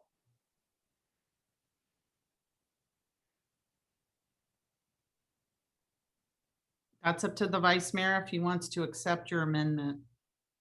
I can accept that. And it can go both ways. Like if we have more businesses, thriving businesses, that can be more economical benefit for our city. Basically, we are not will not be displacing more businesses on this corridor. I can accept that. That's not a problem. And economic benefit study is always good to give us a different picture. I'll accept that. Okay, what about the second? I'm just concerned that it's going to be a waste of money. I think that we don't need to do a feasibility study or an economic study as proposed. I think that our staff can, I mean, if our staff wants to bring back numbers, that's fine. We don't need to do a study on it. I think they've probably already done enough work as it is. So I don't support the friendly amendment. Thank you. Okay. Councilmember Park. Yes, I can see this becoming a very, very messy motion because I would like to look at the street parking. I mean, if instead of having exceptions and maybe instead of just directly removing it, if we can set up a sunset period for the street parking so that it will go away, people know when it's going to go away, and during that time we could hopefully come up with some options for them. And in one of the concerns I have about the land use designations, in addition to my concern about the street parking, was that the differences between the low and high unit numbers are too high. I mean, going from 55 to 100, that's almost a 50% swing right there, 100% swing from the bottom. And 16 to 45, again, that's a really big swing. I would like to see those ranges be a little bit more precise because, 16 to 45, I don't know what kind of project is going to be there. And if we've got if we've got an area that has residential and it's going from 16 to 45 and we've got 3 projects coming in at 45, there's no average maintained there. So I would like to see a little bit tighter range if we could. Okay, I just want to say on the businesses that don't have parking, unless they redevelop, you can't really sunset that all of a sudden one day they have no parking. But that's one of the reasons why have to excuse me, other parking would have to be worked out or you're like killing their business. So, and there's only a handful of them. So things would have to be worked out with that. I think, what is there, 4 or 5 businesses, 5 or 6 businesses? I would rather see that we ask staff to work with the businesses that have no parking to come up with an alternate plan as opposed to just sunsetting it at a time where they all of a sudden one day don't have it. So I would like to see something more, collaborative than punitive, at some point. Councilmember Park, you have more comments? Yes, the idea is not to be punitive. The idea is to make progress. I'm thinking that during the time that we have sunset, we're not going to say it's going to be next year. Maybe it'll be 5 years, maybe it'll be some other time, but during that time, it will force us to address the issue. I think that right now, by having exceptions, we will just be kicking the can down the road and never have a good parking plan. I think that I understand parking is very expensive, but I also know that one of the reasons that parking is so expensive and unavailable today is we are trying to make every project fend for parking by itself. We have every store trying to get specific parking for that particular store, and that's not working. If we do have consolidated parking next to retail nodes, that's far better than trying to make than not having specific parking, not having a parking plan, and trying to get parking shoehorned into every project. Every project. I think that. Okay. But what I'm saying is, the sunset is not just to say we're going to get rid of it and we're going to do it at gunpoint. The sunset is we have a plan, and knowing that something's going to expire will hopefully spur us into action. But at the same time, my concern is for the safety of the pedestrians and the bike lanes and again, trying to keep the plan as clean as possible for what we actually want, not having to deal with these exceptions. Okay, I'm just saying, I own a business. I have a family, put a lot of money into that business, and the city, on the city's timeline, at some point will just come and say, sorry, no parking. That's what I'm saying, that I think we need to work with our businesses and take that approach as opposed to punitive. I still disagree with your comments, but we don't have to debate them. I don't want to repeat anymore. So is there any other comments from any council members? Otherwise, we have a motion and a second on the floor. Madam Mayor, can I request Councilmember Park to, if you want to opt for particular densities for the 3 categories? I know the variation is huge, and he brought that up, that we should shorten. Yeah, if you want to add to the motion. Yeah, so I would like the ranges to be tightened, but I don't want to come up with density ranges. I think that by changing the designations, by making numbers, but by telling staff what the ranges should be, it will unnecessarily tie their hands. I would like them to come up with the densities that make sense, but I would like them to come up with ranges that are narrower, that are tighter, so that we don't have surprises with every project that comes forth. Okay, I agree. I agree. Now that we have given some direction about the height, so they might come up with the appropriate densities on that. Thank you. Okay, so are you okay with your motion, Vice Mayor, as it stands? We're giving direction anyway. Yes, I'm okay with that, Mayor. Okay. All right. Is there anybody else that wants to speak to the motion? All right, Assistant City Clerk, can you read the motion, please? Direct staff to return with modified version, reduced density, height should not be more than 4 stories high. Corridor residential no more than 2 stories, corridor mixed use no more than 3 stories, and coordinate shuttle programs with other Northside specific area plans, and have staff come up with ranges that are tighter. Did I miss anything? No, that's good. All right, very good. So we have a motion and a second. Assistant City Clerk, roll call.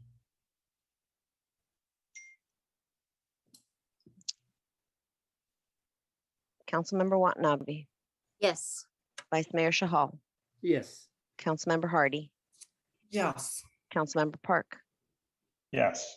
Councilmember Jane. Yes. Councilmember Becker. Yes. Mayor Gilmore. Yes. I can't believe it, but it passes unanimously. Wonderful. Okay, so we're coming back again. All right. I'm going to ask that we take a 15-minute break, well, till 10:30, And then I'm going to ask, I know we will do the redistricting tonight, but I want to move up the data center. They waited until 1 o'clock in the morning last time, and I don't want to have them go through it again. Number 3 and 5 are more internal stuff. So I'm going to ask that when we come back, that we move on to item number 4. Okay, thank you. So 10:30, please be back here at 10:30. Thank you. So I have a question about the bifurcation, meaning if we wanted to make a motion about 3155, would now be the time to do that? I did make a comment about that during my comment section. I don't remember you saying that, so. I mean, I would like to make a motion. No, this would not be the time to make it because that would only have come into effect if you had approved the plan. But at this point, there's no reason to do that.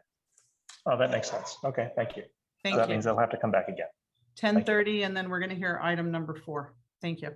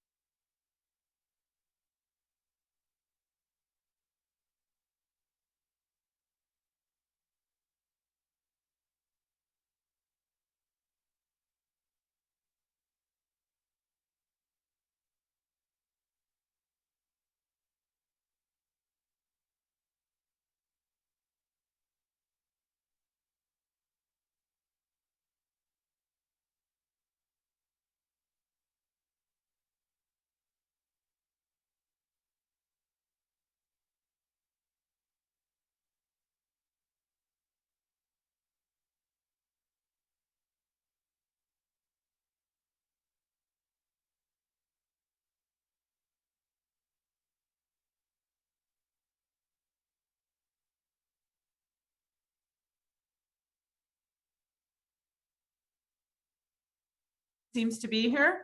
So we're going to move on now to item number 4, action on a rezone from Plan Development PD to Plan Development PD of a property located at 2905 Stedner Way to allow development of a 4-story data center building, core site SV9.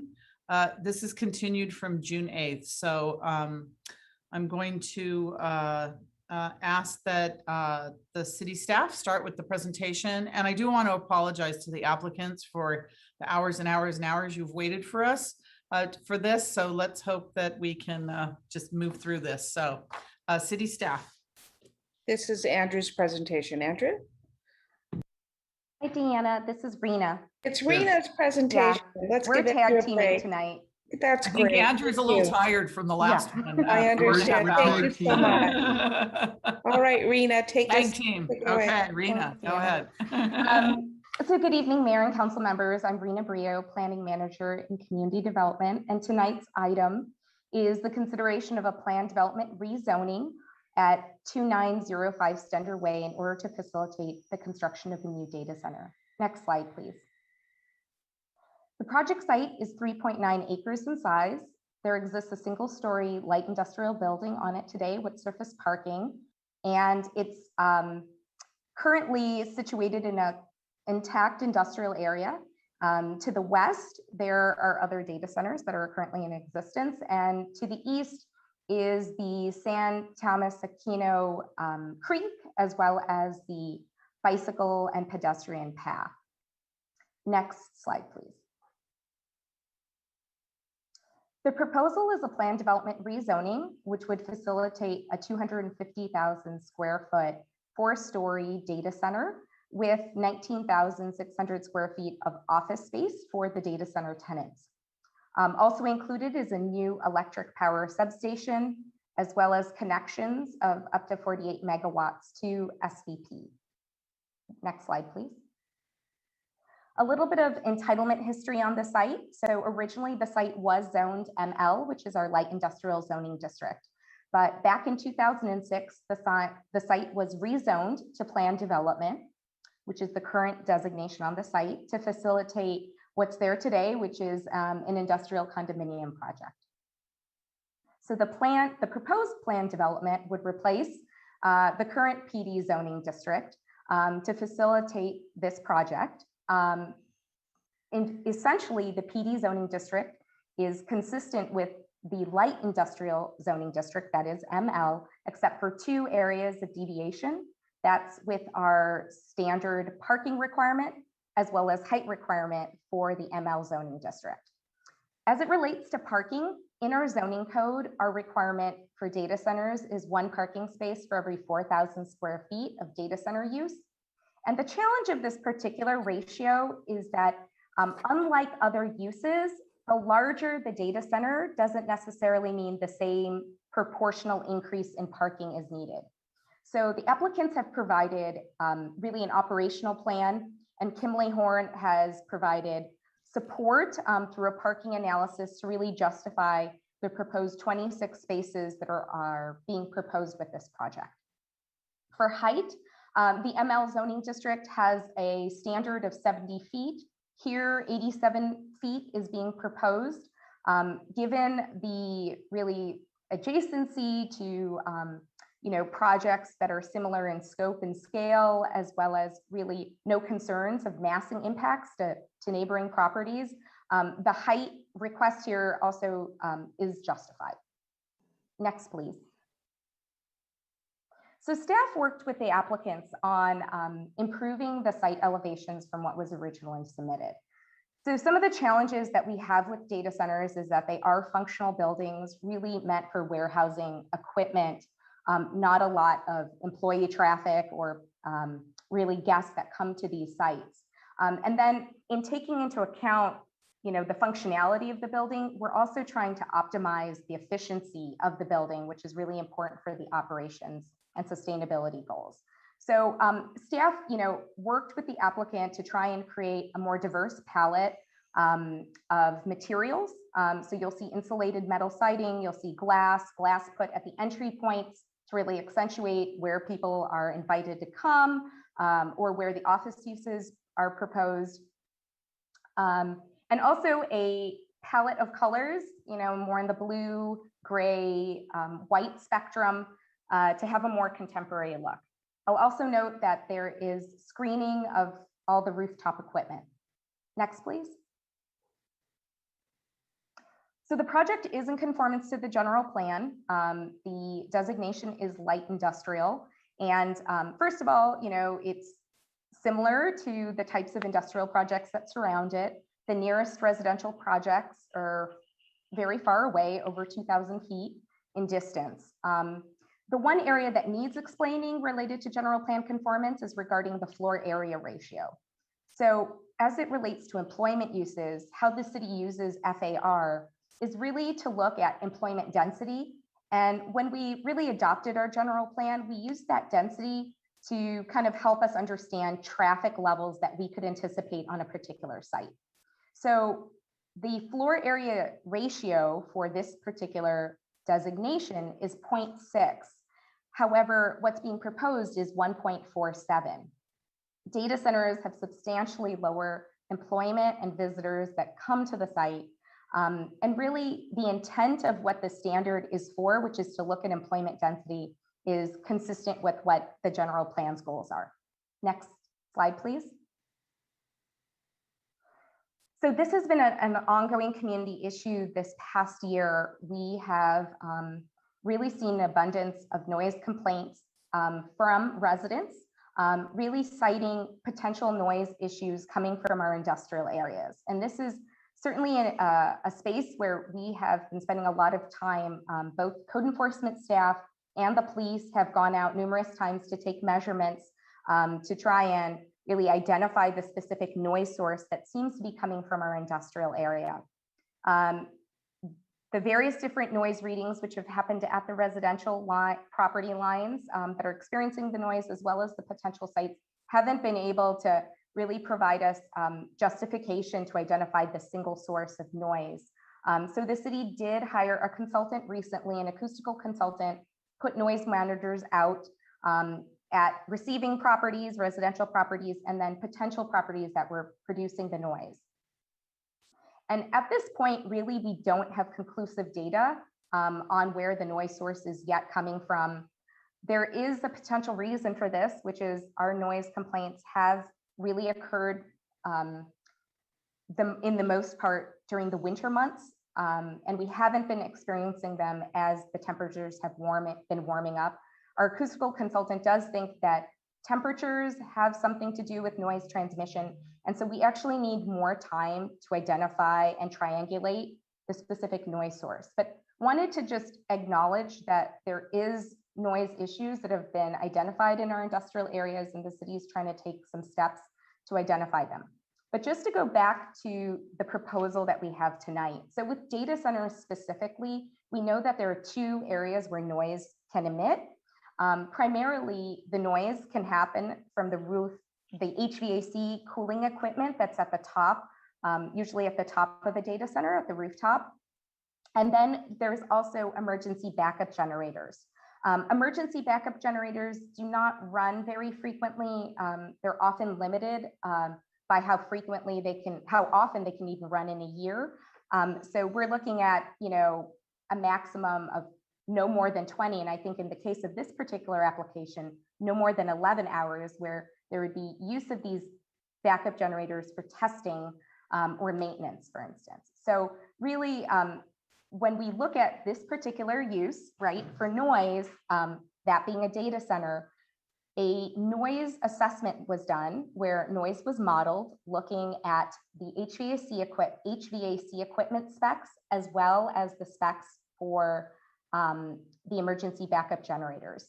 And what that noise modeling showed, and they provided offsite locations as well as locations at the property line, was that no noise was going to be in excess of our city's general plan or zoning standards. And so this particular use, there's really no reason for us to believe that noise is going to be an issue. There is a citywide issue related to finding the particular source that we know is out there, but I wanted folks to understand our diligence in understanding noise for this particular use. Next, please. Thank you.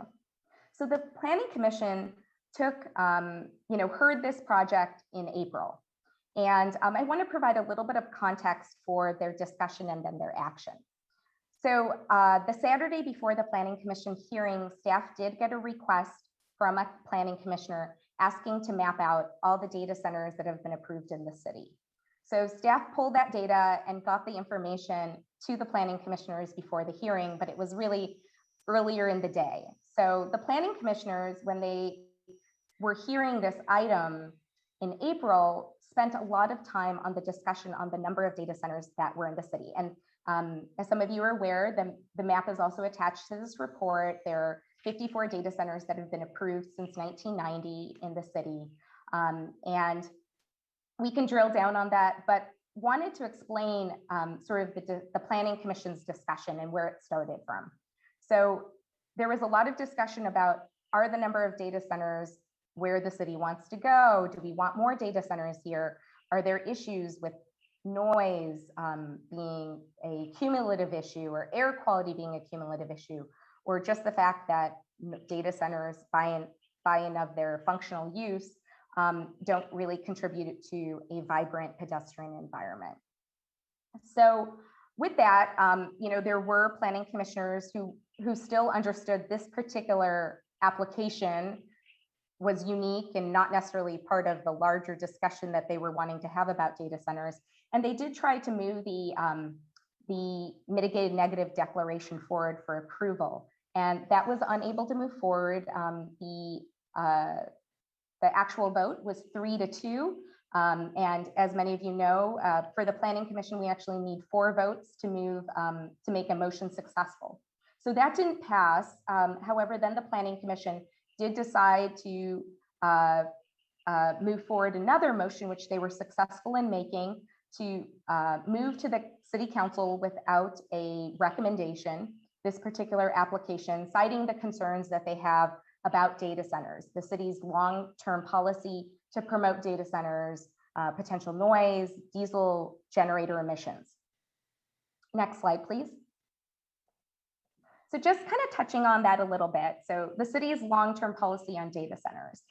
So the Planning Commission in their referral really tried to express this interest to modify policy on data centers. Many of you know that actual policy changes have to be made by the City Council and really is only the purview of the City Council. So just kind of teeing up where the Planning Commission was going, right? If the council was interested in changing direction, and really where this is from a land use standpoint, we do allow and permit data centers in our industrial areas. There are things that should be considered, such as the revenue contributions to the city and other public agencies that really depend on the development of data centers and their contributions to public services.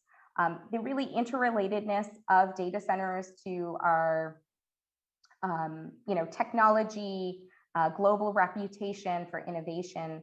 And really, if there is an interest to change direction there, we would suggest having it outside of the discussion of this particular item, but really, take into consideration these other topics, which I'm gonna shed some light on for the public as well right now. Next slide, please. So in many ways, it's not surprising that Silicon Valley has a lot of data centers. They're an essential service for many of the tech companies that are located here. So companies that do social media, communications, just technology in general, they're large users of data centers. And like any business, businesses want to be close to their clients. So just from a locational standpoint of being close to where the action is, data centers do want to be in Silicon Valley. Our region also historically has built a really strong fiber infrastructure network, and that network is really key for data center operations.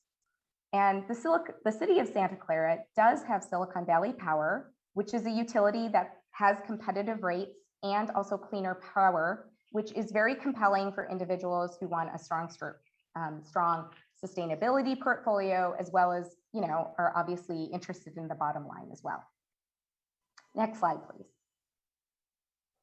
So if we take a step back and we look at what the general plan says about our fiscal health, as well as looking at land use.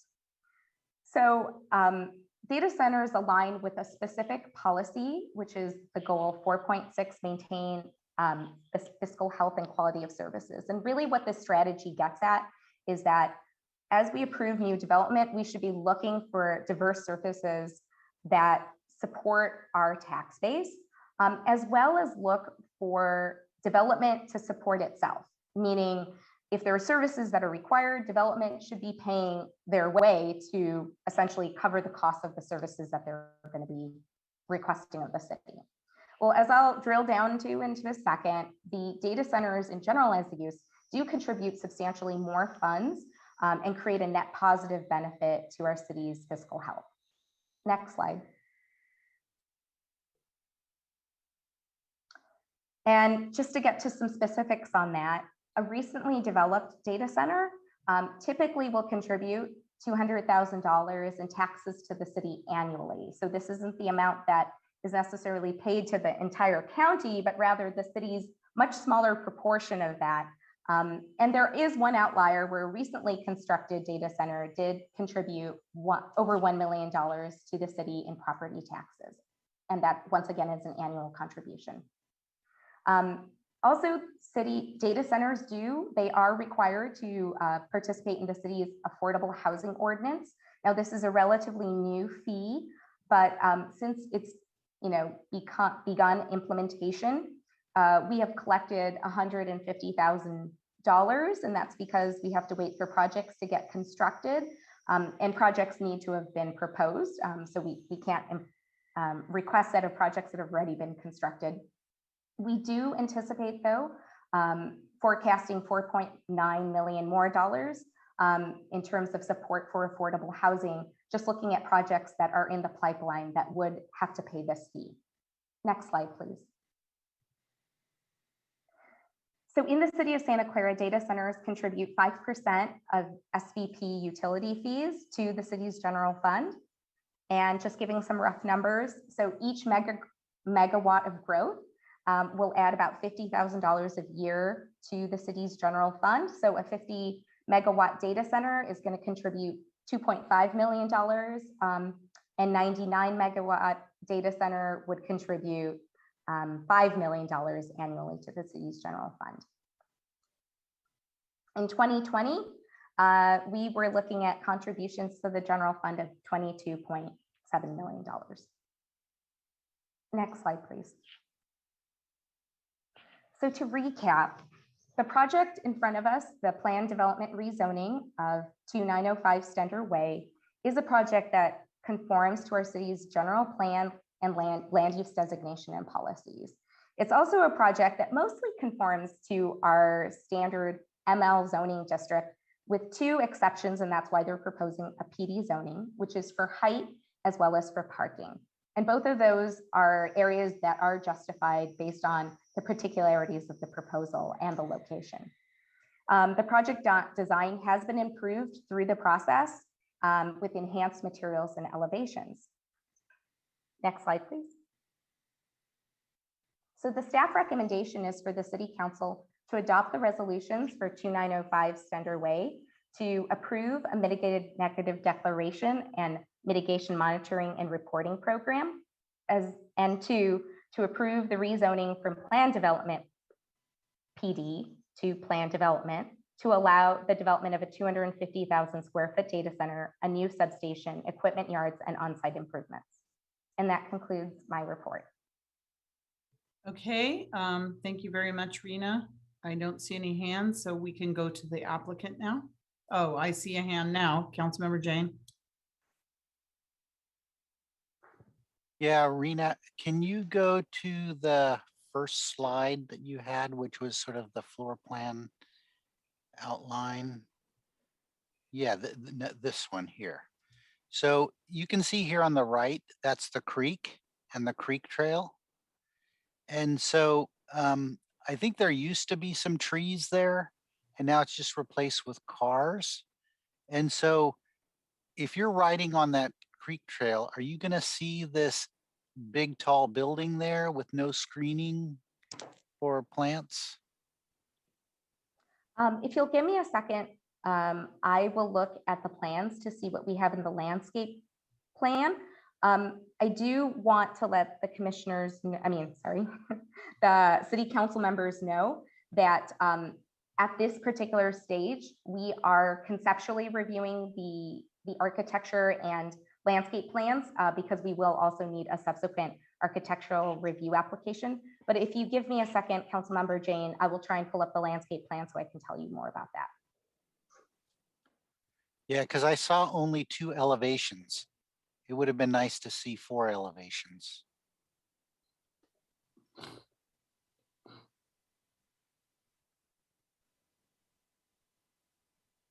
And I do want to say that I did take a tour of this building or of this site and another existing data center building that CoreSite has.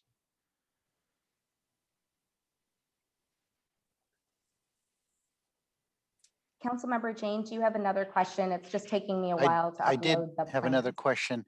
If I look at the conditions of approval, W2, it references potable water storage.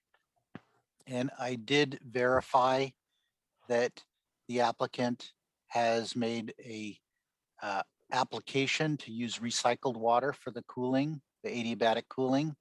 So the documents are inconsistent. The MND lists potable water as well as condition W2. So I would like those to be modified to reflect the actual application by the applicant. Thank you, Councilmember Jane. I did actually want to mention that in my presentation, so thank you for bringing that up. The MND does mention that the cooling system would use potable water, but recycled water is being utilized for all the industrial purposes, including cooling, and there are actually water tanks that are going to store industrial, I should say, purple pipe recycled water for the cooling purposes. Yeah, condition W2 talks about storing potable water. So. Okay. I apologize, these plans are opening very slowly. I apologize for that. Do you have any other questions, Councilmember Jane? If not, we can go. I can make a note of the trees along the facade, and we can come back to that and provide you an answer once I have them. Mostly along the creek trail, because like when you're riding on the creek trail, you want to feel like you're more in nature than up against a 9-story building. Is that as you're crossing Central Expressway? All right. No, this is Councilmember actually Hardy? as you're riding. Right. I was just a joke, Councilmember Jane. Councilmember Hardy? I just wanted to also disclose that I too was invited and got to walk this site and some of the sites close to this. So that needs to be disclosed that I did see that. Do you have a question? No. Okay, thank you. So Rena, whenever you have it, and then we're going to go to the applicant.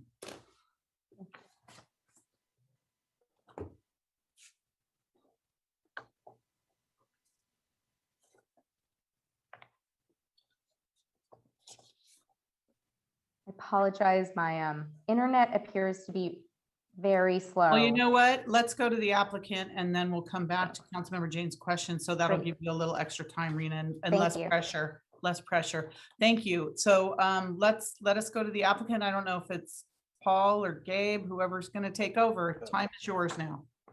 Thank you, Mayor Gilmore and council members, and thank you for making time to hear our proposal today.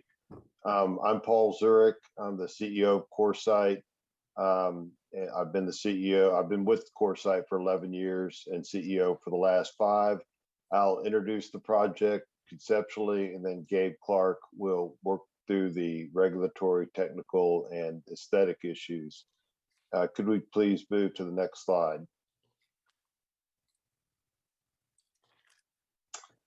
So CoreSite has been active in the Santa Clara data community since 2009. And we have developed in Santa Clara probably the data center campus that provides the most value economically and from an innovation standpoint to the community. This is Santa Clara's only network dense and fully cloud enabled multi-tenant data center campus. There are 60 networks available on campus, 27 directly on site, and 33 that we've enabled through connection to another one of our connection nodes. And all of the major cloud companies have network backbones and native cloud on-ramps. Simply put, this enables companies to interoperate extremely effectively with each other. That drives the most powerful data uses and data analysis from worldwide data sources, including a lot of what medical companies did for COVID genome sequencing and treatment validations and even vaccine research. But equally importantly, this type of campus enables small and medium enterprises to scale and produce and grow more quickly and more efficiently. About 65% of our enterprise clients are small and medium enterprises, many of them startups, and they can operate on this campus without having to develop an extensive internal networking capability, and with great security and significant cost savings by interacting directly with other businesses on the same campus. So all the growth in this campus has been organically driven on site. And as I said earlier, I think it provides a great innovation base for Santa Clara.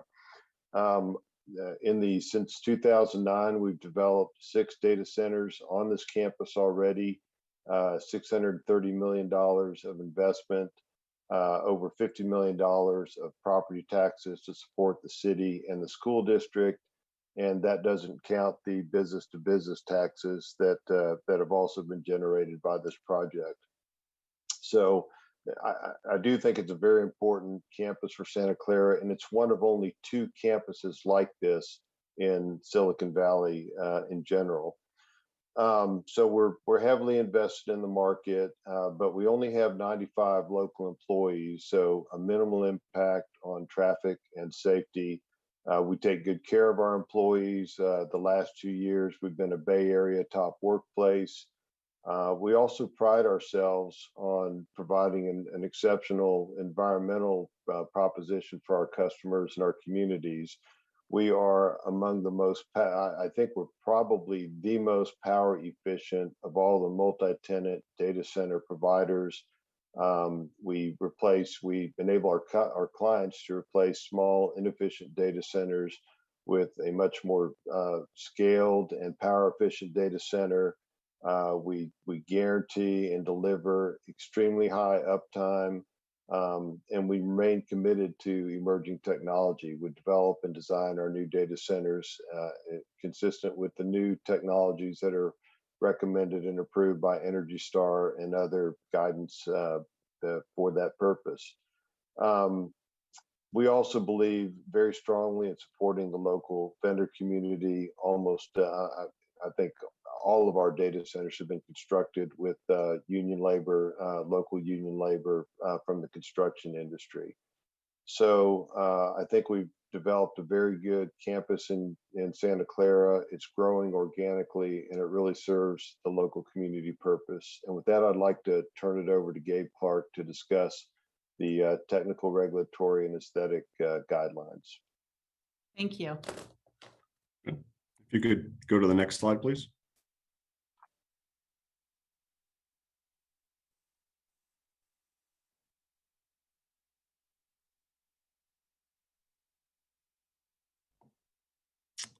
Seems to be loading slow. There we go. Well, hello, everybody. My name is Gabe Clark from Corgan Associates. We're the architect of record for the proposed SV9 project. Today, we're going to walk through a high-level overview of the project and recap some of the critical information that's available in full in the larger SQL report. The graphic here on the screen represents the existing core site, Santa Clara campus, with the proposed SV9 data center project site in the bottom right-hand corner of the graphic. The location for the project is located in the northeast corner of Central Expressway and Stender Way, and was largely chosen due to the immediate proximity to the rest of the core site campus, as it is best suited to continue to build core site's interconnected hub. We go to the next slide, please.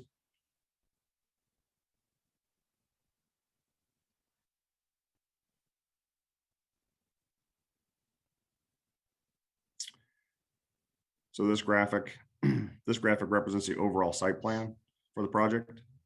From a site planning point of view, the organization of the site was largely influenced by the location of the utility substation that is dictated to our project by Silicon Valley Power. Given the remaining space available on the site, in close cooperation with the city planning staff, the building was placed in the northwest corner of the property to minimize the impact of the mechanical equipment yard from the public way and to maximize the visibility of the office portion of the building by facing it towards Central Expressway. Additionally, the site features include staff parking, including electric vehicle charging stations, loading dock, loop road for fire department life safety access, screened rooftop mechanical units, and emergency backup generators. Next slide, please.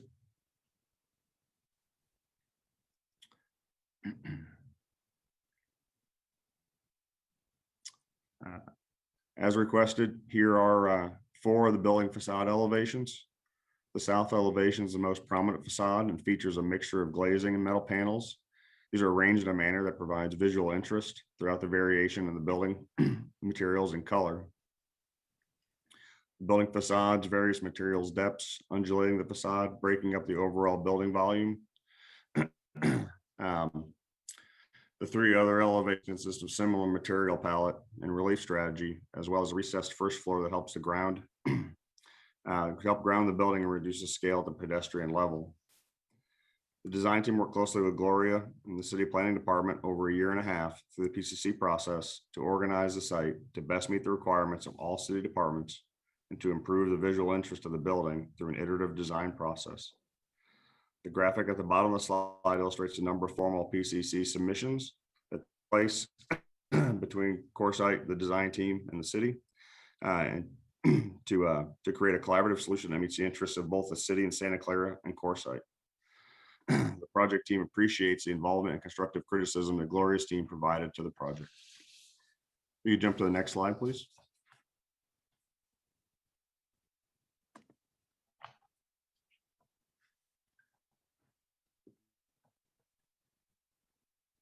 So here are some photorealistic renderings of the final building design that was presented today.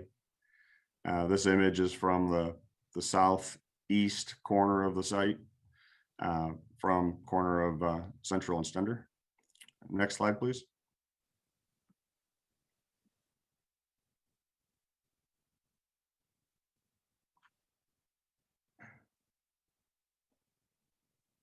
And this slide, again, another photorealistic image of the building from the northwest. Next slide, please.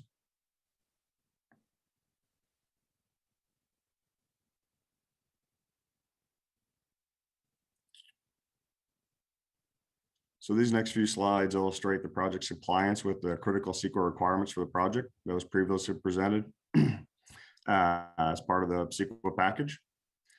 This slide addresses the project's full compliance with all noise, vibration, greenhouse gas requirements applicable to the site.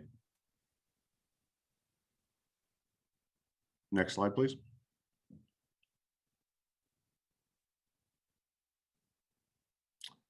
Here, the table at the bottom of this page illustrates the project's full compliance with the various agencies for generator emissions. I want to point out that the emergency backup generators that support the data center operation will not be running under normal option and will only run during instances of loss of utility power or for monthly testing, which will be limited to 30 minutes at a time. This testing will be conducted only during business hours. While minimum EPA requirements call for tier 2 generators for this project, CoreSite, on their own accord, has chosen to voluntarily upgrade the performance of the generators from tier 2 to tier 4. Next slide, please.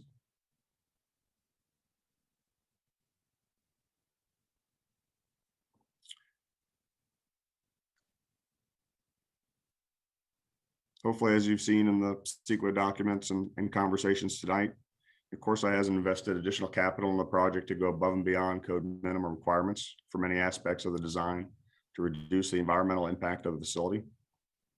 Examples of this include the selection of mechanical system that reduces overall water consumption, utilizing the city's recycled water system for primary heat rejection, the use of LED lighting, and utilizing a high efficiency electrical system that has better performance over traditional data center systems, which in turn reduces the demand on cooling systems.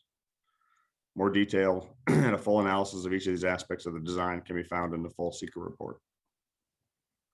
Next slide, please.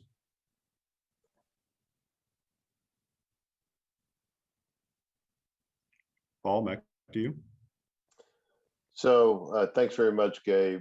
And as you've seen from the presentation from Rena and Gabe, we've continued our long tradition since 2009 of collaborative cooperation with the city and its staff.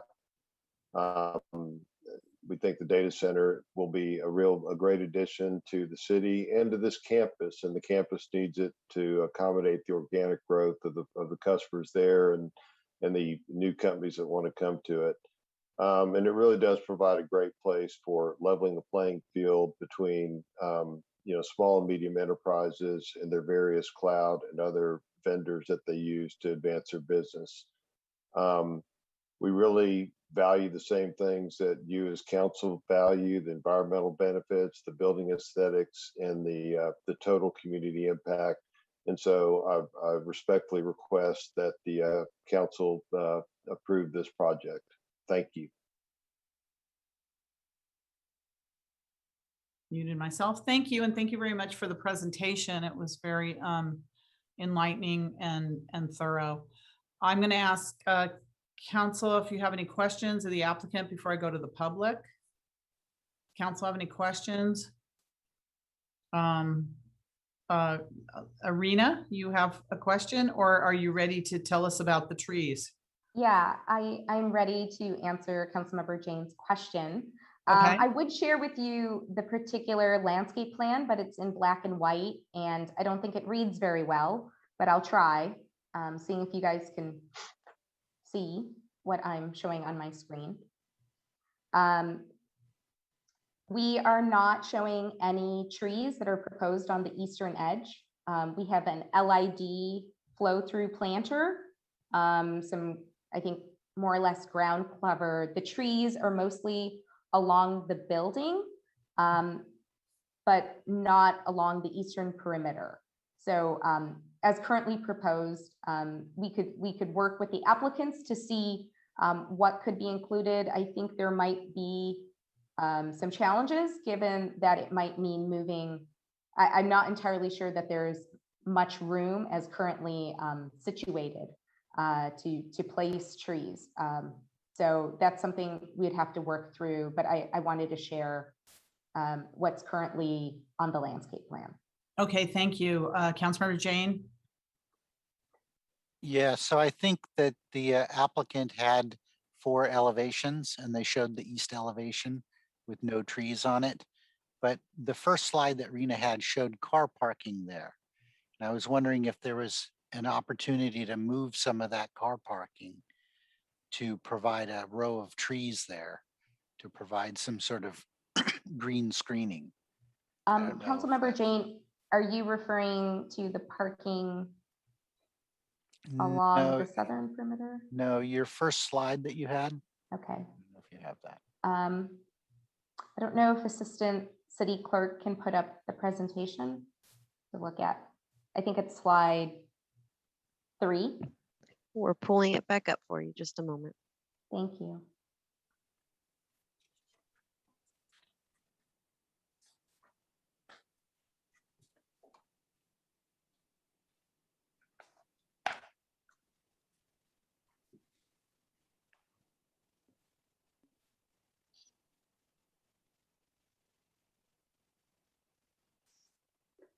Great.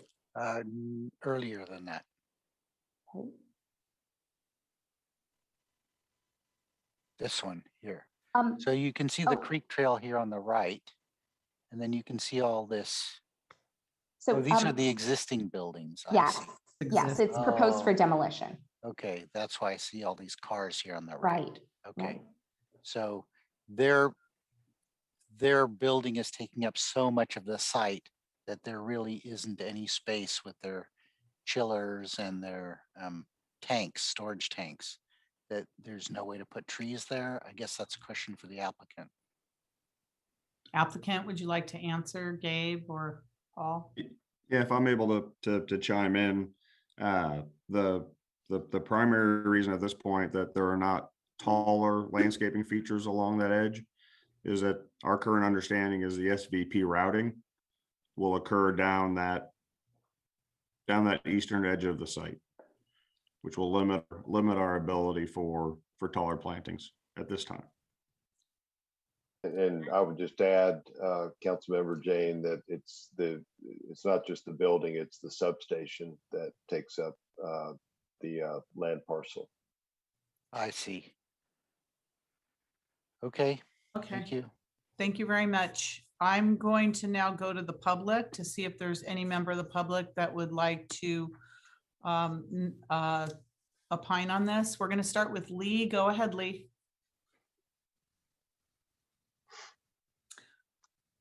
Okay, hi. Hi, hello. We used to be the center of electronics. This is the center of electronics. Folks, this is the cloud.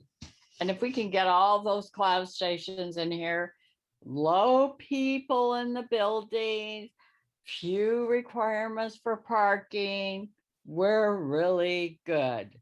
So let's continue. We already have a lot. Let's just continue, and it just continues with us to carry on our technology as being this. We are the center of technology. Thank you, Lee. Jean, go ahead, Jean. Hello, I'm part of the projects contracting team. I just wanted to express my support for this project. In accordance with the city's report, this project is a tremendous improvement to the current property's use. The development is properly situated in an existing data center campus. Additionally, it'll also add valuable tax contributions to the city's budget. The construction project will employ hundreds of local union craftspeople, which provide high wages and great benefits to those local families as well. This project provides immense value for the city of Santa Clara. Thank you. Thank you, Jean. Gabby, go ahead, Gabby.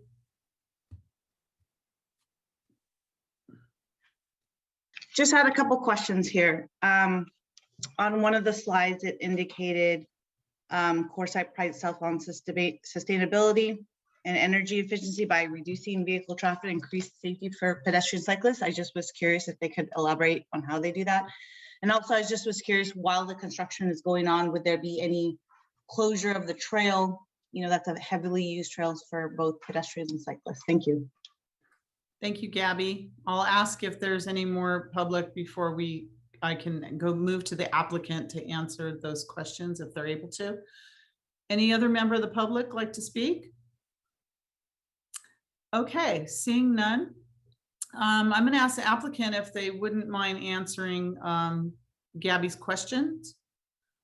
So the primary, yes, we did. Okay, Yes, good. thank you. And Gabe may chime in and add more, but the primary contribution to reducing traffic utilization is frankly the support that a campus like this provides for remote work and all the tools that companies need to enable remote work, which obviously reduces commuting, and the fact that we can operate these data centers with a relatively small employment base.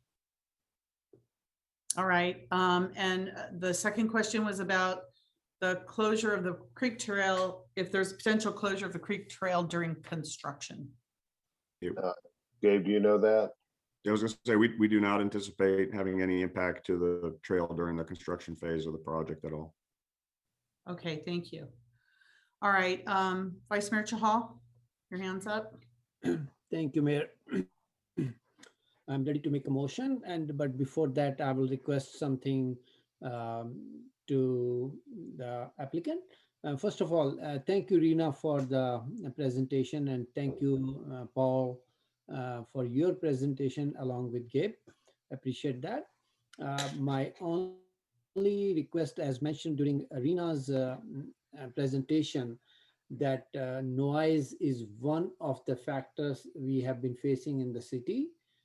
from different angles, although we are working on to find out what's the actual source of noise is. But to take a proactive action, I would like that you provide some noise sensors in this building so that proactively you can track the noise. And reason I'm asking, this is my district, and pretty close to this thing on the north side, we have a residential units coming up, and they will be occupied hopefully within the next 6 months or given a time. So I would request that we have some noise sensors and deployed by the applicant. And if those, I don't think that's a very costly affair, keeping in view your amount of investment you are making in totality. And with that, maybe you can submit a quarterly report. And if the city finds something is an issue from this particular part of the city, then we can request, hey, can we get that noise report and hear about it? Vice Mayor Chahal, I'm very open-minded to that request, and Gabe may know technically more than I do. We have actually looked into the feasibility of this, and we need to look further into it.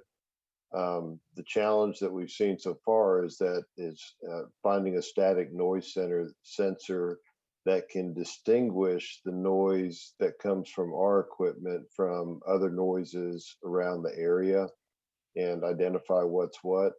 But we'll keep looking into it and see if we can come up with a proposal that makes sense. We don't want to be a contributor to excessive noise in the area, and that's why we've put the screening and designed the facility as we have. And as Gabe pointed out, based on the engineering of these types of facilities, it should not provide the excessive noise levels relative to the regulations. Gabe, is there anything you can add to that?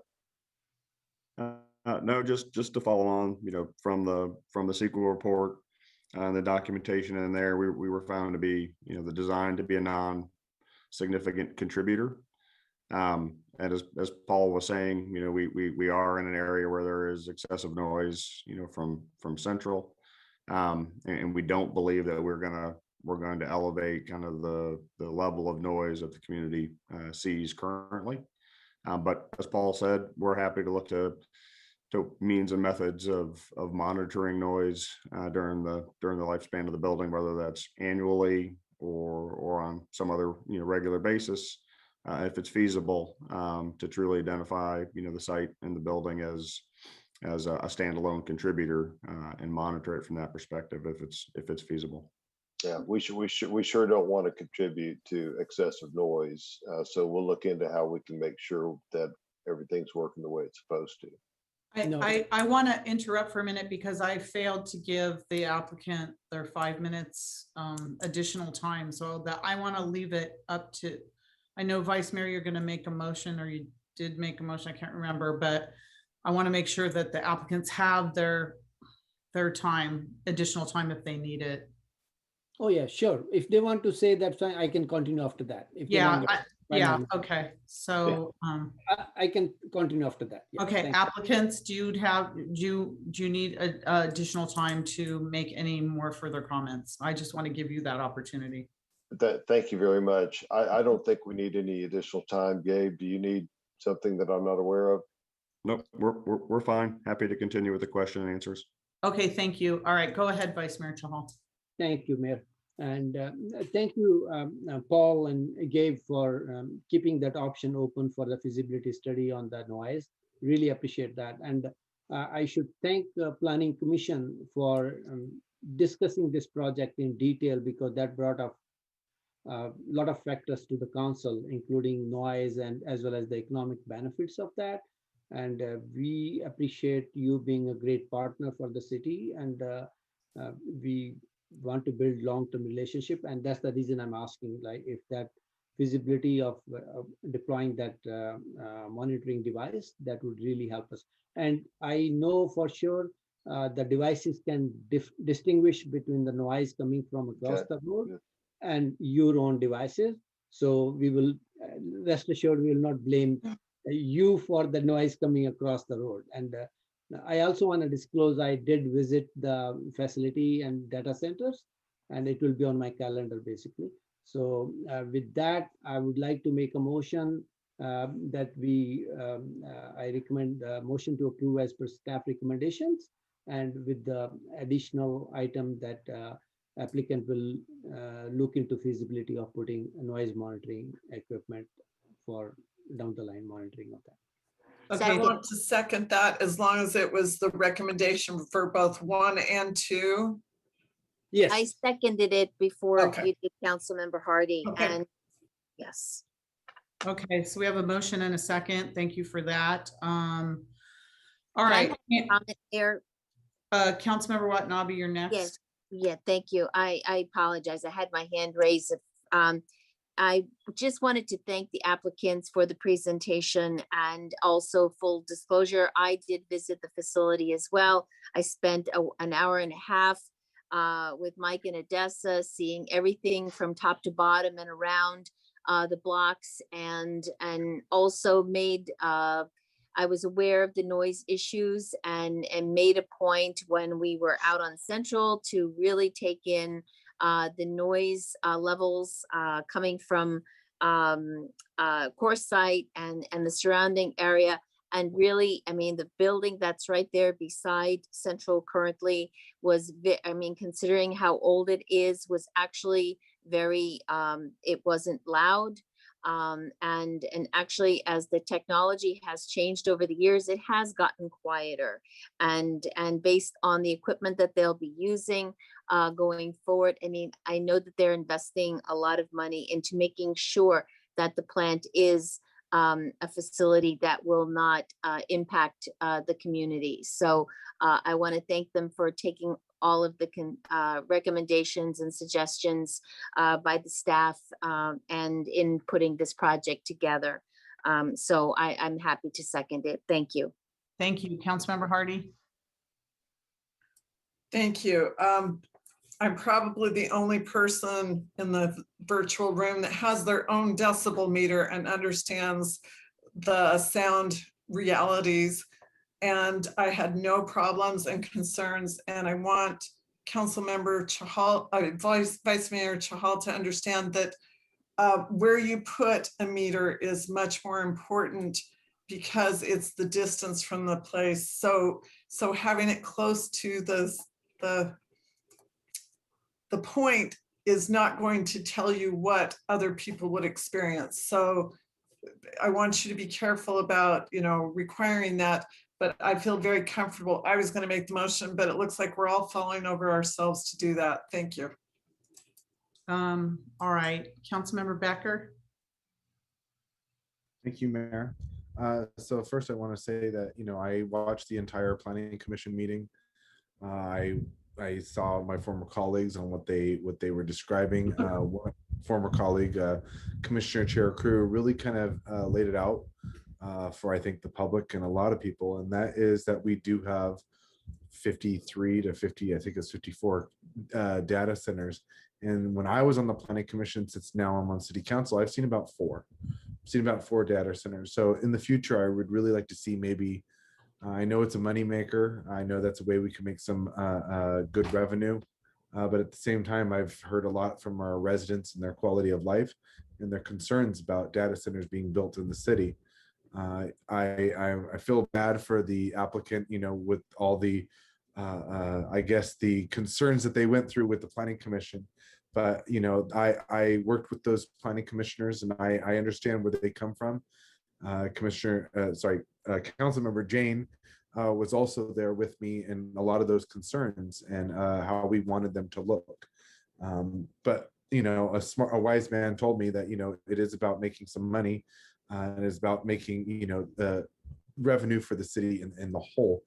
But looking at a lot of the concerns that my commissioners had, including Commissioner Chair Kuro, it really makes me wonder what direction are we going to be going in the future with data centers, and how many more are we going to have, and if there's a possibility that we can even put a cap in the future. So thank you, Mayor. Councilmember Jane. I just wanted to make sure that the motion includes the corrections to change from potable water to recycled water in both the MND and in the conditions of approval W2. Duly noted, Councilmember Jan. And I think staff must make those changes. Thank you. Councilmember Park. Yes, I would like to thank Mr. Surek and Mr. Clark for coming to this meeting to present. I think that it's important that the people who are petitioning actually show up. I think that's a good thing. I also visited the site. I'm actually quite happy to see that they've reached out to all the other city council members, because I think that kind of tells you how serious they are. But I visited primarily because of noise reports in other areas of the city. And I will say that I talked to core site personnel, Mike and Odessa, were very, very accommodating next to one of their older buildings. And the noise from the site across Central Expressway was louder than the noise from the building right next to us. And that was kind of surprising to me. At the same time, I appreciate the Planning Commission questions and comments, because that made me think about things too. I mean, I would like to go over how long the diesel generators would run over the course of a year, and would like to know if you've measured the noise levels and emissions from the diesel generators. Like, I know they're just for backup, but I know that they have to run, sometime. I also talked to the core site about considering replacing the minimalist design on the building's facade, the major and minor massing breaks, with art, perhaps art designed by local students or local groups, which would make hiding the buildings less of an issue. It's not likely possible for this project, but it would be interesting for future projects, and not just for core site, meaning it would make a building that people normally wouldn't want to look at or don't care about into something that would be interesting for students at a school or a Boy Scout troop or something to show some pride. And being right next to a biking trail would make it doubly, triply interesting. But again, I have questions about the diesel generators. Other than that, I thought it was a fairly good project. I think that anyone who has concerns, I would invite them to visit the site themselves. Thank you. Thank you. I'm going to be supporting the motion. I think it's a no-brainer for me. This is something that's important to our city. It's important to our region, our businesses, and it has very little impact on our city. When you look at that project compared to what was there before, it's the perfect natural place for an expansion of this company. It was interesting when this first came on our agenda a couple weeks ago. I had a message from a resident that said, if you don't like data centers, then stop using the internet. I mean, the reality is that this is part of our future. Santa Clara, we saw that a long time ago. This particular data center isn't anywhere close to residential. I hear the need for the noise monitoring, but it's not like other data centers in town because of its location right on Central Expressway. So I think that's a waste of monitoring. If you went out to the site like I did, you would hear how quiet their buildings are, especially their new buildings. Their old buildings are quiet and their new buildings are even more quiet. So I think it's an onerous condition to even put that on, but I'm very much in favor, and I'd like to get this vote going so we can go on with the rest of our meeting. I do appreciate Mr. Surek and Mr. Clark joining us multiple times at this late hour. I know it's difficult to make presentations at this hour of the night, but I do appreciate your professional presentations to our city and our city council, and going up really above and beyond to inform each of the council members about the value of your business in our city. And I want to tell you, I do value your business in our city. So Assistant City Clerk, roll call vote, please. And Madam Mayor, if I just may confirm the motion, it's staff recommendation alternative number 1 and 2, and request that the applicant add noise monitoring equipment and make the corrections noted earlier during the presentation. Okay, thank you. Yes, go ahead. Thank you. Councilmember Watanabe. Yes. Vice Mayor Shahal, Yes. Councilmember Hardy, Yes. Councilmember Park, Yes. Councilmember Jane, Yes. Councilmember Becker, Yes. Mayor Gilmore. Yes, Thank and you. that passes unanimously. Thank you very much to all the court people. All right, we're going to go now to item number Thank you very 5. much. Thank you. Have a good rest of your evening. Of course, you're welcome to stay and hear us the rest of the night, but have a wonderful evening. Thank you so Thank much. you. You too. Thanks very much. All right, next we're going to go council discussion, number 5, council discussion and direction on the 2021 redistricting process based receipt of 2020 census data continued from May 4th and June 8th. All right. I don't know who's taking this, but I'll be take taking it away. Take it away. Okay. Do we need to do like a 30-minute stretch or anything, or just keep No, going, just well, dive believe right in? me, you've got 30 minutes and we all turn into pumpkins, okay? 'Cause we can't take much more of this, so go ahead. Hey, I'm in it with you all. We've punted this thing twice, and We're we not kind of punting anymore, so we punt punted it away. at a half by by moving it around the agenda, but that's cool. We're here now. So as was mentioned, this was originally from the May 4th meeting. And if you all recall, on the May 4th meeting, which it got punted, it was originally presented with another item, which had to do with placing an item on the ballot. Let's, if we don't mind, go to the next slide. And just for the sake of the council and the public, these are the same exact slides that were prepared and presented on or that we were prepared for May 4th and later presented in the May 25th council meeting, I believe, or maybe it was the May, anyways, later that month for the ballot and ordinance. So these items were brought together because they are somewhat related. We have already presented and the council took action on the first item, which is on the blue box, which is with regards to the settlement agreement for the districts, placing an item on the ballot to go to 6 districts.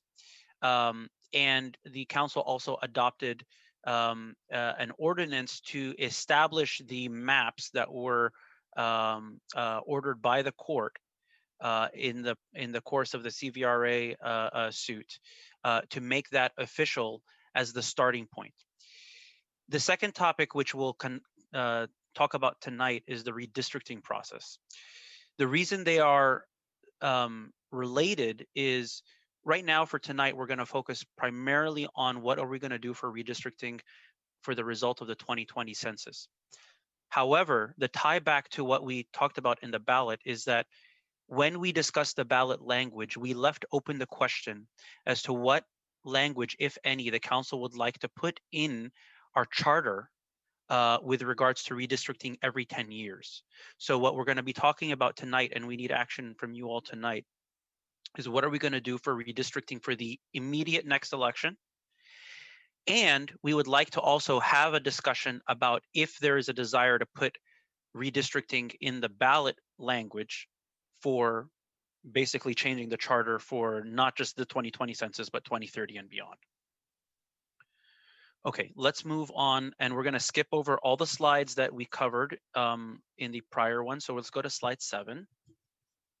We already covered all of this, and the council took action prior to the June 1st deadline based on the settlement agreement. So let's move another one. Yes. Okay. I want to make sure that the council it's clear what we're talking about today and how it relates to the prior discussion. If there's any confusion, I can restate. I'm not seeing any hands. Okay. Feel free to interrupt me if you'd like to. All right, so let's talk about redistricting. Next slide, please. The items that we're going to cover today is basically give a little bit of background on redistricting. We're going to talk a little bit about who's going to help us with the redistricting process. And the third item that we're going to talk about is go over the different options on how the council could direct the redistricting process to proceed. That fourth bullet is outdated because, again, these slides were copied over from the May 4th meeting. And then the final one is to take council's direction to come back with an ordinance. Let's move over to the next slide. So for the benefit of the public, I'm sure the council has already heard this in the prior meetings, but redistricting occurs every 10 years after the US Census. So the US Census happens every 10 years nationwide. And as a result of the census, the population distribution within the cities are known. The new updated population densities and population counts are known within the cities. And that may affect the size and configuration of the districts, because there are rules around how district lines are drawn.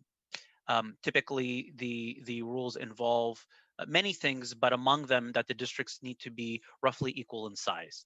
So with the new data that we would get from every census, we can evaluate if any portion of the city has grown significantly in population relative to other districts within the city, and then we would have to adjust the district lines to ensure that all districts are relatively roughly the same in size. In normal times, the census data is released on April 1st of the year following the census. So that would have been April of 2021. But because of COVID, obviously there have been delays for many things, and this is one of those.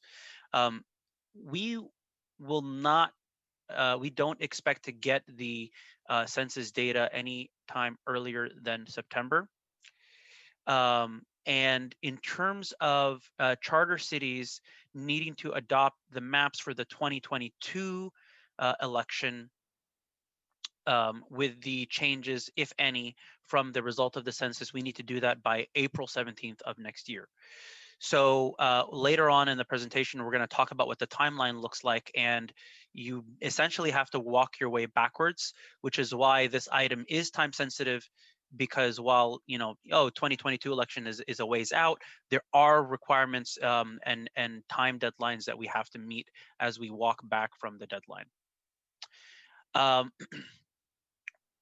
Fortunately for us, the maps that we are basing the redistricting process around was drawn fairly recently, and obviously for those who have been following the CVRA case and the subsequent court order for going to 6 districts, the city has just recently gone through the very extensive process of looking at the population distribution within the city, looking at the demographics, and coming up with maps that, although are based on 2010 census data, did account for projected growth.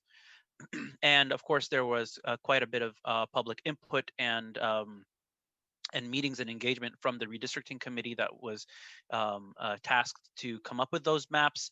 And obviously, we have all been voting in the last couple of elections based on those maps. So because that those maps were drawn fairly recently, we don't anticipate that there are going to be significant changes to the boundaries, again, driven by demographics and the size in terms of population of each district. Next slide. All right, there's a bunch of laws here. This slide is basically just to let everybody know that this process is highly regulated. I know there are cases around the United States and around the world of the concept of gerrymandering that does exist.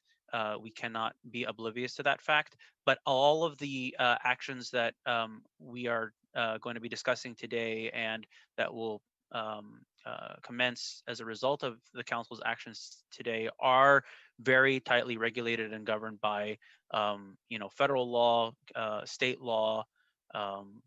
There's a bunch of laws that we have to follow. One thing that we do are calling out here at the bottom of the slide is that if in the case that district lines need to be redrawn and a current sitting council member happens to not reside in the district that they currently are in as a result of the redrawn maps, it does not nullify or cancel their current seat that they are in council. However, when they are up for re-election, they would at that point have to conform to the new district boundaries and the new districts.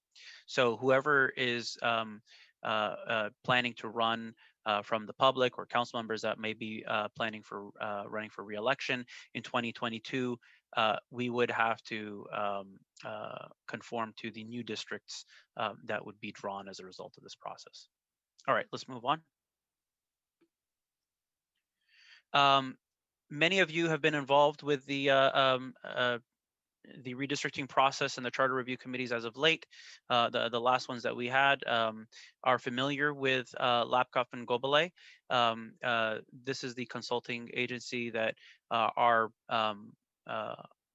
highly specialized and experts in this field, and they've supported the city with the charter review committee and redistricting committee that ended up being proposed and adopted by the judge and subsequently by this council for the current 6 districts. So we are going to be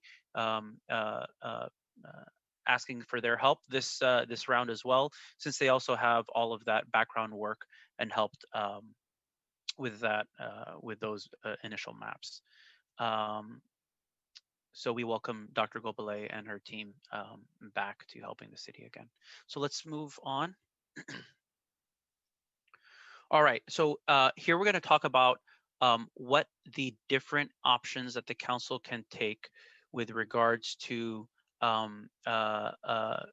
coming up with, looking at the data, the census data, analyzing it, and potentially coming up with new district, a new district map if the data requires us to do so.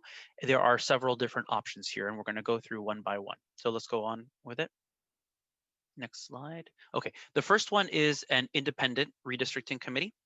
So basically what this is, as it's titled, it is completely independent from the council. The council doesn't even directly appoint this committee. We will talk about the different processes that the council could adopt. They could have another body appoint this committee. So as an example, they could ask another commission to appoint to determine who is on this committee. There is also a process where sitting judges can appoint. You could also do a random draw. So there are many options that can be followed to appoint this committee, but it is completely independent from direct council appointment. The commission's role, the redistricting commission's role, would review the census data, do the public hearings, which are required by law, and they would solicit input from the public, and they would make the final decision on the map, and that decision would be binding. The council would not have a say on the acceptance of the decision from this redistricting commission. One thing to point out, in the latest charter review committee, the recommendation from the 2019 Charter Review Committee was to recommend an independent redistricting committee that would go, and that was proposed as Measure C, as part of the Measure C ballot language for the charter review. I'm going to pause if there's any questions about what an independent redistricting committee would do. No, I'd like Hussam if you could go through, because it's almost 12 o'clock at night. So if All you right. wouldn't mind So I'll moving move through this, and we'll leave questions to the end if that's okay. I'll do that. And I think the council has had plenty of opportunity to read the report. And these slides were also included as post-meeting material on the first day that it was supposed to be presented. So I'm doing this mostly for the benefit of the, yeah, I'm doing it mostly for the benefit of the public, which is, if you wouldn't mind picking up the pace. Thank you. I will. All I right, will. thank you. All right, let's move on. A hybrid is similar to the independent committee, the independent model. The council doesn't directly appoint the committee, but the committee would come back with recommendations, 2 or more draft maps, but then the council would be restricted to picking within the options that the commission brought back. Okay, let's move on.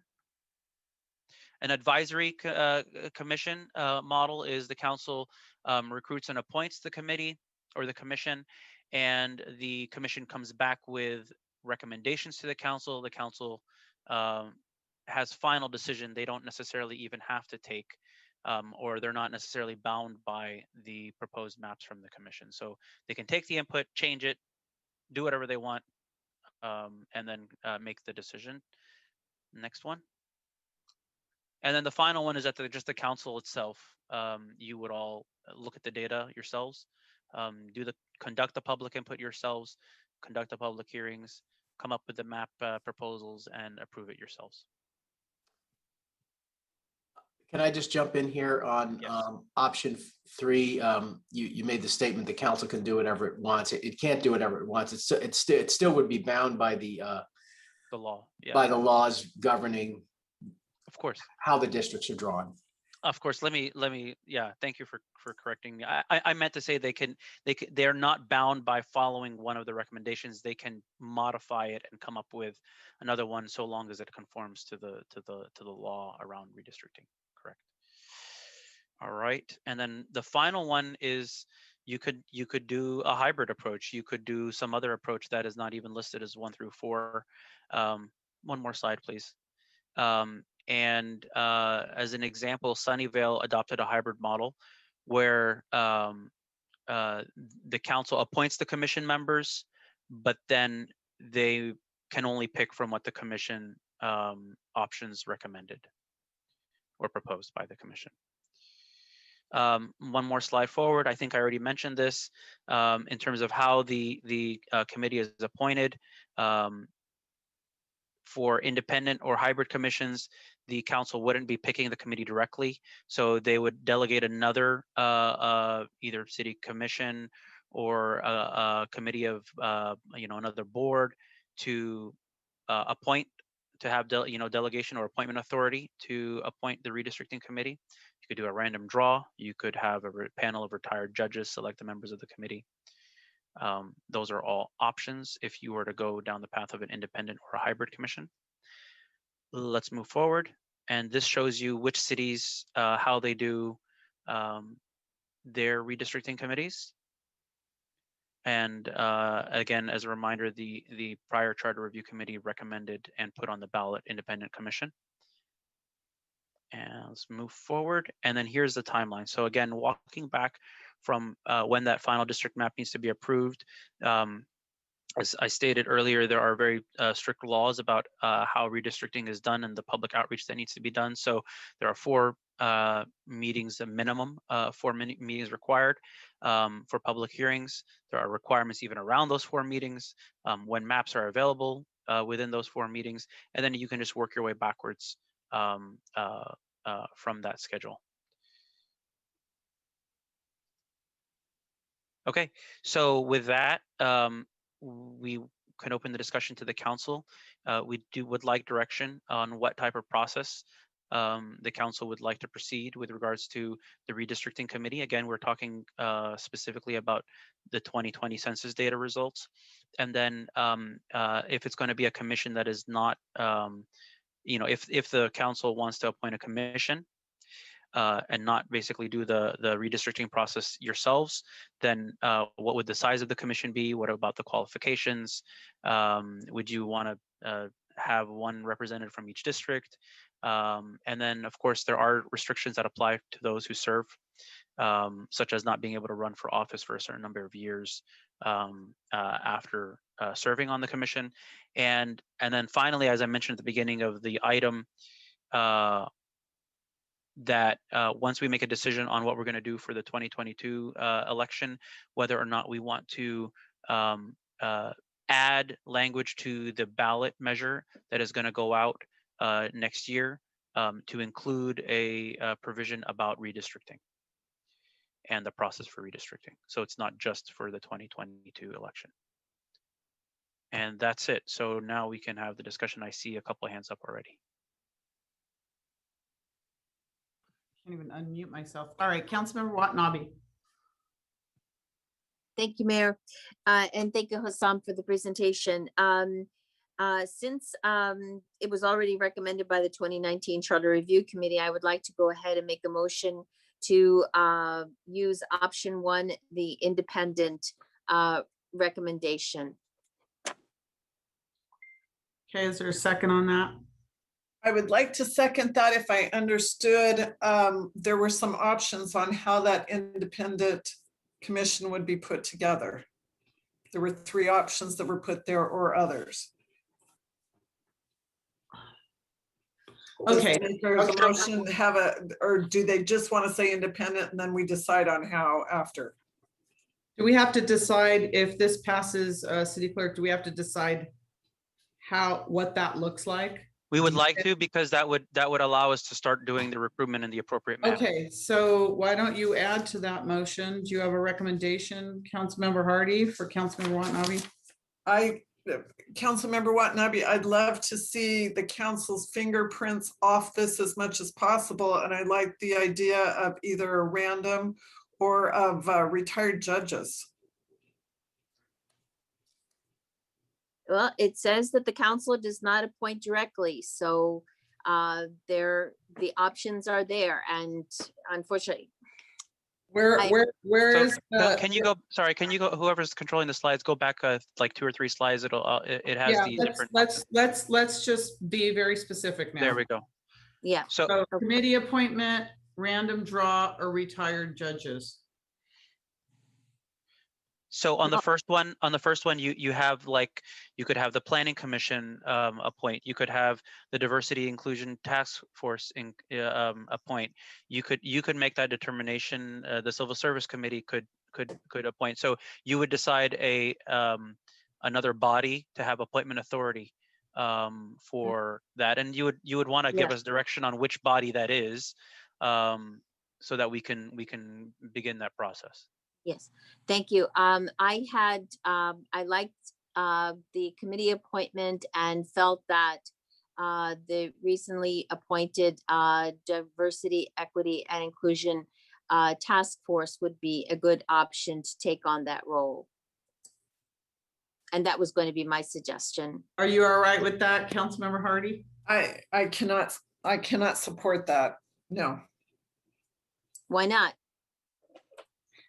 I would like to take it out of the political reality as much as possible. And that's why a random drawing of retired judges makes much more sense to me.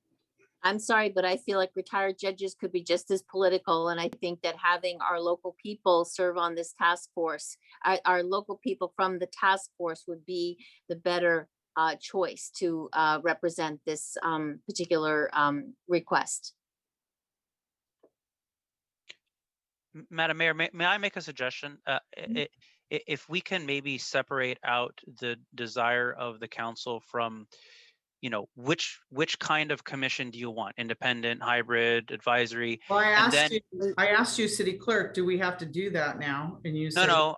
What I'm suggesting is, if there are differing opinions on how the body is appointed, maybe we could take that as a separate vote. But we still want direction from you tonight. Okay, so let's start. Okay, all right. I'm sorry, I'm losing my patience with a lot of this stuff. So and I don't want to do that. So let's take a vote on just the independent nature of it, just to make sure we're all on the same page that we want it to be independent. So I can second that motion. Is that okay? All right, Yes. We have a motion and a second just for that part of it, that it's independent. Councilmember Hardy, you have more comments on the motion? No, okay. Is there anyone else that has a comment on the motion? Any member of the public that has a comment on the motion? Okay, Assistant City Clerk, let's start with this motion. That it would be an independent, and that was recommended by our 2019 Charter Review Committee. Councilmember Watanabe. Yes. Vice Mayor Shahal. Yes. Councilmember Hardy. Yes. Councilmember Park. No. Councilmember Jane. Yes. Councilmember Becker. Yes. Mayor Gilmore. Yes. So that passes 6 votes yes, 1 vote no. All right, so we've made the determination that it will be an independent committee, not with the council. Now, do we, city clerk, do we need to go to size of the commission and? Yeah, so let's go let's down take that. all of this together. So let's take it, you know, the how does the commission look like? What is the size? What are the qualifications? Do you want to set it so that there's one representative from each district? And then we can take it from there. Did the old 2019 charter review committee, did they get this far down in terms of the recommendations, or just They did not.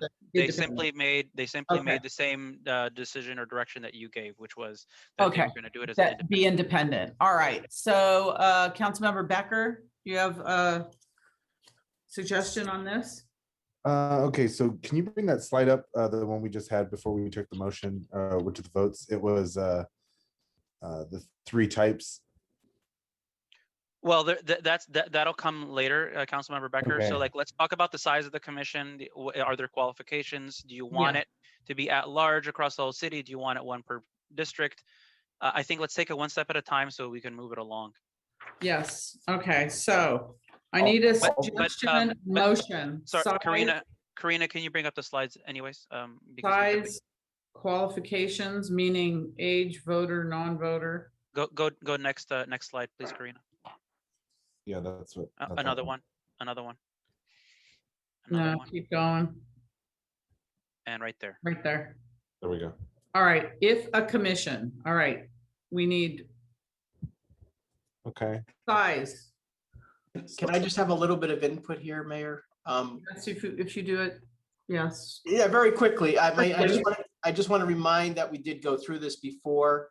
We had the original districting committee that had the hearings. We had trouble finding 3 people. and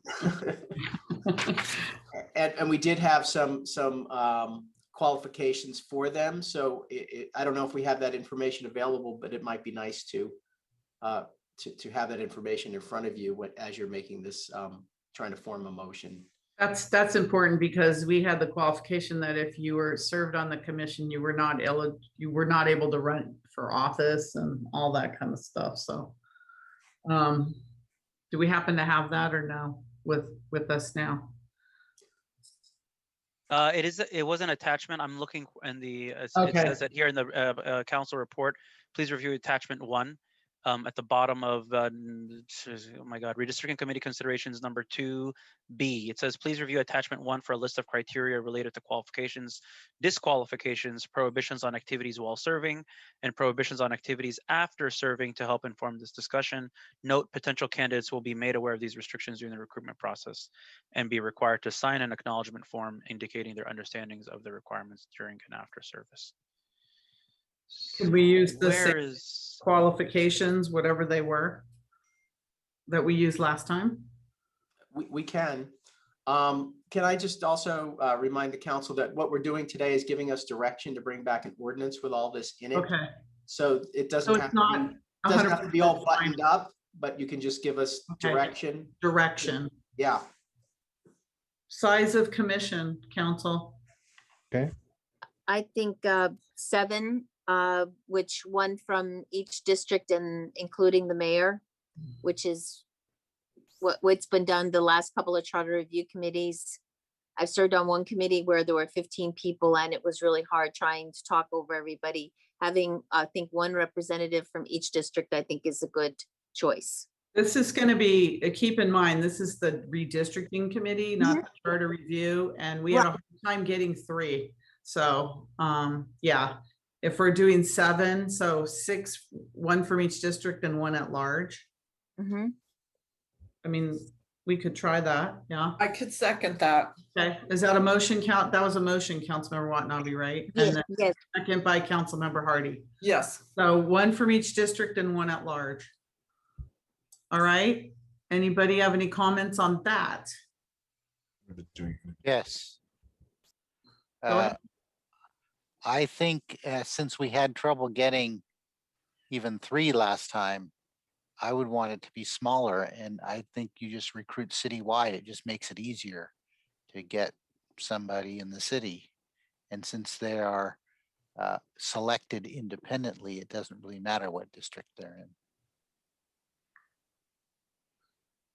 Okay, I have a motion and a second.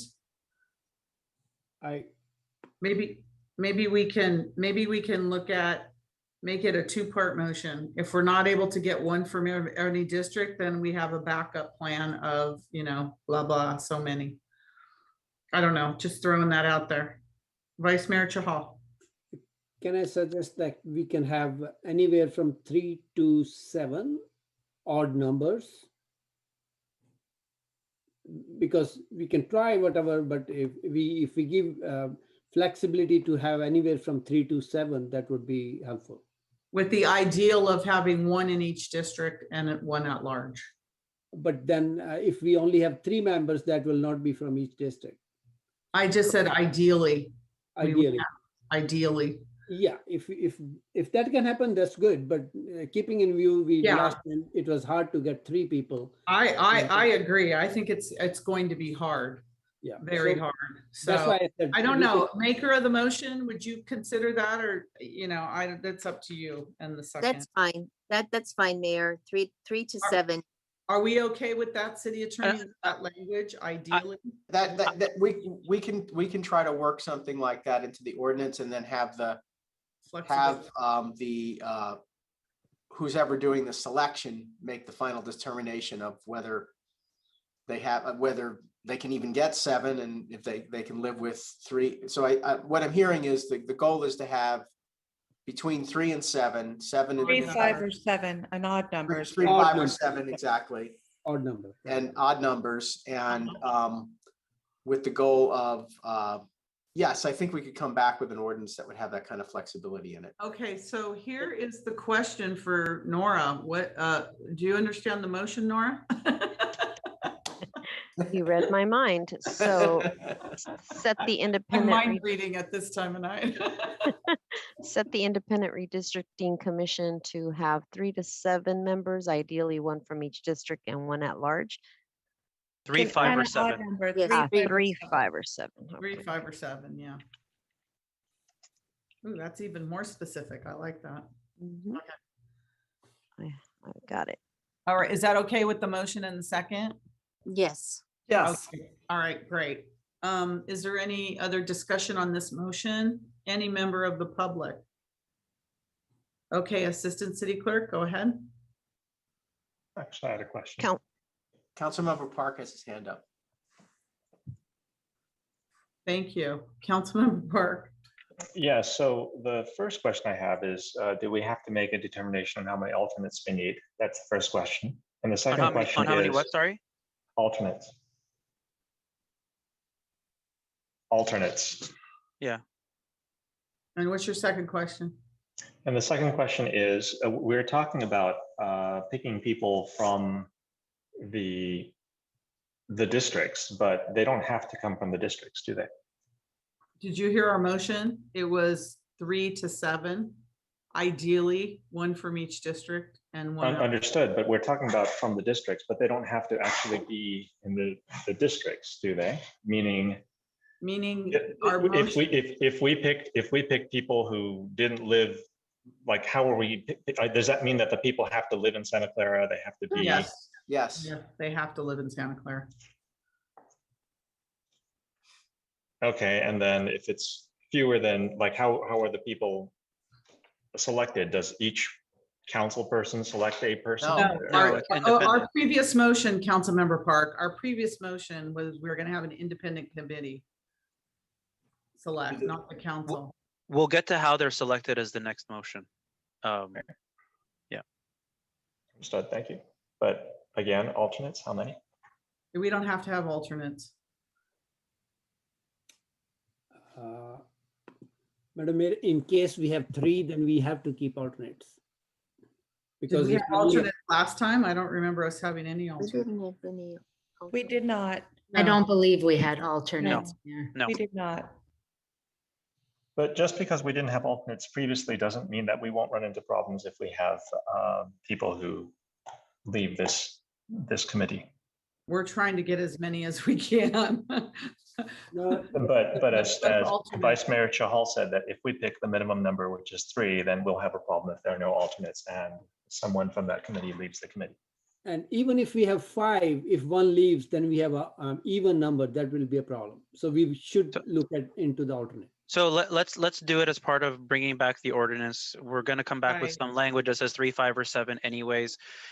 Whichever group or body of folks that determine it, maybe we can put some language in the ordinance that gives them the discretion for deciding alternates 3, 5, or 7. If the council wants to maintain the odd number, then you would just need one alternate. Right. So we would go for 4 applications at 0.3, or depending on how they're selected, 3 Right. with one alternate. But always the goal is to maintain an odd number. Odd. Yeah. Right, just, okay, put that in the We can write that in there. details. We don't need to detail it to death right That now. will come with the Yes. ordinance that we bring back. All right, so we have a motion and a second. Councilmember Watanabe, Yes. Thank you. Vice Mayor Shahal, Yes. Councilmember Hardy, Yes. Councilmember Park, No. Councilmember Jane, Yes. Councilmember Becker, Yes. Mayor Gilmore. Yes, and that passes 6-1, no. All right, city Then clerk, what's next? The next one is who picks the committee. So let's go back 3 slides, Karina, if you don't mind. All right, who picks the committees? This is what we started to discuss earlier, but we said we would take it in pieces. So Okay, My recommendation or motion was to delegating the appointment authority to the Diversity, Equity, and Inclusion Task Force. I'll second that motion. I think they would be the most appropriate committee to delegate this to, especially based on to have, inclusion of everyone in the city of Santa Clara. I think they would be appropriate. We had our Civil Service Commission pick the Salary Setting Committee. So I think they would be perfect. So I'll second that motion. All right, any discussion on that? Any What's member of the public? you have a hand up from Councilmember Becker.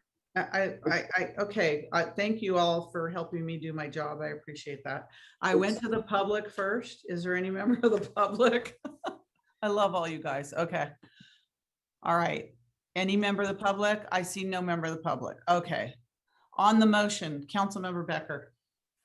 So, okay, I was trying to actually say something before Councilmember Watanabe made a motion, which was, can you describe a little more what random draw is? So what the council would do is you would decide what the qualifications are. So are you a resident of the city?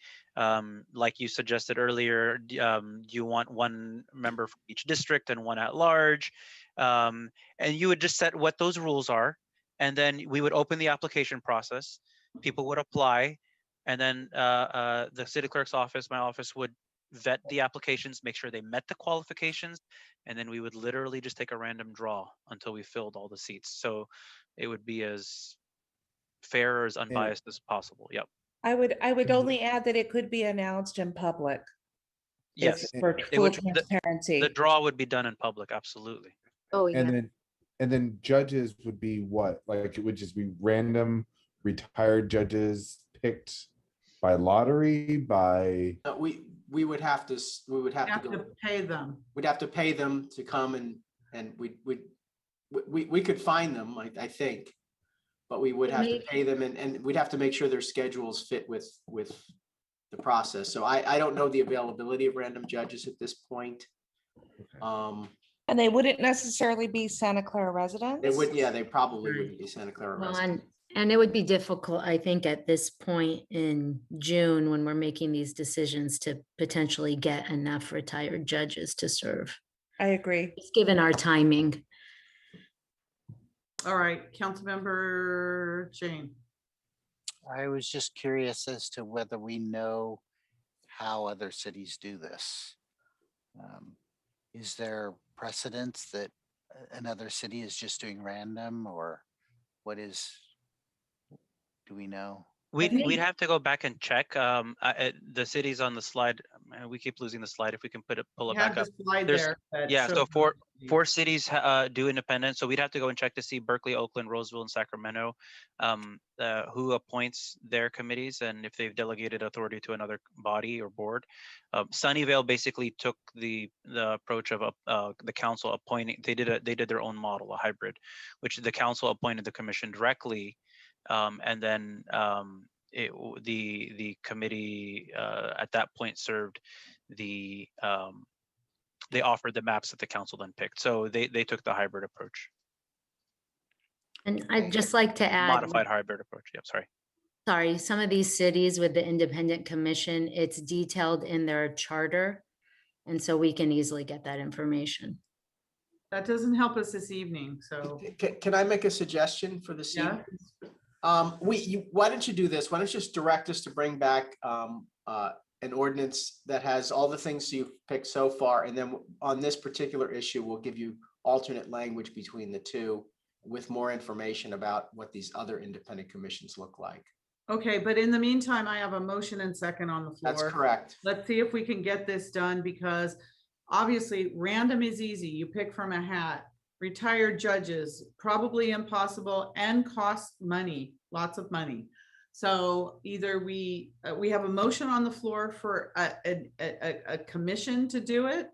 If you don't think that that's the right commission to pick this, then we'll have to, again, go into more detail about different ways of other people doing it. I love that we look at other cities all the time for things, but we have to do what's best for us. We should be looking at Santa Clara and what's our program for our community. So let's take a vote on this motion, please, Assistant City Clerk. If it fails, then we'll just send it off with no decision.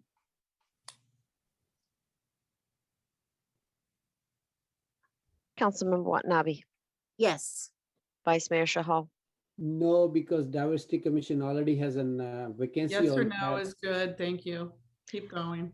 Councilmember Hardy, No. Councilmember Park, No. Councilmember Jane, No.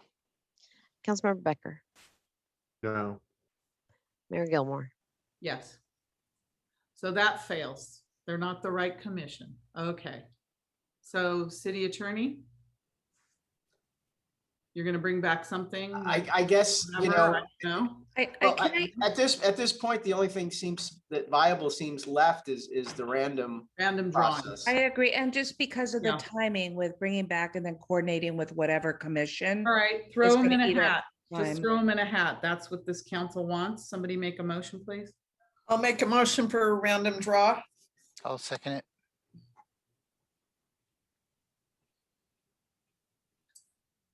All right, Assistant City Clerk, random draw. They'd rather have a random draw than our equity, inclusion, and yeah, okay, go ahead. Councilmember Watanabe, No. Vice Mayor Shahal, Yes. Councilmember Hardy, Yes. Councilmember Park, No. Councilmember Jane, Yes. Councilmember Becker, Yes. Mayor Gilmore. No. And that passes 4-3. There, random draw. What else do we have to vote on this? So the last item is we already have language that's going on the ballot measure to adopt the charter to modify the charter to adopt 6 districts. And we also added other items as well, like residency requirement to that same charter language. We tabled the discussion about how we would define redistricting within the charter until we had this discussion. Is the council interested in adding language to the ballot measure around an independent redistricting committee being the model moving after 2020, so for 2030 and beyond? Or if you don't want to use independent redistricting, something else. But I mean, tonight you've already decided independent. Can I make a suggestion? I would recommend the council defer that decision at this point until at this point you haven't even adopted an ordinance, and so making the decision about whether or not you want to put it in the ballot measure doesn't really make sense to do tonight. You don't need to do that tonight. You have all the way until about next December to decide if you want to amend the ballot measure. So I would suggest that given how late it is and the uncertainty of where we want to go with this, it doesn't really make sense to decide whether or not to put it on the ballot tonight. Well, and what would go on the ballot is what the council just decided, which is independent committee by, you know, pulling a name out of a hat. I don't think that's anything we should be proud of going forward. Well, So- in the prior language that was included, it didn't specify how that committee was chosen. I guess it would have been left up to the council to decide at the time when it would come. So we could bring back the language. It only specified an independent redistricting committee. But if you want to take that decision later, that's fine. We have time, as City Attorney Okay, Doyle said. I recommend we take it later. It's late. It's 12:15 in the morning. And it's late. I have a bunch of hands up. So are we finished with the decisions that need to be made on this, City Clerk? If we're going to defer the rest. If you're going to defer the rest of it till later, yes. Okay, so knowing that we are done with the decisions here, I'm going to start with City Manager. I just wanted clarification. Is the decision of the committee final or is it advisory? That I didn't hear. And that's. No, it's that needs- independent, which is final. Okay, thank you. Councilmember Becker. Oh, your hand's down. Councilmember Park. So I have a couple of other questions. I mean, I heard that we are going to use Gobelay again, and I have some concerns about that. But what is the role that Gobelay will have? She's going to be the person that creates the maps, because I have some very strong objections to that. I would really like to consider new demographers.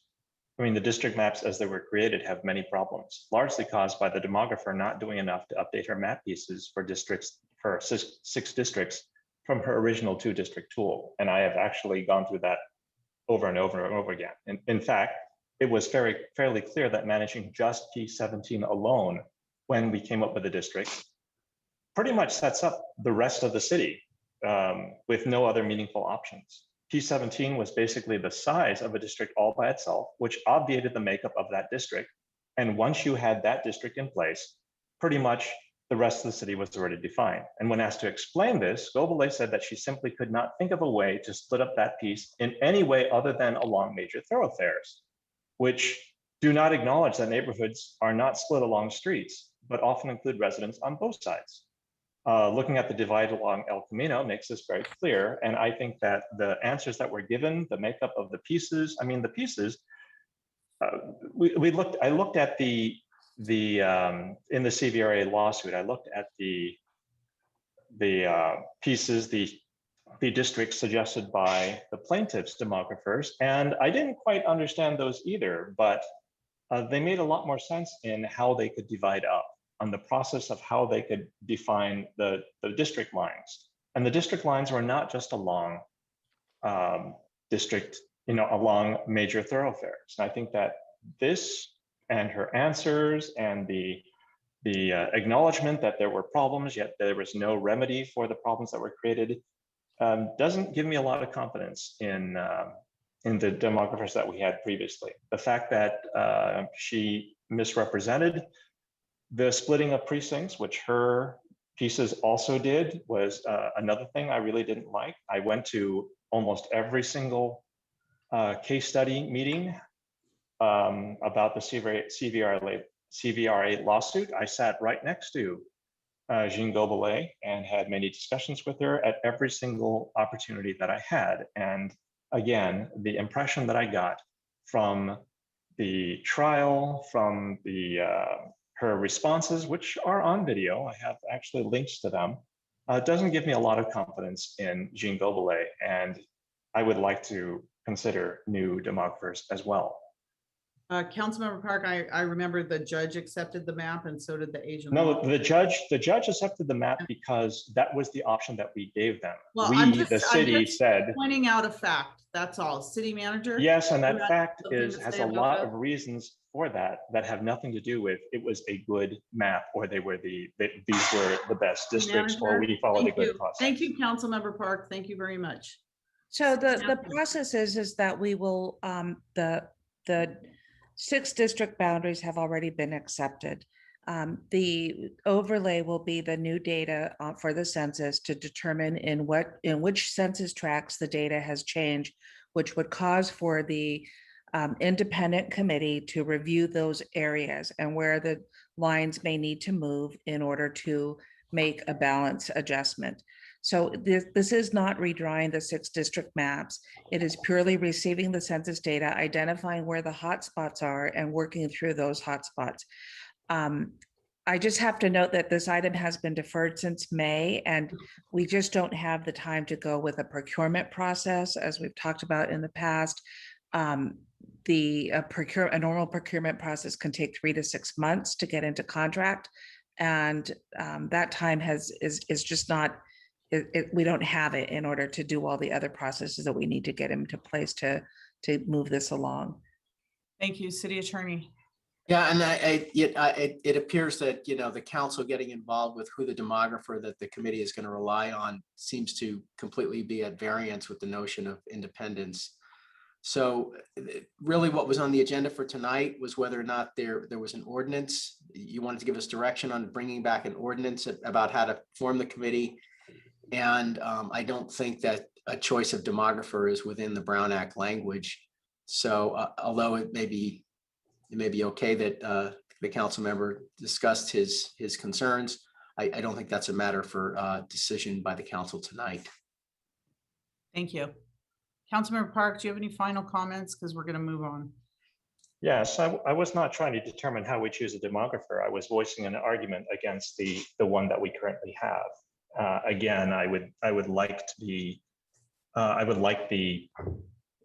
city attorney to understand that we are not, that there is a very big difference between voicing an opinion and trying to control a process. And I would really like to get some acknowledgement that controlling the process is not what's happening here. In fact, it sounds like since we can defer other actions until December, that we may have some time to do a procurement process. And I don't understand why that's not, at least not on the table, and we're dismissing it out of hand.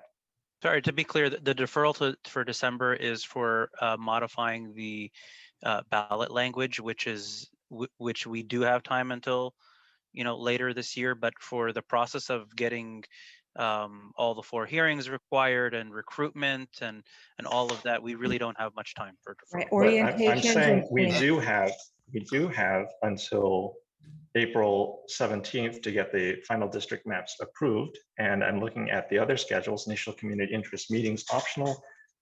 I mean, if we go by this timeline, you're right. But I know that we can do other meeting schedules that would allow this kind of time. I'm looking at slide number 20. I would defer to our city manager on that, because I think she made it herself pretty clear that we don't have time for that. So unless the council wants to just completely start this process all over again, we don't have time. So and it's not even on our agenda.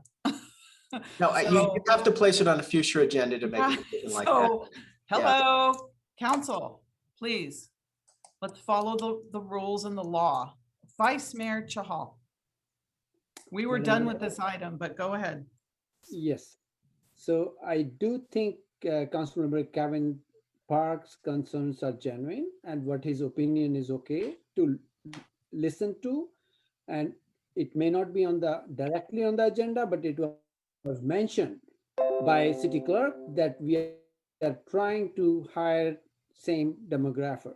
So his concern is genuine, and whatever he is voicing is need to be heard. It's not that Councilor Kevin Park or Vice Mayor Chahal is trying to appoint one. No, it's just an open process of who should be our demographer should be. Whether we want to hire the same, like the contract we signed. Is it a single source? Do we want to keep doing with the same contractor, or do we want to go into the market and find out somebody else?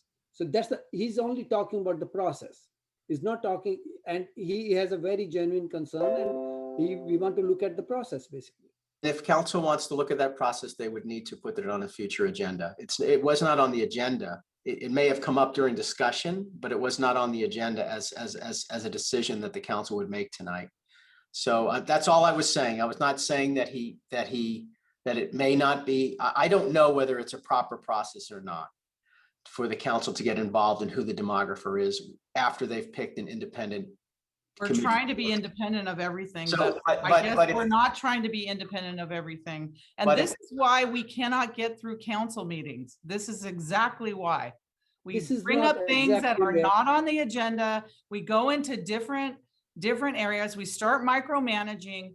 We say we want a hands off, but we want hands on. So we're done with this item. If that's an item, the council can put it on the agenda. But as far as I'm concerned, this item is over and we're going to move on. City manager, I'm sorry, Vice Mayor Chahal, I'm moving on. City manager, do we have to take action on this last item, or do we have to We continue? do. It is time sensitive, and this is an item that has been deferred as well. I know, it's 12:30 in the morning. We had bloody 4 items on this agenda tonight, and we can't even get through them. We have a problem here, council, a big problem. All right, so let's go on now to item number 3. Approval to authorize the city manager to exercise 4 one-year options to extend the agreement with Unisys Corporation for information technology outsourcing services with a maximum compensation of $8,356,309 for the initial option ending June 30th, 2022, and future options subject to the annual appropriation of funds. City manager.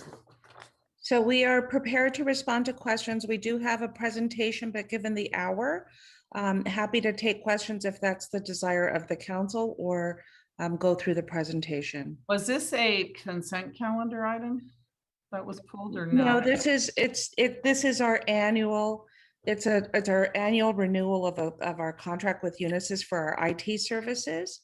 Okay, And so given the value of the contract, it's Yeah. general business, it really doesn't suit itself for a consent item, given the value. oh, I couldn't, we defer so many things all the time. We can't get through any agendas. I couldn't remember which agenda this came from and when, so I apologize. I may have misspoken, whether it was deferred before.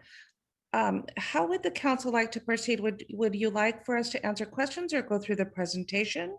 Why don't we go directly to questions? Yeah. Because of the lateness And of then the if we hour. need to, we can go back to slides on the presentation. Exactly. Councilmember Jane, go ahead. Yeah, I had only 2 concerns. One I had expressed earlier, which is I am very unhappy with the current search capability on our website.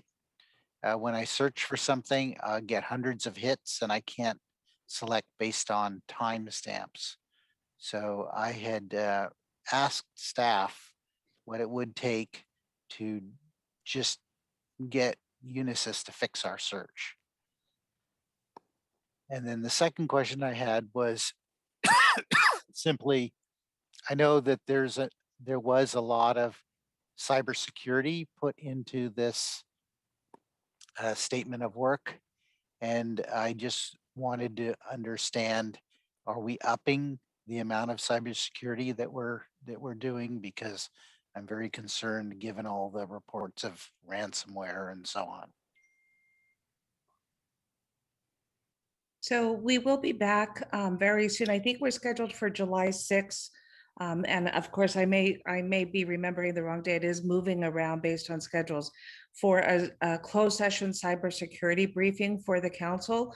We are going to be doing a cybersecurity briefing in 2 parts, one for the city organization and separately for SVP.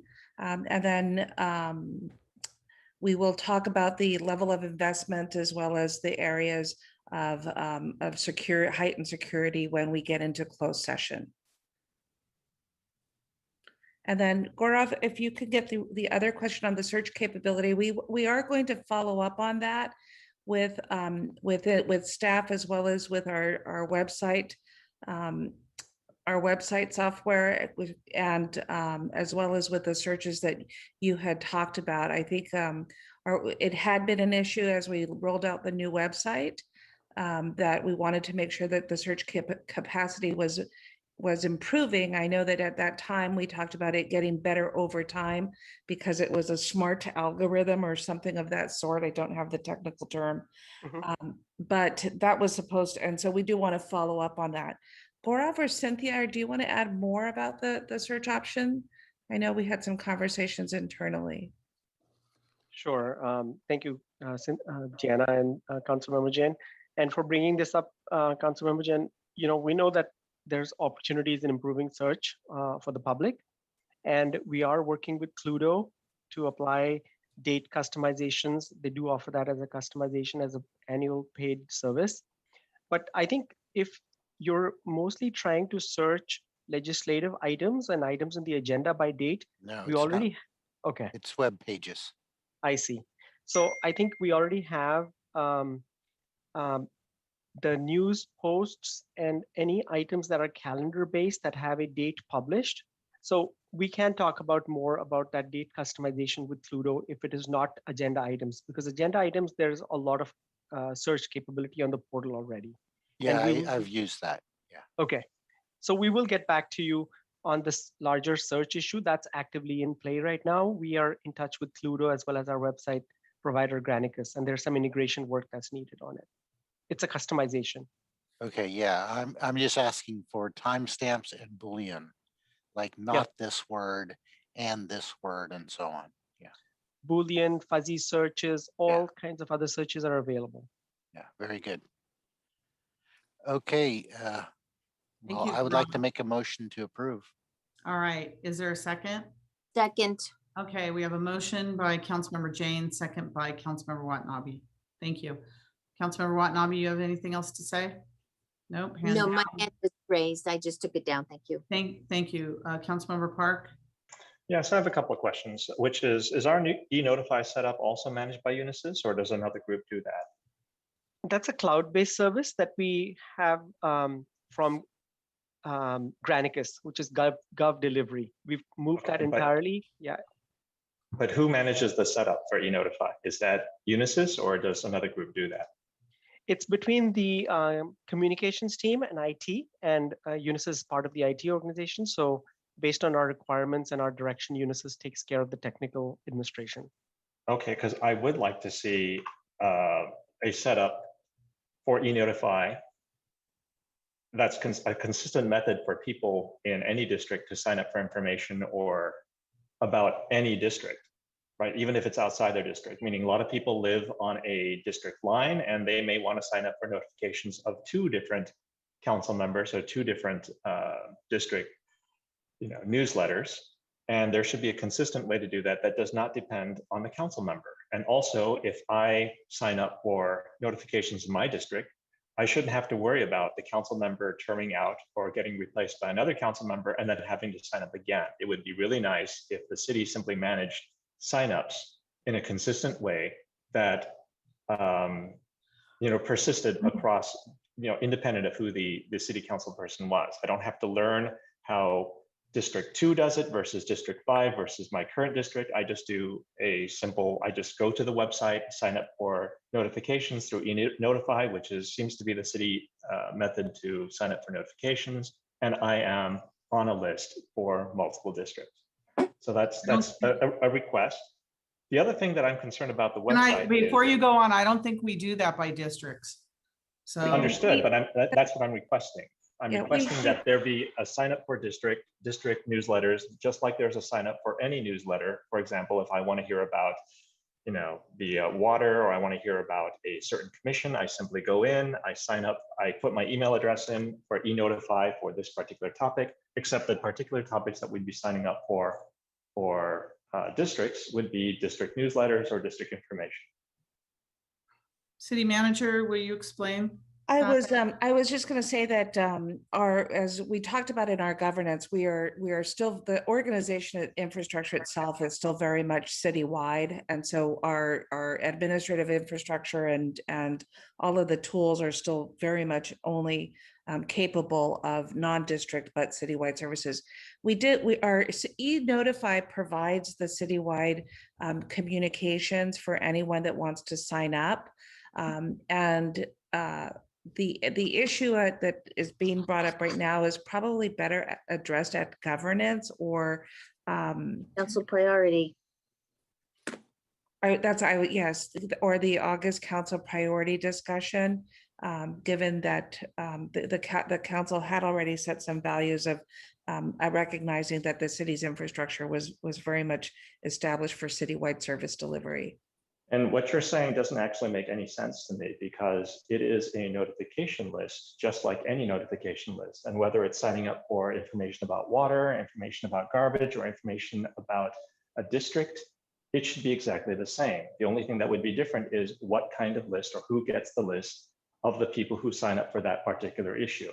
Like if you want to make it a citywide thing, you can say it's citywide and only the people and citywide people would sign up for to be notified for anything that, the owner of that list would send out for this district. It's exactly the same thing. I do not understand why being a global setup would prevent it from helping to manage district sign-up lists. That doesn't make any sense to me. Can you explain, City Manager? Can you Yes. repeat what you said earlier so he understands, please? No, I'm not going to repeat what I said, but I will read the goals and codes of ethics and values. And one of the main bullets is to promote and maintain the higher standards of personal and professional conduct.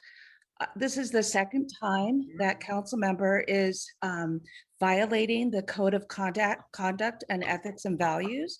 I made entire sense, and yet he's making comments of criticism and frankly not maintaining. Criticism. I'm simply saying I made do not sense. understand. Councilmember Park, please stop. Yeah, I have to continue to say, and this will be my standard protocol. I made sense. We provide city services citywide, but that I can just read, I have highlighted here all the places where Councilmember Park has violated the goals of the code of ethics and values. And I'm happy to read them, but I have to call it out when it happens. We have to hold ourselves to the same standards. We start our meeting with that and we should maintain it throughout the meeting. My second question. I agree. Councilmember Park, you're done. Councilmember Park, please don't. Councilmember Park, I said stop, please. We're done with that discussion. Councilmember Becker, go ahead, please. So Councilmember Park did have kind of a point, which is a lot of the residents I have been speaking to are really kind of concerned on how they would be able to outreach to any of the council members who are in that district, basically. Councilmember Becker, I'm going to stop you right here. We're on an agenda item. It's not that item about districting and communications. We're on an actual agenda item for the Unisys Corporation technology. So if you want to relate it to the agenda item, go on. But if it's something that could go on the governance meeting or the goals and priority setting, that's different. But we're talking about item number 3 on the agenda. We're going far I think that's what we're doing. I'm sorry, but I think that's what I'm talking about. And people, the $8 million contract. Yes, an $8 million contract with technology. So I mean, this is, as it was mentioned before, as is an e-Notify. This is something that I was kind of concerned about. Is that something I'm going to look forward to down the road in the August priority session? But Councilmember Park does have a point, is because a lot of these residents are coming to concerns, and I'm wondering, looking at this contract, that are we able to expand our services if we need to down the road? City Manager. Yes, and if that's the interest, this is a contract that is a reoccurring contract. So if that's the interest of the council, it can come up at the priority setting session, or it could come up through the governance committee work plan next year. Just have to say that it did not come up earlier, and so we went about with the regular update for city services. But had we known that earlier, we could have built in those elements coming to present to the council this evening. However, since it didn't, we really do need the time. It's not anything that comes up at 12:40 a.m. and that we turn it around by July 1st. And so I would request that we punt it for either the August session or through the governance committee work plan. Thank you. Curious about if we had that ability. So thank you. All right, Vice Mayor Chahal. Thank you, Mayor. So I have a question. I know it in the agenda item package, I heard something about PeopleSoft customization. So is that part of Unisys, or are we hiring a third-party contractor on top of Unisys? That's my first question. I have another one. Can you give both questions so that we can figure out? My next question is, whatever utilities are being asked by various council members, what should be the form? Should the council members submit these whatever utilities they want from the package to Gaurav or to city manager so that they can look into it and discuss with Unisys with the answers? I think city manager, would you like to? I think this talk is a about- governance committee or a priority setting conversation. I don't think we should receive individual council members because we really do need the full council's direction on how you would like to use city resources and public funds, because this will add to scope. Thank you. City manager, just the question is, different council members will have a different ideas about how they want to communicate with the residents. And that communication can be easily happen through our web portal. So that's my point. I'm not talking about one council. So at the end of the day, one council member can submit 3 requests, other can request 2.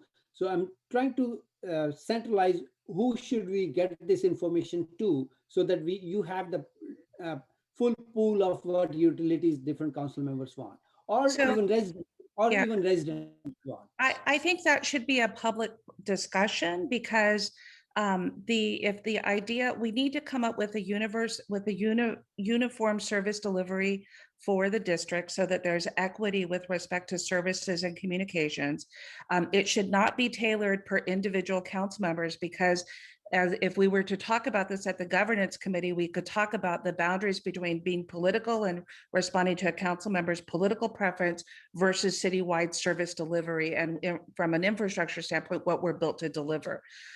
So I think that we should be transparent in terms of what each council member wants, bring it to either the priority setting session or the governance committee so that the committee can sort through and make a determination against our resources, what we can provide within our capacity. I don't think we should create systems where we are responding individually to each council member's preference for how to communicate. I think we're not in a position where we have that type of staff capacity to approach it in that manner. And there's also other considerations, city attorney. Yeah, and I just wanted. I'm reminded of them all the time. Yes, and just very, very briefly, I just have to remind the council and share.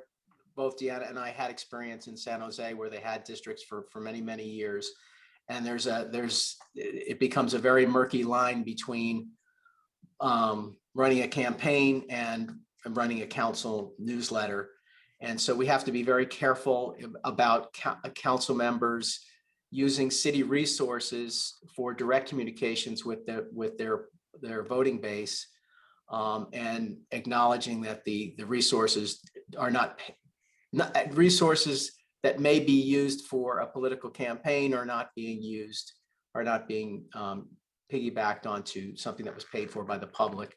So which I'm not saying anyone would do intentionally, but there are, what I'm trying to bring home is that there are very, very valid concerns that both the city manager and I have about having a fuller discussion, and this is simply not the time and place to do it. The public has no notice of this discussion. And we can certainly bring it back to another forum, either the priority setting session, another session of the governance committee, or a session of the council. But I just wanted to inform the council members that it does involve many very important issues that I think warrant a much fuller and more prepared discussion. Thank you. Thank you. So I'm going to ask that we speak to the motion only, which is to authorize the city manager Yes. to exercise the 4 one-year options on the Unisys Corporation Agreement for Information Technology Outsourcing with a maximum compensation of $8,356,309 for the initial option, which ends June 30th, 2022, and future options. So we have a motion and a second. Vice Mayor Chahal on the motion. That's exactly on the motion, Madam Mayor. And I'm asking whether these requests are covered under this agreement or not. We are paying $8 million to outside entity, and it's a very fundamental question whether this entity can fulfill these requests or not. And my second question is not even answered yet about PeopleSoft upgrades we were talking about. Is that part of the Unisys contract where we are paying $8 million or not? So it's exactly on the motion. Let's not divert this thing to anywhere. So Gaurav, will you answer the question on PeopleSoft? Yes, sure. So yes, Vice Mayor, this contract with Unisys is for a pretty comprehensive set of IT services. It's from the care and feeding of our network, our servers, our data center, our desktops, a whole bunch of services. Along with that, we have 164 business applications. PeopleSoft is one of those business applications. So we have 911 dispatch. That's another business application. So as you can imagine, there's a huge, vast array of business applications throughout the city. Unisys does manage the care and feeding of each of these systems, but to a certain extent. And then, so when it comes to specialty new applications being set up within PeopleSoft, the finance department has pre-qualified some vendors through an RFP process that they will then bring them in. So it's a hybrid.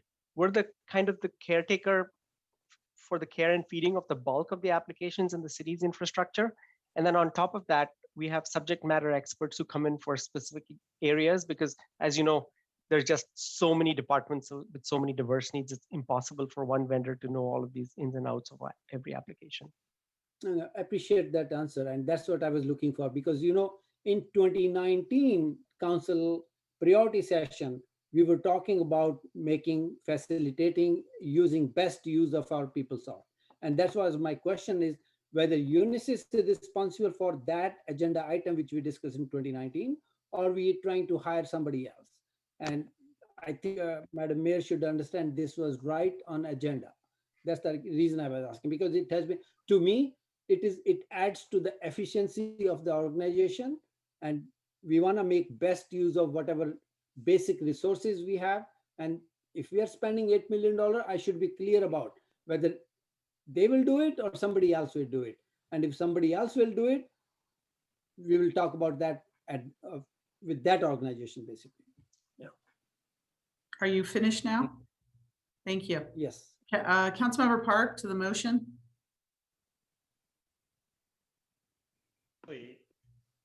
To Councilmember Jane's question about search, one of the problems that the website does have is a lot of the links are not static. And when some areas are redesigned, for example, when I was looking for the land use diagrams for the general plan, all the links that I had previously saved off did not work anymore.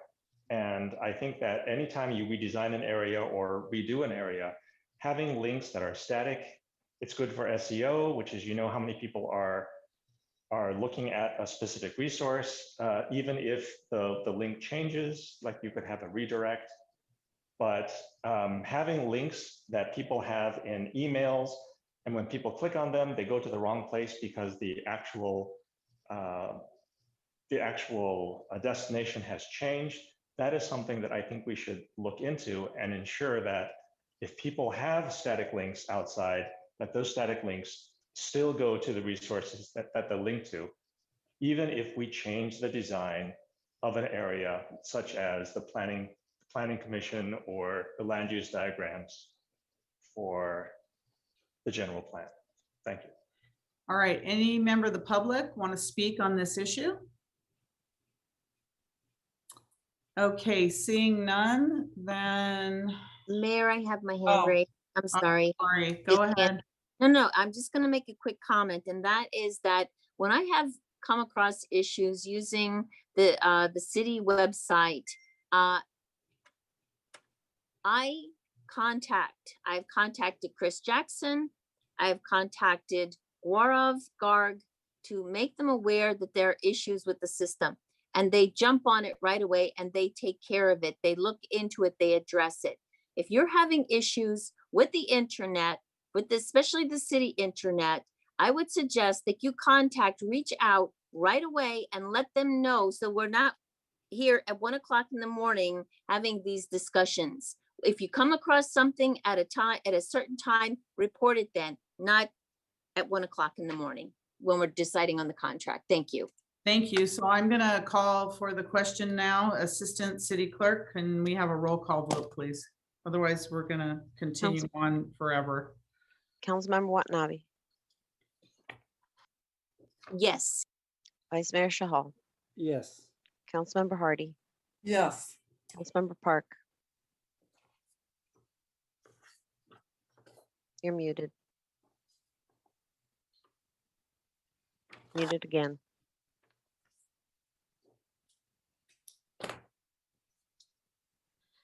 Councilmember Jane, Yes. Councilmember Becker. Yes. Let's try it again, Councilmember Park. You're unmuted. Thank you. I'm unmuted, yes. Mayor Gilmore. Yes. And that passes unanimously. Thank you. Reports of members and special committees. Do we have any reports? Councilmember Park, do you have a report? No, I wanted to comment about problems with the website, which is the comment I made was not about current problems. It was to prevent future problems. It was basically saying that if the website changes and the links change, then we'll have to report it every single time that happens. And my request was, can we make sure that the static links always work so that, even if you're redesigning a page or you redesign an area or add an area, the links that were there previously still work so that we don't have to report it in the future. And that was what I was asking. Thank you. Any other members? City manager report? Any? All right. Nothing to report. Thank you, city manager. May I have a motion to adjourn, please? Motion to adjourn. Second. Motion by Councilmember Jane, second by Councilmember Watanabe. Assistant City Clerk, roll call, please. Councilmember Watanabe, Yes. Vice Mayor Shahal, Yes. Councilmember Hardy, Yes. Councilmember Park.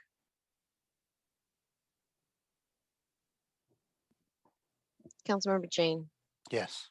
Councilmember Becker, Yes. Councilmember Park. You're not hearing me? No, I can now. Mayor Gilmore. Yes. And that passes unanimously and this meeting is adjourned. Have a good rest of the evening, morning, everyone. Good night.